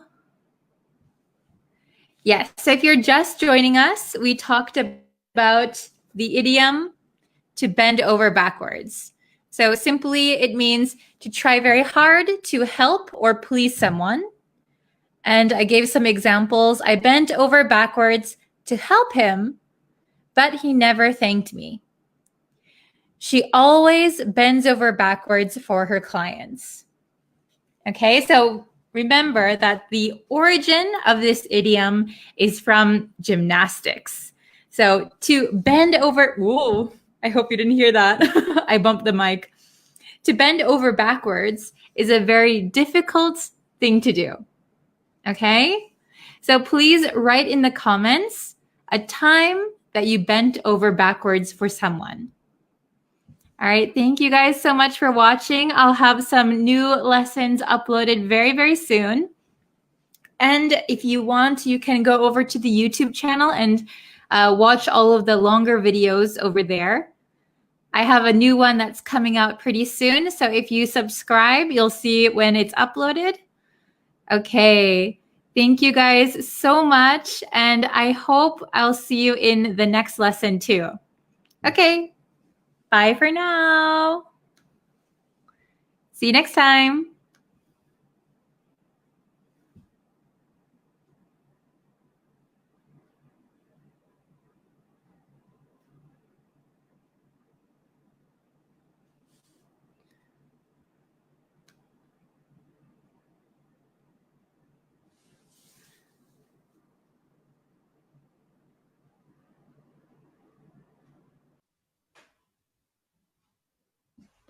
Hello, everyone.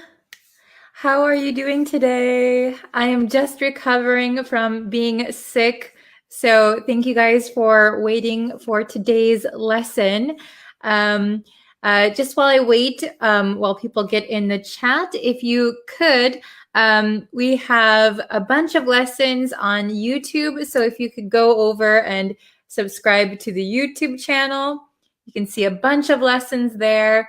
If you want, you can also like the Facebook page and you'll know when I go live. Oh, hello. Hi, everyone. How are you? Long time no see. Hello, Veno. Yes, I'm feeling better. Hello, Jordan. Yeah, I was sick for about a week. I was sick for about a week, so quite a long time. But I went to the doctor. I'm okay. I think it was just a really nasty cold. So, hello. How is everyone? How are you guys today? So it is 1-ish in the afternoon for me. So I don't know what time it is for you guys. I'm sorry if it's super late or super early. Also, I don't know why my camera keeps turning yellow. Hello, hello. Okay, so we're going to get into the lesson, all right? So we're learning negative interrogative sentences, okay? Very good. So, oh, DeSylvia, hello. Nice to see you again also. Okay, so actually a student commented this on YouTube. They wanted to know how to make negative interrogative sentences, okay? So an interrogative sentence is a question sentence, asking a question. And we want to know how we can make them negative, okay? Very good. Okay, so let's see. Oh, thank you. Yeah, I'm feeling much better. Thank you so much. Okay, so do you guys know how to make negative interrogative sentences? I heard that a lot of students had some confusion about how to make them negative. So I'm going to help you out with that today, okay? Yes, I'm very healthy now, finally. Thank you. Okay, so yeah, it's so orange for some reason. Okay, so maybe this will help. The whiteboard will help the white balance.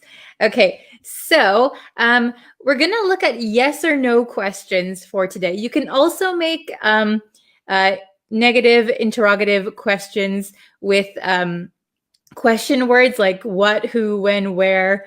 But today we're going to focus on yes or no questions, okay? Yes or no questions.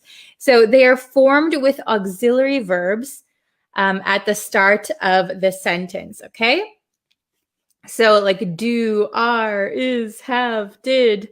We're going to use auxiliary verbs to create our first question, okay? Very good. Then to make negative, add not after the subject. So we're going to add not after the subject. However, the most confusing thing for students is that if not is contracted with the auxiliary verb, the contraction comes before the subject. Okay, so we have two patterns. So we can have our auxiliary verb, subject and not, or we can have the contraction, auxiliary verb and not, then the subject, okay? So a little bit confusing, I think.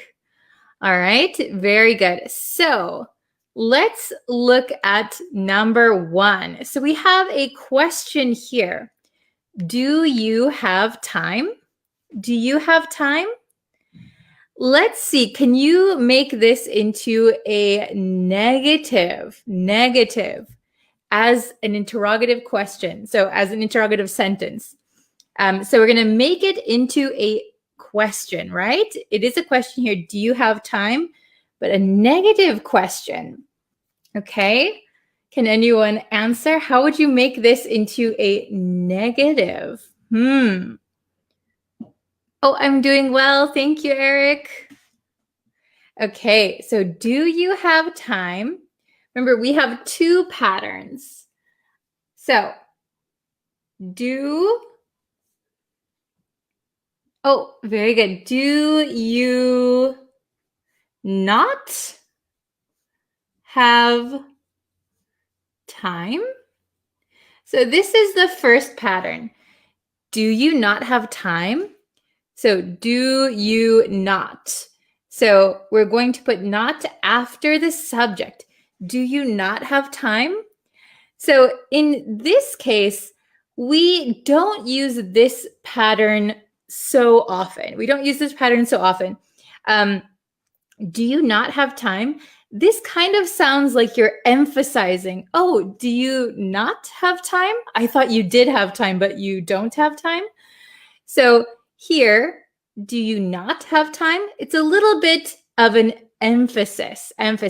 So usually when we simply ask this question, I would recommend saying, don't you have time? I would recommend asking this way. Don't you have time? Don't you have time? Okay. Very good. So this way, you do not have time. You do not have time. That is a statement. So you're saying as a fact, you don't have time. You do not have time. But as a question, yes. Don't you have time? Don't you have time? Or do you not have time? Very good. Excuse me. But I would recommend the contraction. Usually when we are speaking, when native speakers are speaking, we usually always contract just as our habit, right? Very good. Oh, is there something wrong with Myanmar? Oh no, I haven't seen any news, but I hope everyone is safe. Please, everyone, be careful. Okay. So, all right. Number 2, are you hungry? Are you hungry? Are you hungry? So we have two patterns, but let's go for the contraction. How would you make this a negative interrogative sentence? Oh, very good. Very good, Anne. Oh, very good. Okay, very good. Yes, so we could say the first way, are you not hungry? Oh, are you not hungry? Or maybe a little bit more commonly, aren't. Contraction. Aren't you hungry? Very good. Okay, aren't you hungry? So usually when we use these sentences, so are you hungry? Are you hungry? Aren't you hungry? Maybe if you use a negative interrogative sentence, you're kind of expecting the answer already. So, oh, aren't you hungry? It's been 7 hours since our last meal. Aren't you hungry? You already kind of expect the answer, okay? Are you hungry is, oh, I don't know. Are you hungry? I have no idea. Do you have time? So, don't you have time? Aren't you hungry? I think I know the answer. I think the answer is yes. Okay? I am not hungry. Very good. Okay. How about the next one, number 4? Have you seen this movie? Have you seen this movie? Have you seen this movie? Oh, very good. You guys are really good with the answers. Oh, very good. Oh, some people are very fast. Very good. Okay. Have you seen this movie? So we can change it. Oh, I'm so sorry. I skipped. Is he happy? I'm so sorry. Is he happy? Oh, I'm running out of space. So we would say, here, I'll write it in a different marker so we can tell the difference. Because they're getting scrunched together. Is he happy? So is he not happy? Is he not happy? Or we could say, oops. Isn't he happy? I thought he was happy. Isn't he happy? Okay, so I scrunched in that one. Sorry. I skipped number 3. Is he happy? So we could say, is he not happy? I thought he was happy. Isn't he happy? I think he's happy. Okay, very good. Then, have you seen this movie? Yes, very good, very good. Oh, I still have a little bit of a cold left in my throat. Is he not happy? Very good. Okay, yes, nativo, very good. So, have you seen this movie? We could change it to, have you not seen this movie? Seen this movie? So if I go over to my friend's house and I say, oh, don't you remember this really famous movie when we were kids? And they say, oh, did I watch that? Maybe you might say, have you not seen this movie? Wow, I thought everyone saw this movie. Have you not seen it? That's crazy. Okay, then we could say, I'll write it over here, haven't.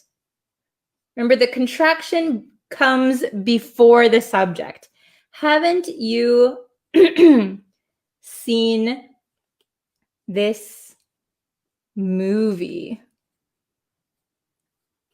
Okay, haven't you seen this movie? Haven't you seen this movie?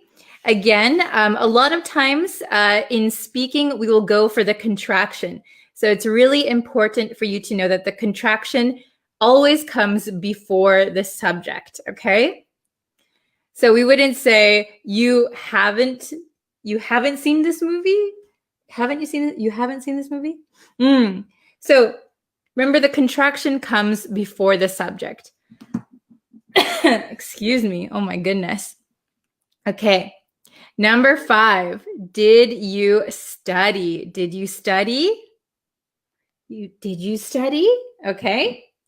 So we're going to say, oh, very good. Did you not study? Oh my gosh, did you not study? Uh-oh, you're in trouble. Did you not study? Or we could say, didn't you study?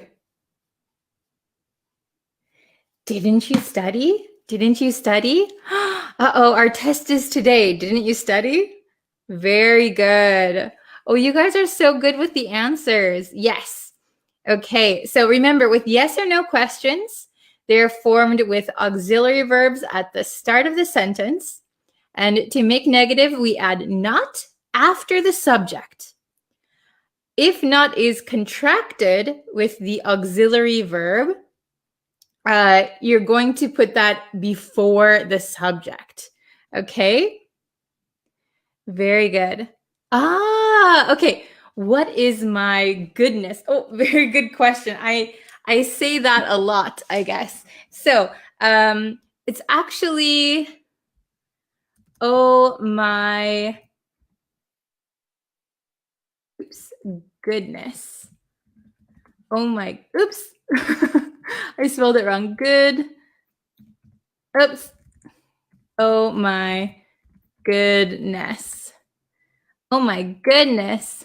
Oh my goodness. So, in English, a lot of times as an exclamation, people will say, you probably have heard, oh my God, right? But oh my God can sound a little bit strong.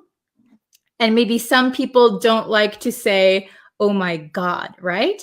So, oh my goodness is a nicer way of saying something like that. Oh my goodness. Oh my goodness. Okay. Or we can say, oh my gosh. Oh my goodness. Oh my gosh. So instead of saying, oh my God, we can say, oh my goodness. Oh my gosh. It's quite common, especially if you like I teach a lot of children, so I often use this expression. Okay. Very good. Very good. Okay. So, oh my gosh. I said it again. Oh my gosh. I have just a few minutes to before my next lesson. Okay. So, yes, I have to go. I have another lesson. Thank you so much. And please leave some negative interrogative sentences. Oh, very good. So do you speak Vietnamese language? Don't you?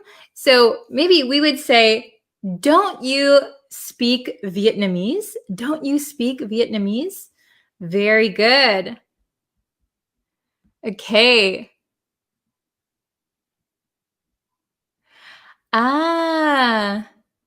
Yes, if you have some questions, I think we're going to go over some more grammar points today. This week. Oh, very good. Have you not been studying since morning? Yes, that is correct. Very good. Have you not been studying since the morning? Excellent. Okay. So I'm so sorry I have to go so quickly, but I have other work that I need to do today. If you haven't yet, please go subscribe to the YouTube channel. There's a bunch of lessons, like the Facebook page. That way you'll know when I go live. Okay. Thank you everyone so much. And I will see you guys tomorrow. Okay. I'll try to answer your questions later today. All right. Thank you so much. Have a great day. Bye-bye.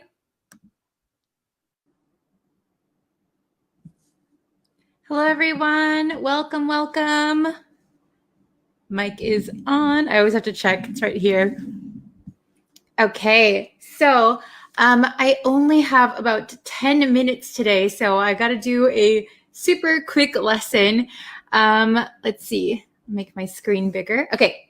So today and this week, we are learning idioms with the word up.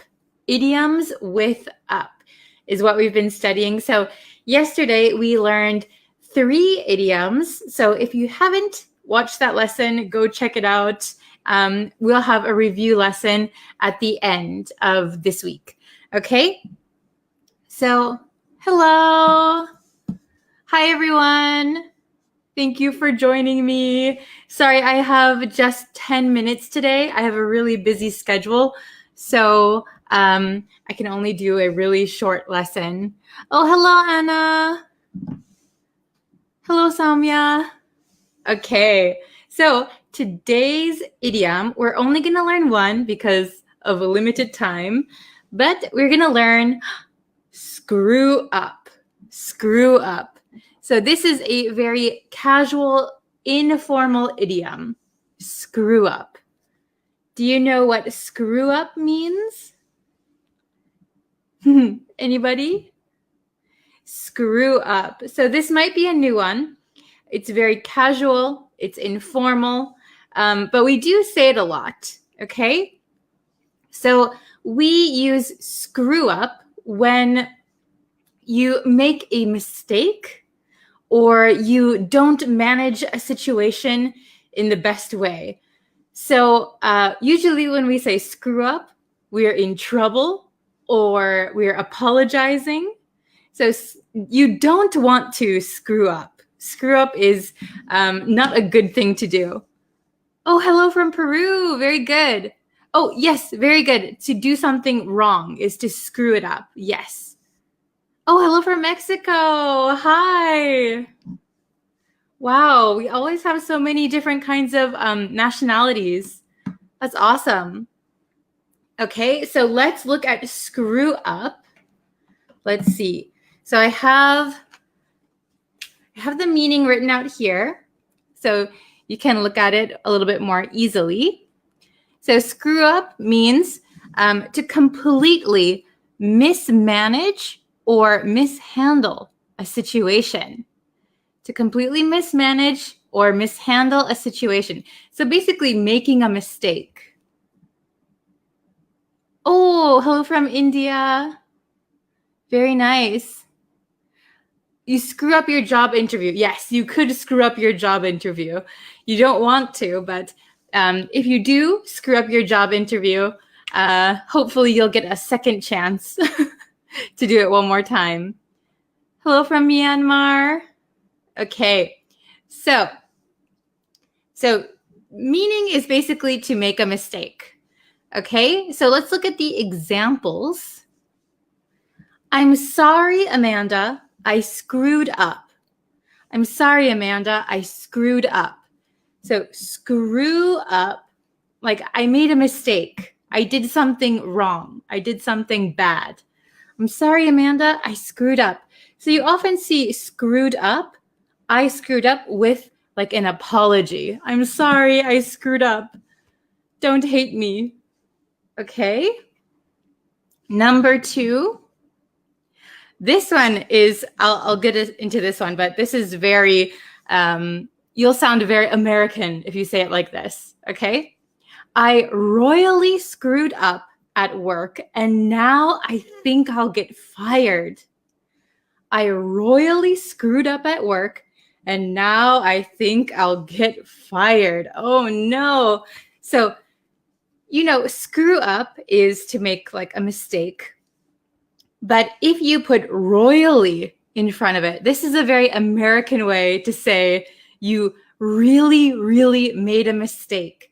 So you can put royally in front of screwed up and it emphasizes the severity of what your screw up was.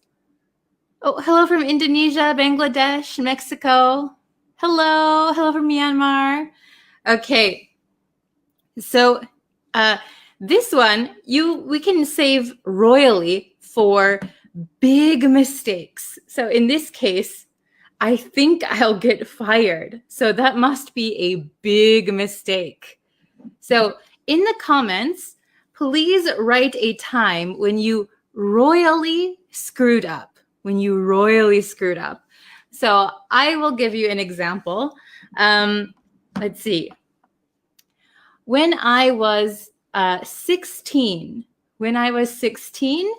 my mother told me to be careful driving because of the snowy weather.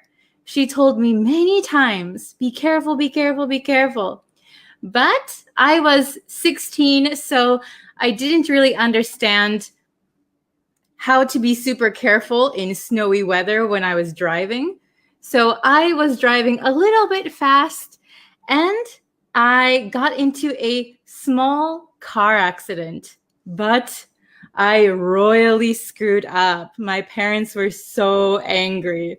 I really messed up. I really made a mistake. I royally screwed up. Okay? So please write in the comments a time where you royally screwed up.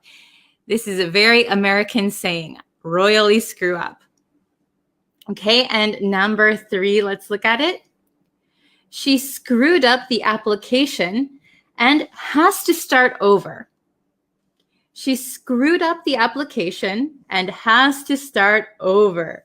So I do this a lot. Sometimes I am writing something very important, and I make a mistake.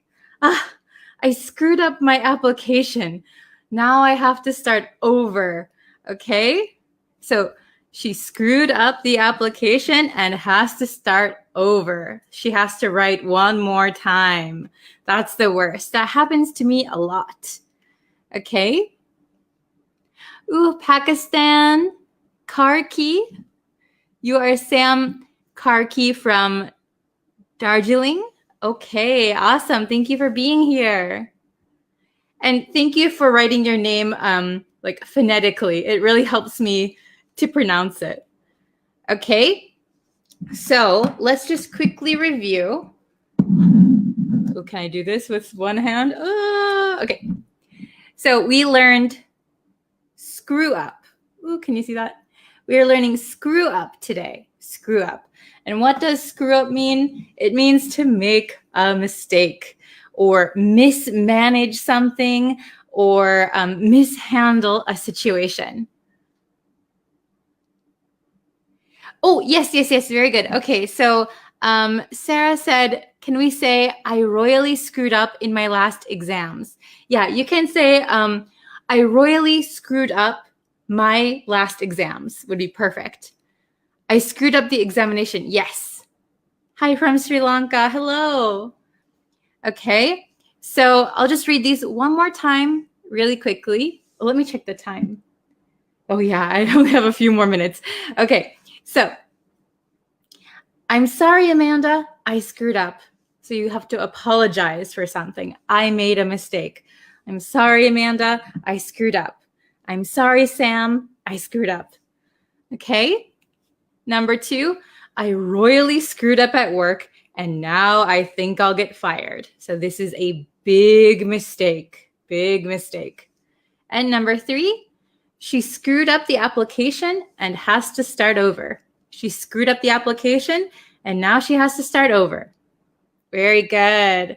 So screw up means big mistake, make a mistake. Royally screwed up is very big mistake. Okay, very good. I'll put this up just one more time so you guys can see it. Okay. Okay, so that's all the time I have for today's lesson. And I'll be back tomorrow with another idiom that has up. I royally screwed up when I made your birthday cake, so I think I have to remake that now. Yes, perfect. Very good, Anna. Yes. I've screwed up. I have royally screwed up when I made a birthday cake before too. It's a lot of pressure. I screwed up in a letter. Yes, you could say I screwed up writing my letter, writing a letter. Very good. So unfortunately, I have to go now, but I will be back tomorrow with another lesson. And Thursday will also be, what day is it today? Today is Tuesday. So Wednesday, Thursday will be 2 new lessons. And Friday will be a review lesson, okay? So hopefully around this time this week. Okay, what time is it right now in America? Well, I'm from America, but right now I'm living in Japan, and it is about almost noon. Okay.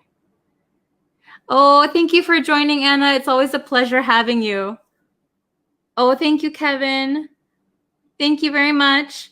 All right, so I'll see you in tomorrow's lesson. Thank you for watching. See you tomorrow. Bye-bye. Hi, guys. Hi, everyone. Welcome to a very impromptu live stream. Let's just wait till we get some people in here. How are you guys doing? I'm just going to quickly share this. Hi, everyone. I'm going to share it to my, to my Facebook group, and then we'll start. Let's see. More options. Okay. Oh, we've got a few people in here. Hi. Oh, very good. How are you? I am doing wonderful. It is a Thursday night here. Where is everybody watching from?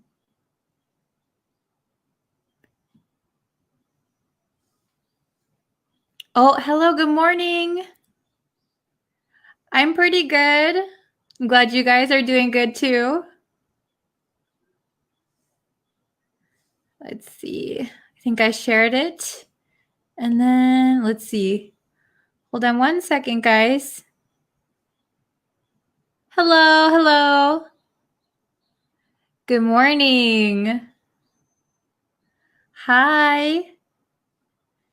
Where is everybody watching from? What country are you in?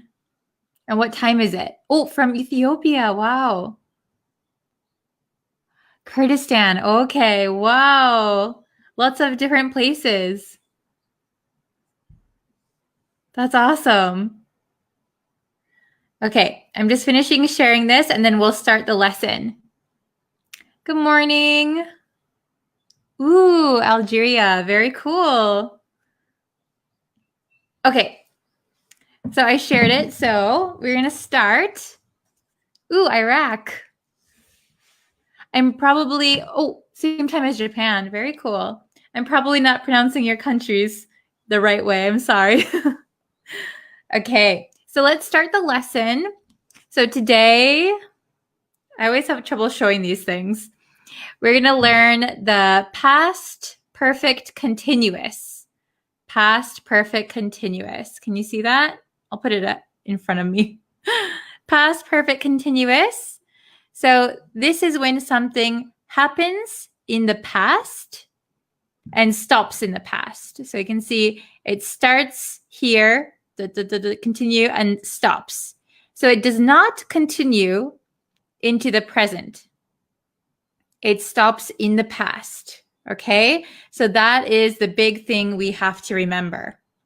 Okay? Past perfect continuous. Oh, yeah, I'll teach about conversation too. Don't worry. Okay, so let's take a look here. It's really hard to show these all the time. Oh, I'll go over here.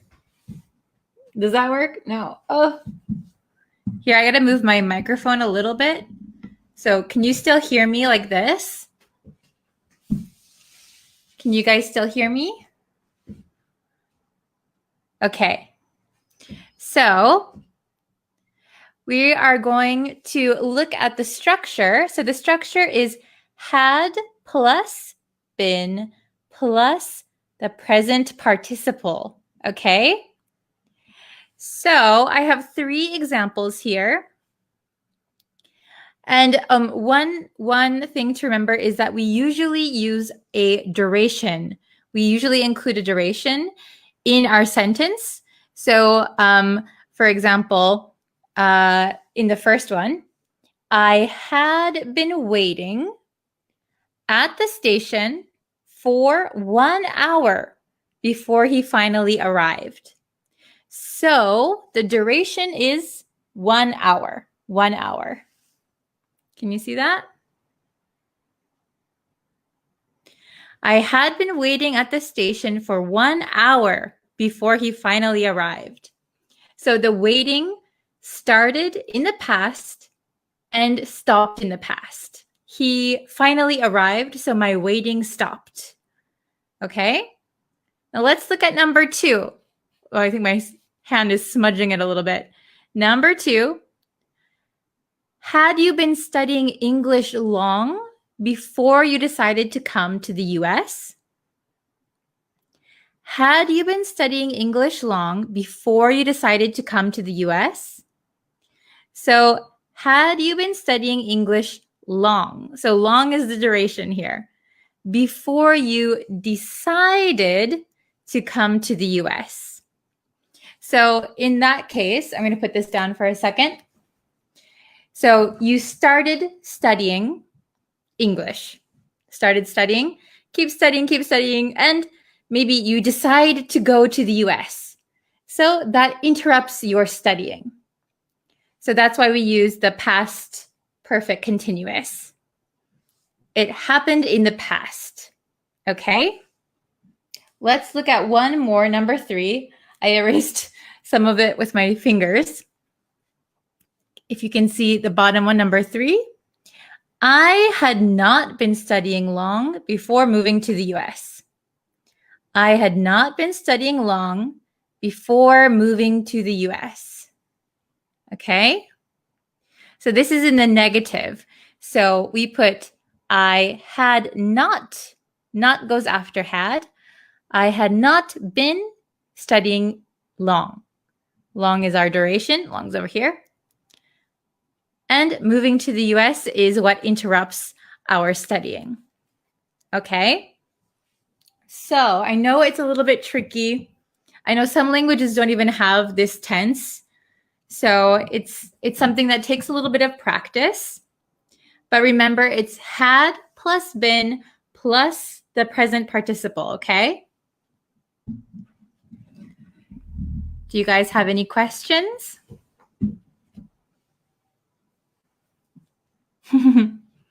Thanks for your messages. Yeah, so this one takes a little bit of practice, but don't worry. Like if you keep saying it and keep trying, it'll get easier in no time. So just remember that it starts in the past and finishes in the past. So it does not happen in the present. Something interrupts it, or it stops, or it changes. And then you're in the present talking about the past. So it's a little bit tricky. It's a little bit of a tricky one. Okay. No questions. Okay. Oh, thank you so much. Okay. Well, if you guys want to study something, please leave it in the comments because I'm always checking your comments. And if you want to learn something specific, I can make a lesson on it. This is just a brief lesson on past perfect continuous. So I will make a longer lesson on the YouTube channel.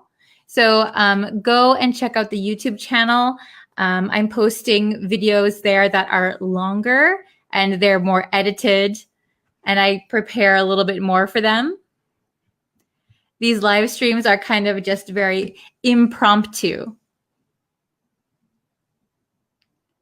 Okay, well, thank you guys so much for watching. I'm going to try and post a new long lesson on the YouTube channel this weekend. So go check that out. Please subscribe if you're not already. I really appreciate it. We are at, I think, 840 something subscribers, 840 students on the YouTube channel. Oh, and Frederick's here. Thank you for tuning in. Oh, what would you like to know, Frederick? Yeah, please, if you have any any topics or vocabulary or grammar that you really want to study, just mention it in the comments and I'll do my best.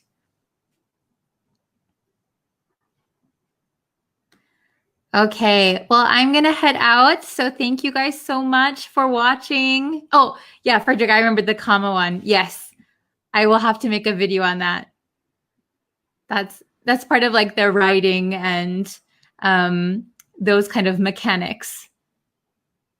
Okay, thank you guys so much for watching. I will see you again. If I can, I'll try to go live tomorrow one more time before the weekend, but then there'll be a new long lesson on the YouTube channel this weekend. So look forward to that. Okay, so I'll head out. See you guys tomorrow. Bye.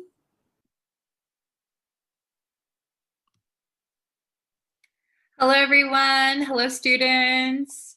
I hope you're having a great day. How is everybody today?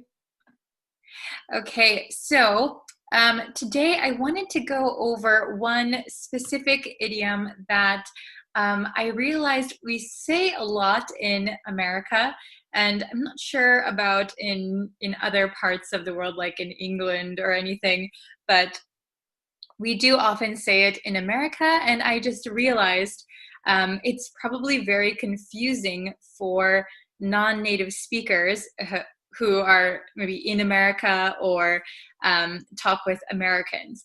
So this one I think is very, very useful, and I think it's really hard to understand if you don't learn what it means. Okay, so we're going to learn the idiom. Da, da, da, da. Neck of the woods, neck of the woods. So I just say this naturally in English, neck of the woods, but I never thought about why we say it or what it means actually. So I did a quick Google search and I found that neck means like a strip of land. I think they used it in Britain, and so a strip of land maybe surrounded by water. But when people went over to America, they used neck to mean an area by the woods.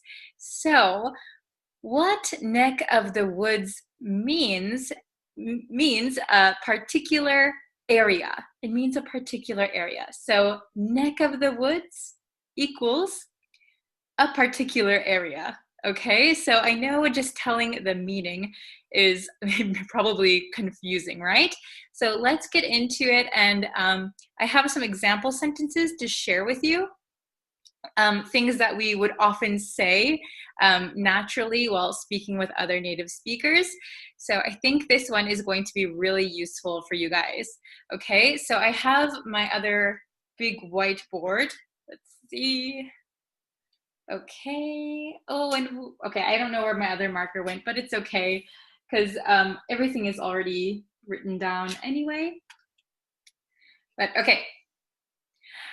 So oh, I found one. Oh, I found it. I found my marker. Okay. So the meaning, again, once more, neck of the woods means a particular area, a particular area. So also when we say neck of the woods, usually this of, the V sound kind of disappears because V's are hard to pronounce. So we tend to say neck of the woods, neck, this of becomes just the vowel sound, neck of the woods, neck of the woods. If we speak very, very slowly, neck of the woods. But if you say it very quickly, neck of the woods, neck of the woods, okay? So let's try to look at number one. So I picked these 4 sentences, 4 examples that I thought are pretty often used. So the first one, funny seeing you in this neck of the woods.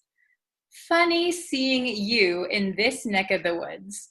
So funny seeing you, it's not ha ha funny, but a little bit strange, interesting. So interesting seeing you in this area. So maybe if you are in, I don't know, maybe an area with a lot of bars or something. There's an area with a lot of bars, a lot of young people partying, and you see someone who is normally not in that area. Maybe somebody who doesn't drink alcohol, and who doesn't party. Oh, it's funny seeing you in this neck of the woods. So interesting. Why are you in this area? That's interesting. That's kind of strange. Okay. Funny seeing you in this neck of the woods. So it's unusual to see this person in this area, this particular area. Okay. Let's try number 2. Number 2. It's a 2-hour drive to your neck of the woods. It's a 2-hour drive to your neck of the woods. So from maybe my house or where I am, it is a 2-hour drive to your neighborhood, to your area, to your neck of the woods. Okay? And I know sometimes it's confusing why we say a 2-hour drive.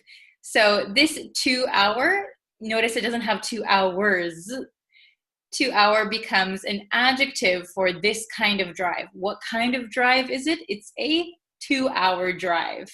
Okay, so we're gonna put a and 2-hour with no S.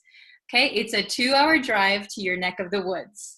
So it is a 2-hour drive to your area, to your neighborhood, to your neck of the woods. Okay, are you following me so far? I hope it's a little bit easy. It's a very simple meaning, right? Just a particular area, okay? Let's look at number 3. I'll be near your neck of the woods this weekend. Why don't we have lunch together? I'll be near your neck of the woods this weekend. Why don't we have lunch together?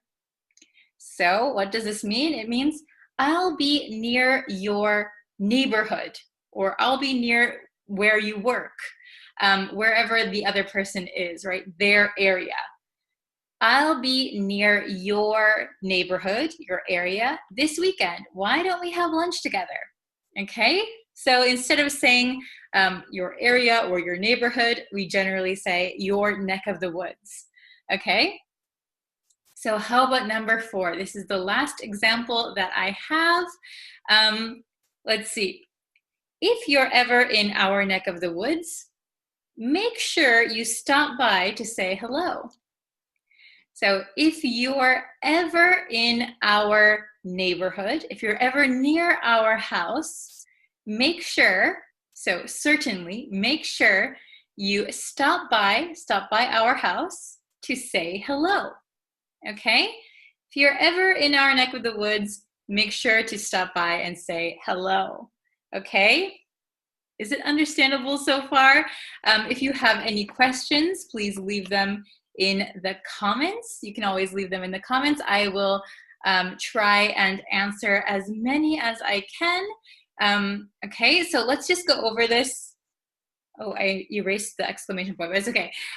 Let's go over this one more time. So if you're just joining us, neck of the woods means a particular area, So listen to how I pronounce things.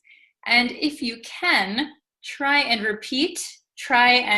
read the sentence after me, okay? Funny seeing you in this neck of the woods. Okay, I'm gonna say it one more time. Funny seeing you in this neck of the woods. Okay, let's try number 2. It's a 2-hour drive to your neck of the woods.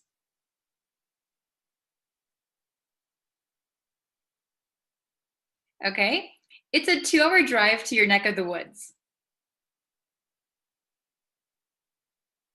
Very good. Number 3. I'll be near your neck of the woods this weekend. Why don't we have lunch together?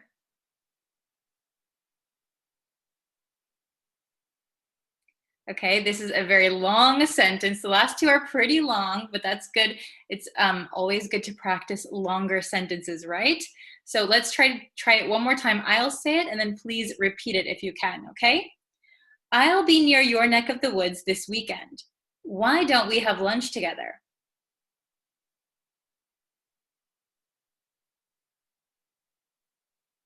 Okay, and the last one, it's also long. Let's try our best. So please listen first. If you're ever in our neck of the woods, make sure you stop by to say hello.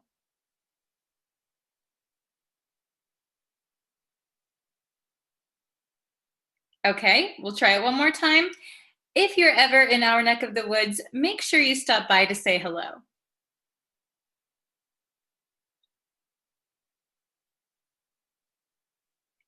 Okay, could you do it? Very good. So I know, especially with the longer sentences, if you're trying to say it, you might stumble over your words. That's okay. This is the first time you're probably hearing this expression. So if you want to master this expression, this idiom, I would suggest saying it over and over, right? Neck of the woods, neck of the woods, neck of the woods, neck of the woods. So the more times you say it, the more your muscle memory will remember how to say it, remember how to form these words. So it will become natural, okay? So remember that practice and repetition are the best ways to mastering a language, okay? So I hope this is helpful, especially those of you who are living abroad. You might often hear people say this, and it might be confusing at first, but I hope this will help you. Okay, so thank you everybody for watching today's lesson. I'll be back probably tomorrow with another lesson. And again, if you have any questions, please leave them in the comments below. Thank you guys so much, and I will see you for our next lesson. Okay, bye.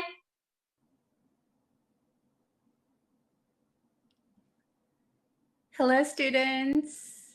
Welcome to today's lesson. I'm so glad to see you all today. But before we get into the lesson, again, if you haven't yet and you want to know when I go live and when I post new lessons, all of that, you can subscribe to me on YouTube. You can also follow me on Facebook, and I think you can turn on notifications both on YouTube and Facebook, and that will let you know when I go live.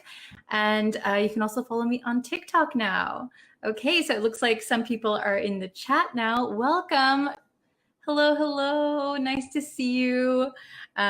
Yes, so today's lesson is going to be about the top 5 most common phrasal verbs in English. Okay, so my top 5 phrasal verbs.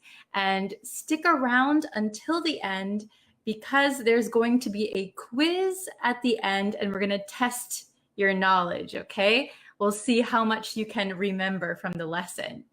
Hello, everyone. Welcome. I hope you're ready. Okay, we're going to start. So I'm going to bring up here. Okay, so top 5 phrasal verbs in English. So we're looking at some of the most common phrasal verbs, okay? So the first one we're going to look at, stock up, stock up. Have you heard this one before? So when we say stock up, the meaning is to get a large quantity of something for later use. And we often use stock up on something. Okay. Hello from Costa Rica. Welcome. And yeah, don't forget to tell me what country you're watching from. We have so many countries. So yes. Oh, yes. Long time no see. Hello. Devashka, hello. Okay. So meaning is to get a large quantity of something for later use. So if you need a lot of something, if you know that, for example, a storm is coming, we need to get lots of supplies. You could stock up on supplies. Or if you know that something is on sale, for example, oh, tissues are on sale. Let's stock up on them. Okay, let's stock up on them. So that means you're going to buy many. Oops, we're going to buy many, and then you're going to use them later. Okay. Hello from Mexico, Saudi Arabia. Nice. Okay. So here is my example sentence. We made sure to stock up on food and supplies before the typhoon hit. Okay, so we knew the storm was going to come. So, okay, we need lots of food. Maybe we need like batteries, things like that. So we made sure to stock up on food and supplies, okay? So buying a large quantity of something. Very good. Hello from Dallas, Texas. Oh my gosh. Welcome. Nicaragua. Hello, Libya. Okay, everybody understand stock up? You can try to make your own example sentence in the chat or in the comments if you'd like. Stock up. What do you like to stock up on? Okay, let me know in the comments. I think there's a little bit of a delay for us, so I'll check back on your comments, okay? The next phrasal verb is back up, back up. And this is a separable phrasal verb, so this can be separated. So back up something or back something up, okay? Very good. So the meaning of to back up something is to make a copy of information held on a computer to protect against loss, okay? So on your computer or really any kind of device, you can also back up your smartphone, for example. If you're backing up your files on your computer, you have many files on your computer, for example, documents, photos, things like that, things that you want to make sure are safe. You want to keep them safe. So if anything happens to your computer or if anything happens to your phone, those files are stored somewhere separately and they are safe, okay? So here is my example. It might be a little bit difficult if you're not familiar with technological words, I guess. Even though the computer was damaged, my files were safe because I backed them up to a separate hard drive. Okay, so if you don't know what a hard drive is you have a hard drive in your computer that keeps all the files. But there's also, you can have separate external hard drives and you can put your files on there. So you're making sure that they are safe. Okay. Hello from Myanmar. Hello from Algeria. Welcome. Sudan, Thailand. Hello, hello. Oh, New Zealand. Welcome. Okay. So even though the computer was damaged, so my files on my computer, oh no, what happened to them? They might be gone because the computer is damaged. So perhaps my files are also damaged. But my files were safe because I backed them up to a separate hard drive. So backed them up. Okay. Oh, this is a very good one. I had backed up my phone. Very good. Yes. Every time I change my phone, I make sure to back it up on my computer. So in case my photos or things that I want to keep, if they get lost somehow, I make sure to back them up on my computer or back them up on an iCloud or something. Very good. Okay. Welcome, everyone. Thank you for joining. Okay, so let's go on to the next one, number 3. Fall through. So I know we've talked about this one briefly before, but to fall through or something falls through, okay? So if something falls through, it means something that has been planned or agreed on does not happen, okay? So for example, you make a plan for dinner or you made a plan for the weekend, but somebody cancels on you, okay? Then you could say your plans fell through, okay? So fall through it's kind of like failing, right? Something fails, something does not happen, okay? So you can read my example sentence here. I was going to see a movie this weekend, but my plans fell through. Oh, so maybe my friend canceled, or suddenly I had to work or something like that. So my plans fell through. Okay. Have your plans ever fallen through before? Sometimes my plans fall through. Let's see. Very good. Excellent. Excellent. Yes, keep the example sentences coming. If you think you can make an example sentence with fall through, you can go ahead and write that in the comments. My plan to Japan. I think you mean my plan to go to Japan fell through because of the political situation in my country. I'm so sorry to hear that. Yeah, I think over the last few years, 2 years, lots of plans have fallen through, right? Very good. Okay, you guys are very good. Yes. All his plans fell through. Very good.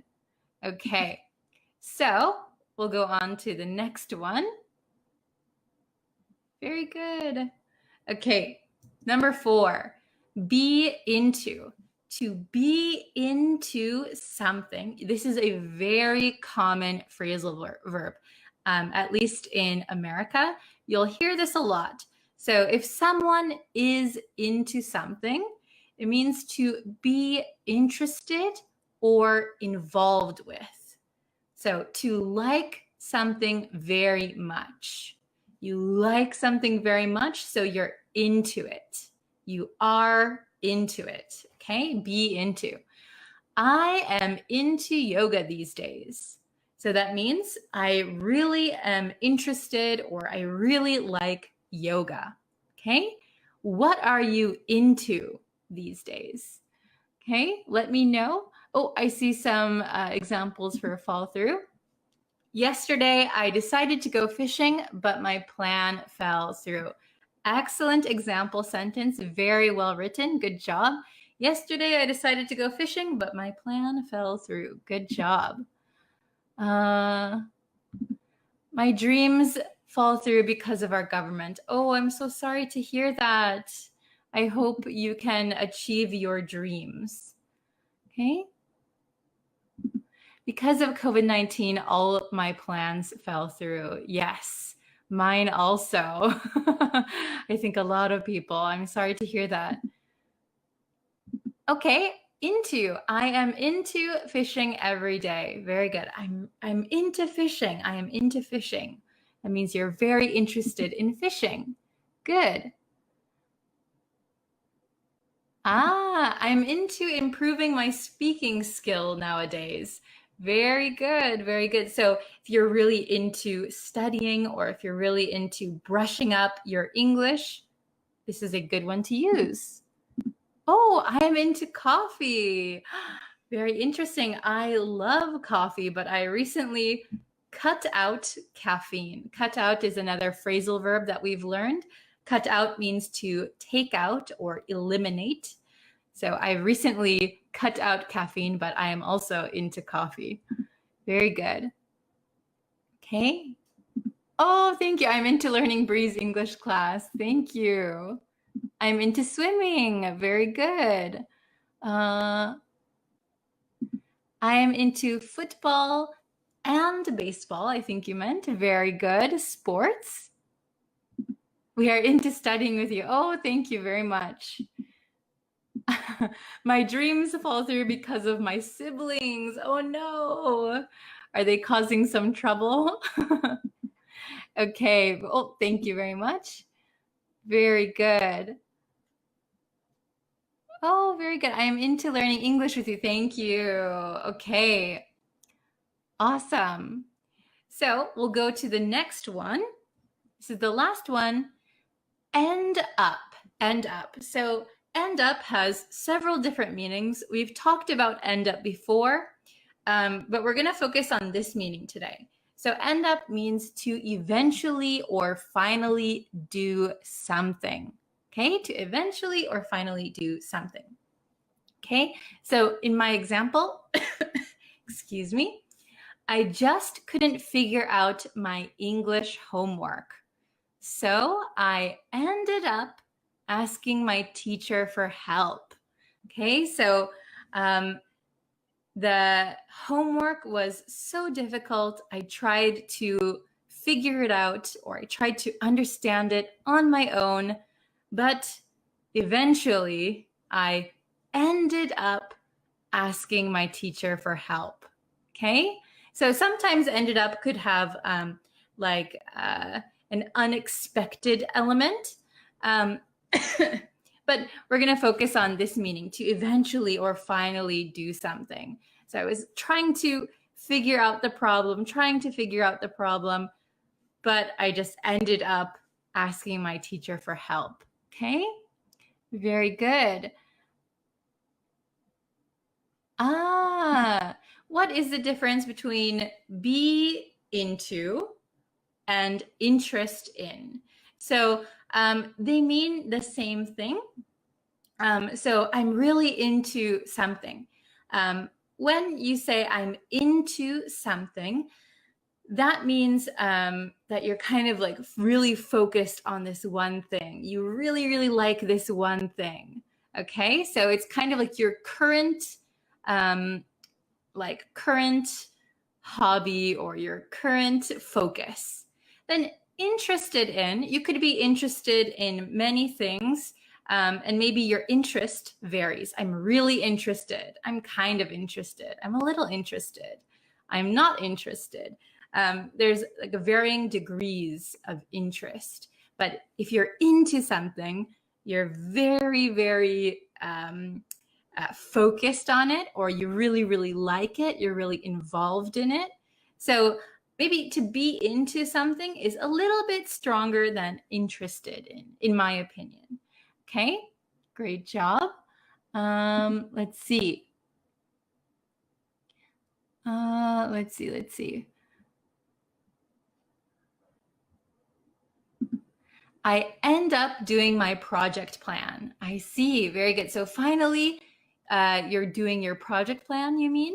Very good. So maybe I ended up doing my project or planning my project. Very good. Okay. My daughter drives very well. She ends up asking me for help. Oh, very good. So maybe my daughter drives very well, but she ends up asking me for help. So if you have two sentences that are contrasting, maybe you could add but there. Or if you meant my daughter doesn't drive very well, she ends up asking me for help. Very good. So in the end, eventually, she ends up asking for help. Very good. Oh, if you go on like this, you will end up in prison. Very good. Eventually, finally, in the end, you'll be in prison. Very good. We'll do one more.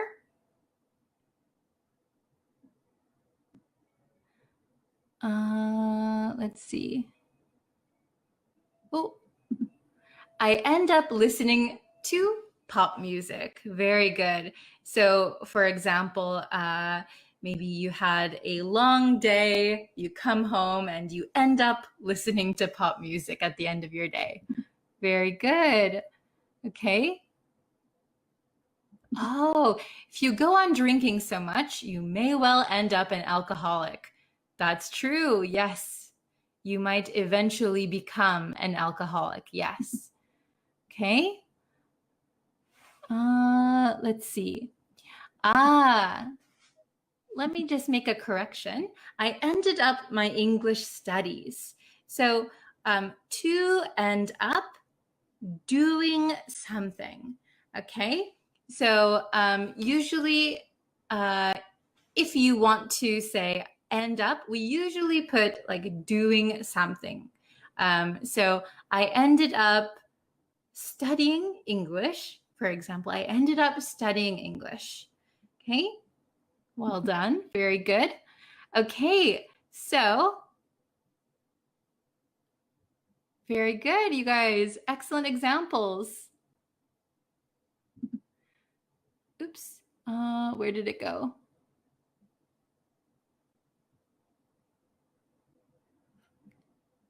I thought I saw one more I wanted to share.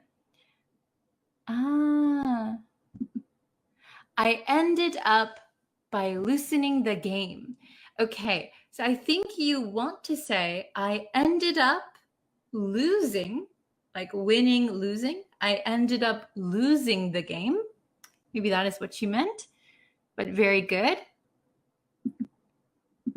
I end up practicing yoga. Very good. So eventually, finally, I end up practicing yoga. Okay. I ended up walking. Yes, very good. Okay, eventually, finally.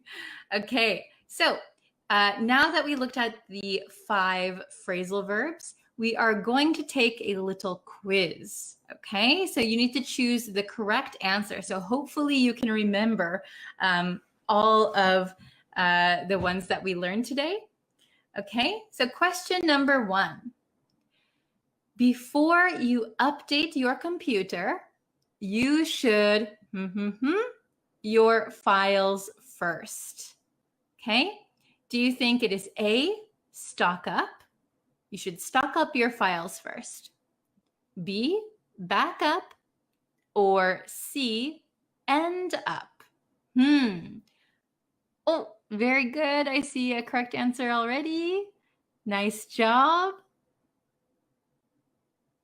Okay, I see lots of correct answers. You guys got it. Okay, so before you update your computer, you should back up your files first. So remember, backup means that you are protecting your files by maybe putting them on a separate hard drive. You're putting them in a separate place to keep them safe in case you lose them. Okay? Before you update your computer, you should back up your files first. Well done, everybody. I think everybody got that one right. Okay, question number 2. I heard there is a sale on toilet paper. Wow, let's something. Okay, so question number 2. Let's stock up, be into, or end up. I heard there is a sale on toilet paper. What a good deal. Oh, excellent job, everyone. Nice. Alom, Malik, Omer. Very good. Basilio, Sony, Juan. Very good. Okay. So the correct answer is, I heard there is a sale on toilet paper. Let's stock up. Let's buy a large quantity and we'll use it later. Okay, so when there is a sale on something, it is a good chance to stock up, buy a large quantity. Okay, very good. Question 3. Okay. In all seriousness, who really wants to stock up on toilet paper? That's a good question. Very good. I like that question. Okay. I had plans for dinner, but they were into, backed up, or fell through. A, B, or C. I had plans for dinner, but they were into, they backed up, they fell through. Oh, you guys are on a roll. Very good. I think 100% you guys got it. Very good. Okay, I had plans for dinner, but they fell through. Very good. They fell through. Excellent job. Okay, question number 4. Oh, if we want to review, fell through means that you planned something or agreed on something, but it didn't work. So somebody canceled, or for some reason it was canceled. Okay, fell through. Question number 4.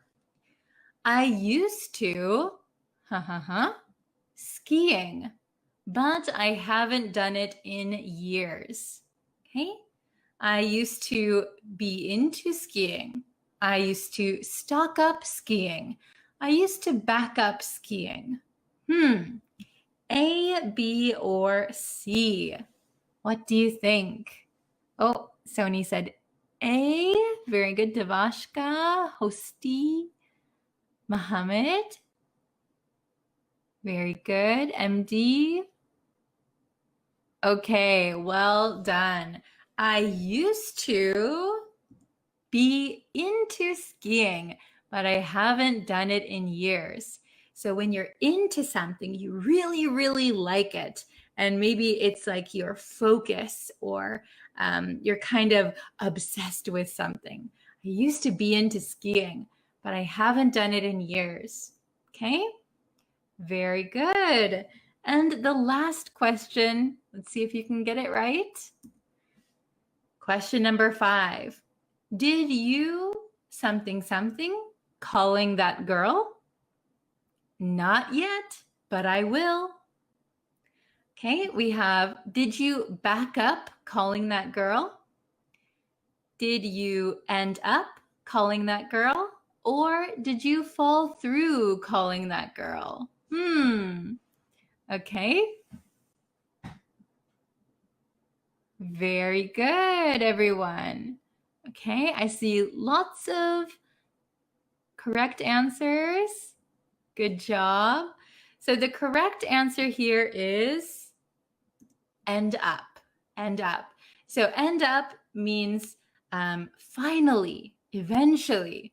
So maybe person B was talking about this girl. Oh, I really want to call her. Oh, but should I call her? I don't know. I'm a little nervous, but I want to call her. So maybe a few days later, person A says, did you end up calling that girl? Did you finally call that girl? Did you eventually call that girl? So did you end up calling that girl? Okay, gerund. Did you end up calling that girl? Not yet, but I will. Not yet, but I will. Very good. Okay, excellent job. I think I saw a question that I wanted to answer. Skiing means, okay, so if you don't know what skiing is, that was, what question was it? I used to be into skiing. So it might look a little bit funny because it has 2 I's, but if you cover up ing, it's SKI. So to ski is when you're on like a snowy mountain and you have your feet and there's like 2 long things and you have poles and you down the mountain. That is skiing. I hope that makes sense. Okay. Oh, very good, everybody. So, calling means associate with her. So that was the last question. Did you end up calling that girl? So in this case, calling means like, did you end up calling her? Hello? Did you end up calling her? Very good. Okay. Maybe. Very good. Oh, wow. Great job. Stock up, buy a large quantity. I had plans for dinner, but they fell through. Be careful, not fail, but fell through. I used to be into skiing, but I haven't done it in years. Did you end up calling that girl? Not yet, but I will. End up, finally, eventually. Very good. Nice note taking. Well done. Okay, so I'd like to thank you all for watching today's lesson. I really, really appreciate it. If you want to know when I go live and when I post new lessons, you can subscribe to me on YouTube, follow me on Facebook and TikTok. Okay? Yes, that's right. That's skiing. Very good. Okay, so thank you so much for watching today. I really, really appreciate it. If you have any lesson suggestions, don't be shy. You can leave them in the comments.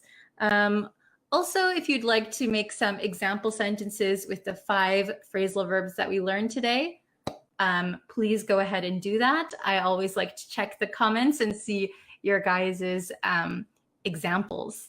Very good. Okay. Excellent. Yes. Okay. So thank you guys for watching, and I will see you again very soon. Thank you, everyone. Have a nice day. Hello, everyone. Welcome to our lesson for today. I actually only have 15 minutes, so it's going to be a quick one, but we're going to get into the lesson. Sorry, there's construction going on nearby, so I don't know if you can hear the construction sounds. Sorry about it. Hello, Yassine. How are you? Okay, so, oh, hello, Shah. Nice to see you guys. How is everybody doing today? As I said at the beginning, I only have about 15 minutes. So we're going to kind of do a quick lesson. I hope that's okay for you guys. Hello, Mustafa. I think I got it. Mustafa. Hello, Yatin. Hello, Faizbullah. Hello, Sandy. Hello, Jail. Hi, everyone. Okay. Wow, we've got quite a few people in here already. Awesome. Hello, Mobeen. I hope everyone is doing well. Okay, we're going to jump into the lesson. Hello, Nessie. Okay, so I think this lesson is going to be useful for everybody, no matter your English level. So even if you are a beginner or you're kind of intermediate or advanced, it's good to review this kind of thing. Hello, Anna. My weekend was really good. I got a lot of stuff done. Whoa, hello, hello, hello. Okay, so we're going to go over, let me get my marker. Where did it go? I always lose my marker right when I start. Okay, we're going to use green today. Okay, so we're going to go over much, many, and a lot of, okay? So I have many students from around the world, and this is, no matter what their English level is, this is pretty tricky, I think. So a lot of people kind of mix up much and many, and a lot of people, a lot of people don't use a lot of. And I think I want to explain how to use a lot of and the difference between much and many, to brush up your English skills. Okay. Hello, everyone. Yes. So we're going to be looking at countable versus uncountable nouns. Okay. So very quickly, let's just kind of review. So I think most people know that much is for uncountable nouns. So like, for example, money. Money as a general word is not countable, so much money. Many is for countable nouns. So we would say, for example, oh, I have some bananas here. It's on my counter. I just went shopping. So we would say many bananas, right? Much money, many bananas. And a lot of is used for both. We can use a lot of for countable and uncountable. So if you're not sure, much or money, which one should I use? You can always just use a lot of, a lot of. So we can say a lot of or lots of. Lots of is a little bit more casual, okay? But I want to kind of go over something. So when I talk to some of my students, they say, for example, what's a good uncountable noun? Much hair, for example. I have much hair. So if we say much hair in the positive, in the affirmative, it sounds a little bit unnatural. It sounds a little bit strange. So saying much in the affirmative sounds almost too formal or a little bit like old English.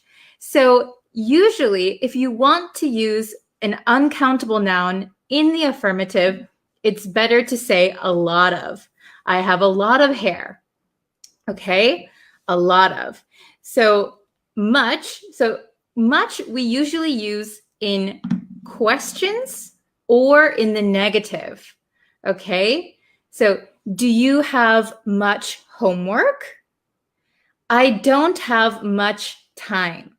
Okay, those are when we use much. That is the best time to use much, is in a question or in the negative. Okay, many can be used in all of them: affirmative, questions, negative, anytime you have a countable noun. And then a lot of is the same. It can be uncountable or countable. Okay, let's see, what is more formal between many and a lot of? Oh, okay, good question. So Jalil, I hope I pronounced it right, asks, what is more formal between many and a lot of for countable nouns?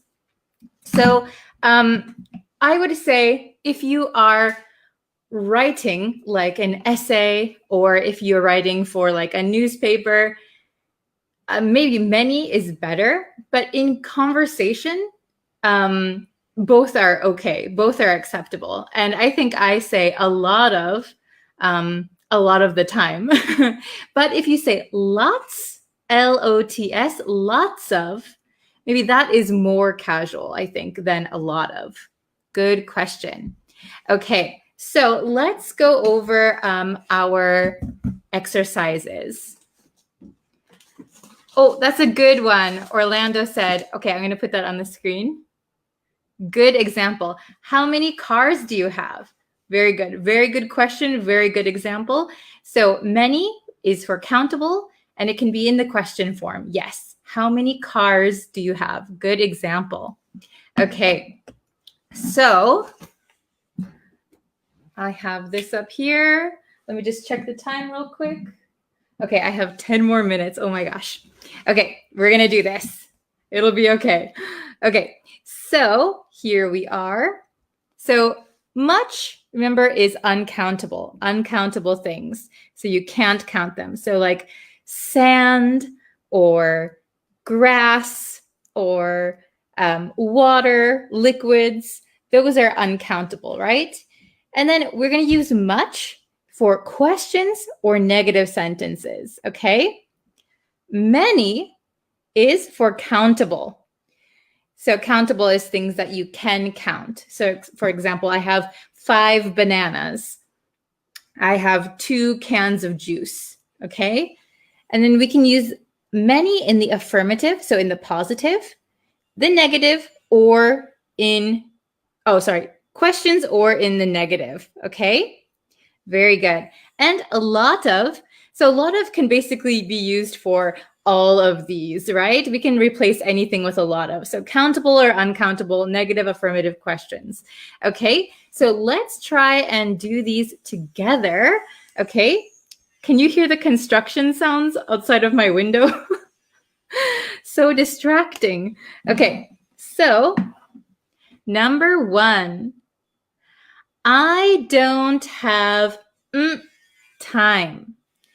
I don't have time. So when you're answering this question, the first thing you need to think of is time. Is that countable or uncountable? Countable or uncountable? And then you have to look at the question itself, or the sentence itself. So this is in the negative. I don't have time. Oh, very good. I see Sandy said much. I see Zahida said much. Oh, very good. Agam. Very nice. Okay, very good. I don't have much time. I don't have much time. We can also say, I don't have a lot of time. I don't have a lot of time. Sorry, I don't have a lot of time. Okay? Perfect. I don't have much time. I don't have a lot of time. Okay, number 2, she doesn't have friends. Friends. So you'll notice there's an S at the end. That means it's a countable noun. It's also in the negative. She doesn't have friends. Oh, very good. I see Okay, so Madhu said many. Excuse me. Okay. Oh, very good. Len said many. Ali said many. Very good. Okay, she doesn't have many friends. She doesn't have many friends. Friends is countable. So you can count your friends, right? I have 2 friends, 5 friends, 0 friends. So this is a little bit of a sad sentence, right? She doesn't have many friends. We can also say she doesn't have a lot of friends. She doesn't have a lot of friends, okay? Both are correct. Number 3, he has money. He has money. Oh, Anna, very good for number 3. Very good. Okay, he has money. So money is uncountable, right? Money as a word is uncountable. However, if we look up here, uncountable, much, but this is not a question and this is not in the negative. This is an affirmative statement. He has money. So the most natural way to say this is he has a lot of money. A lot of money. Okay, I would recommend saying he has a lot of money. Very good. Wow, I see so many correct answers. Very good, very good. Okay, 2 more. Number 4, there are so people here. There are so people here. So we have to look at people. Is it countable or uncountable? Very good. Oh, I see Anna said many. Very good. Number 4. Anyone else have a guess? There are so... Oh, very good. Very good, very good. Okay, awesome. There are so many people here. There are so many people here.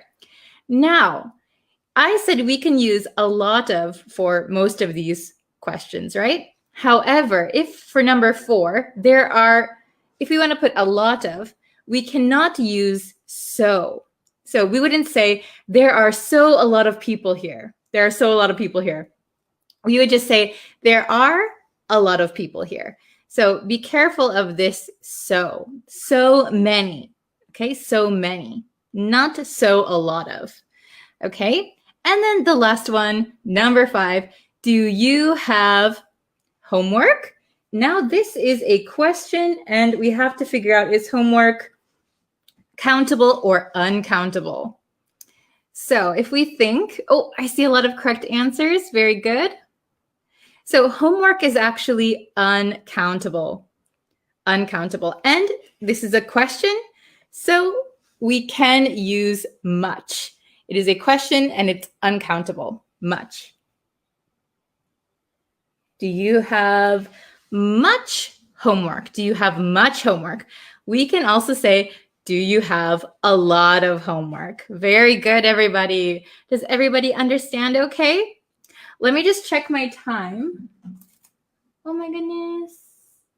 Okay, I just have about 3 minutes, okay? So I'm going to read through these really, really quick, so please listen at home, okay? So much is for uncountable nouns, but when we use them in a sentence, they're usually questions or in the negative. We don't use much in the affirmative that much.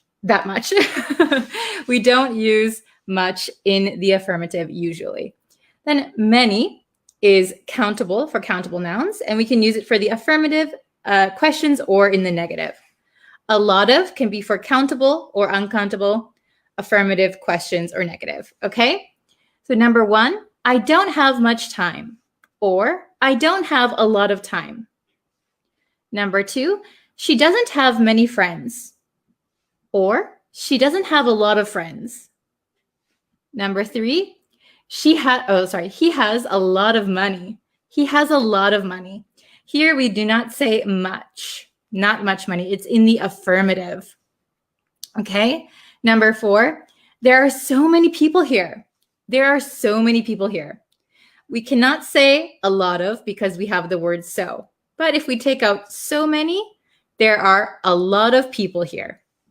And then number 5, do you have much homework? Do you have much homework? So homework is uncountable. It is a question, so we can use much. Do you have much homework? Very good, everybody. Okay. Very good. Oh, thank you so much, Mahmoud. Okay, thank you for sharing the live stream for those of you guys who did. I hope that it was understandable, and I hope that you guys can kind of brush up and remember that you can always use a lot of if you're unsure. So if you don't know, is it much or is it many?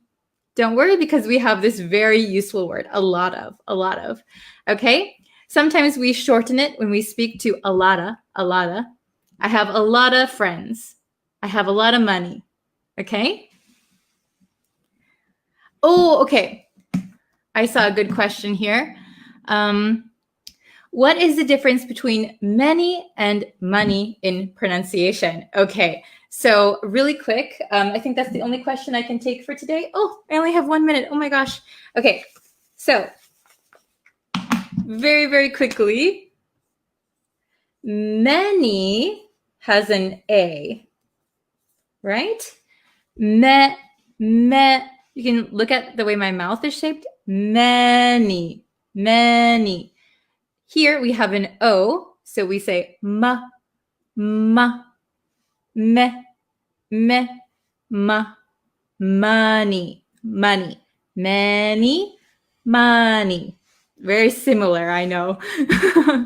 Very good. Okay, thank you so much for joining me. I might go live on YouTube later.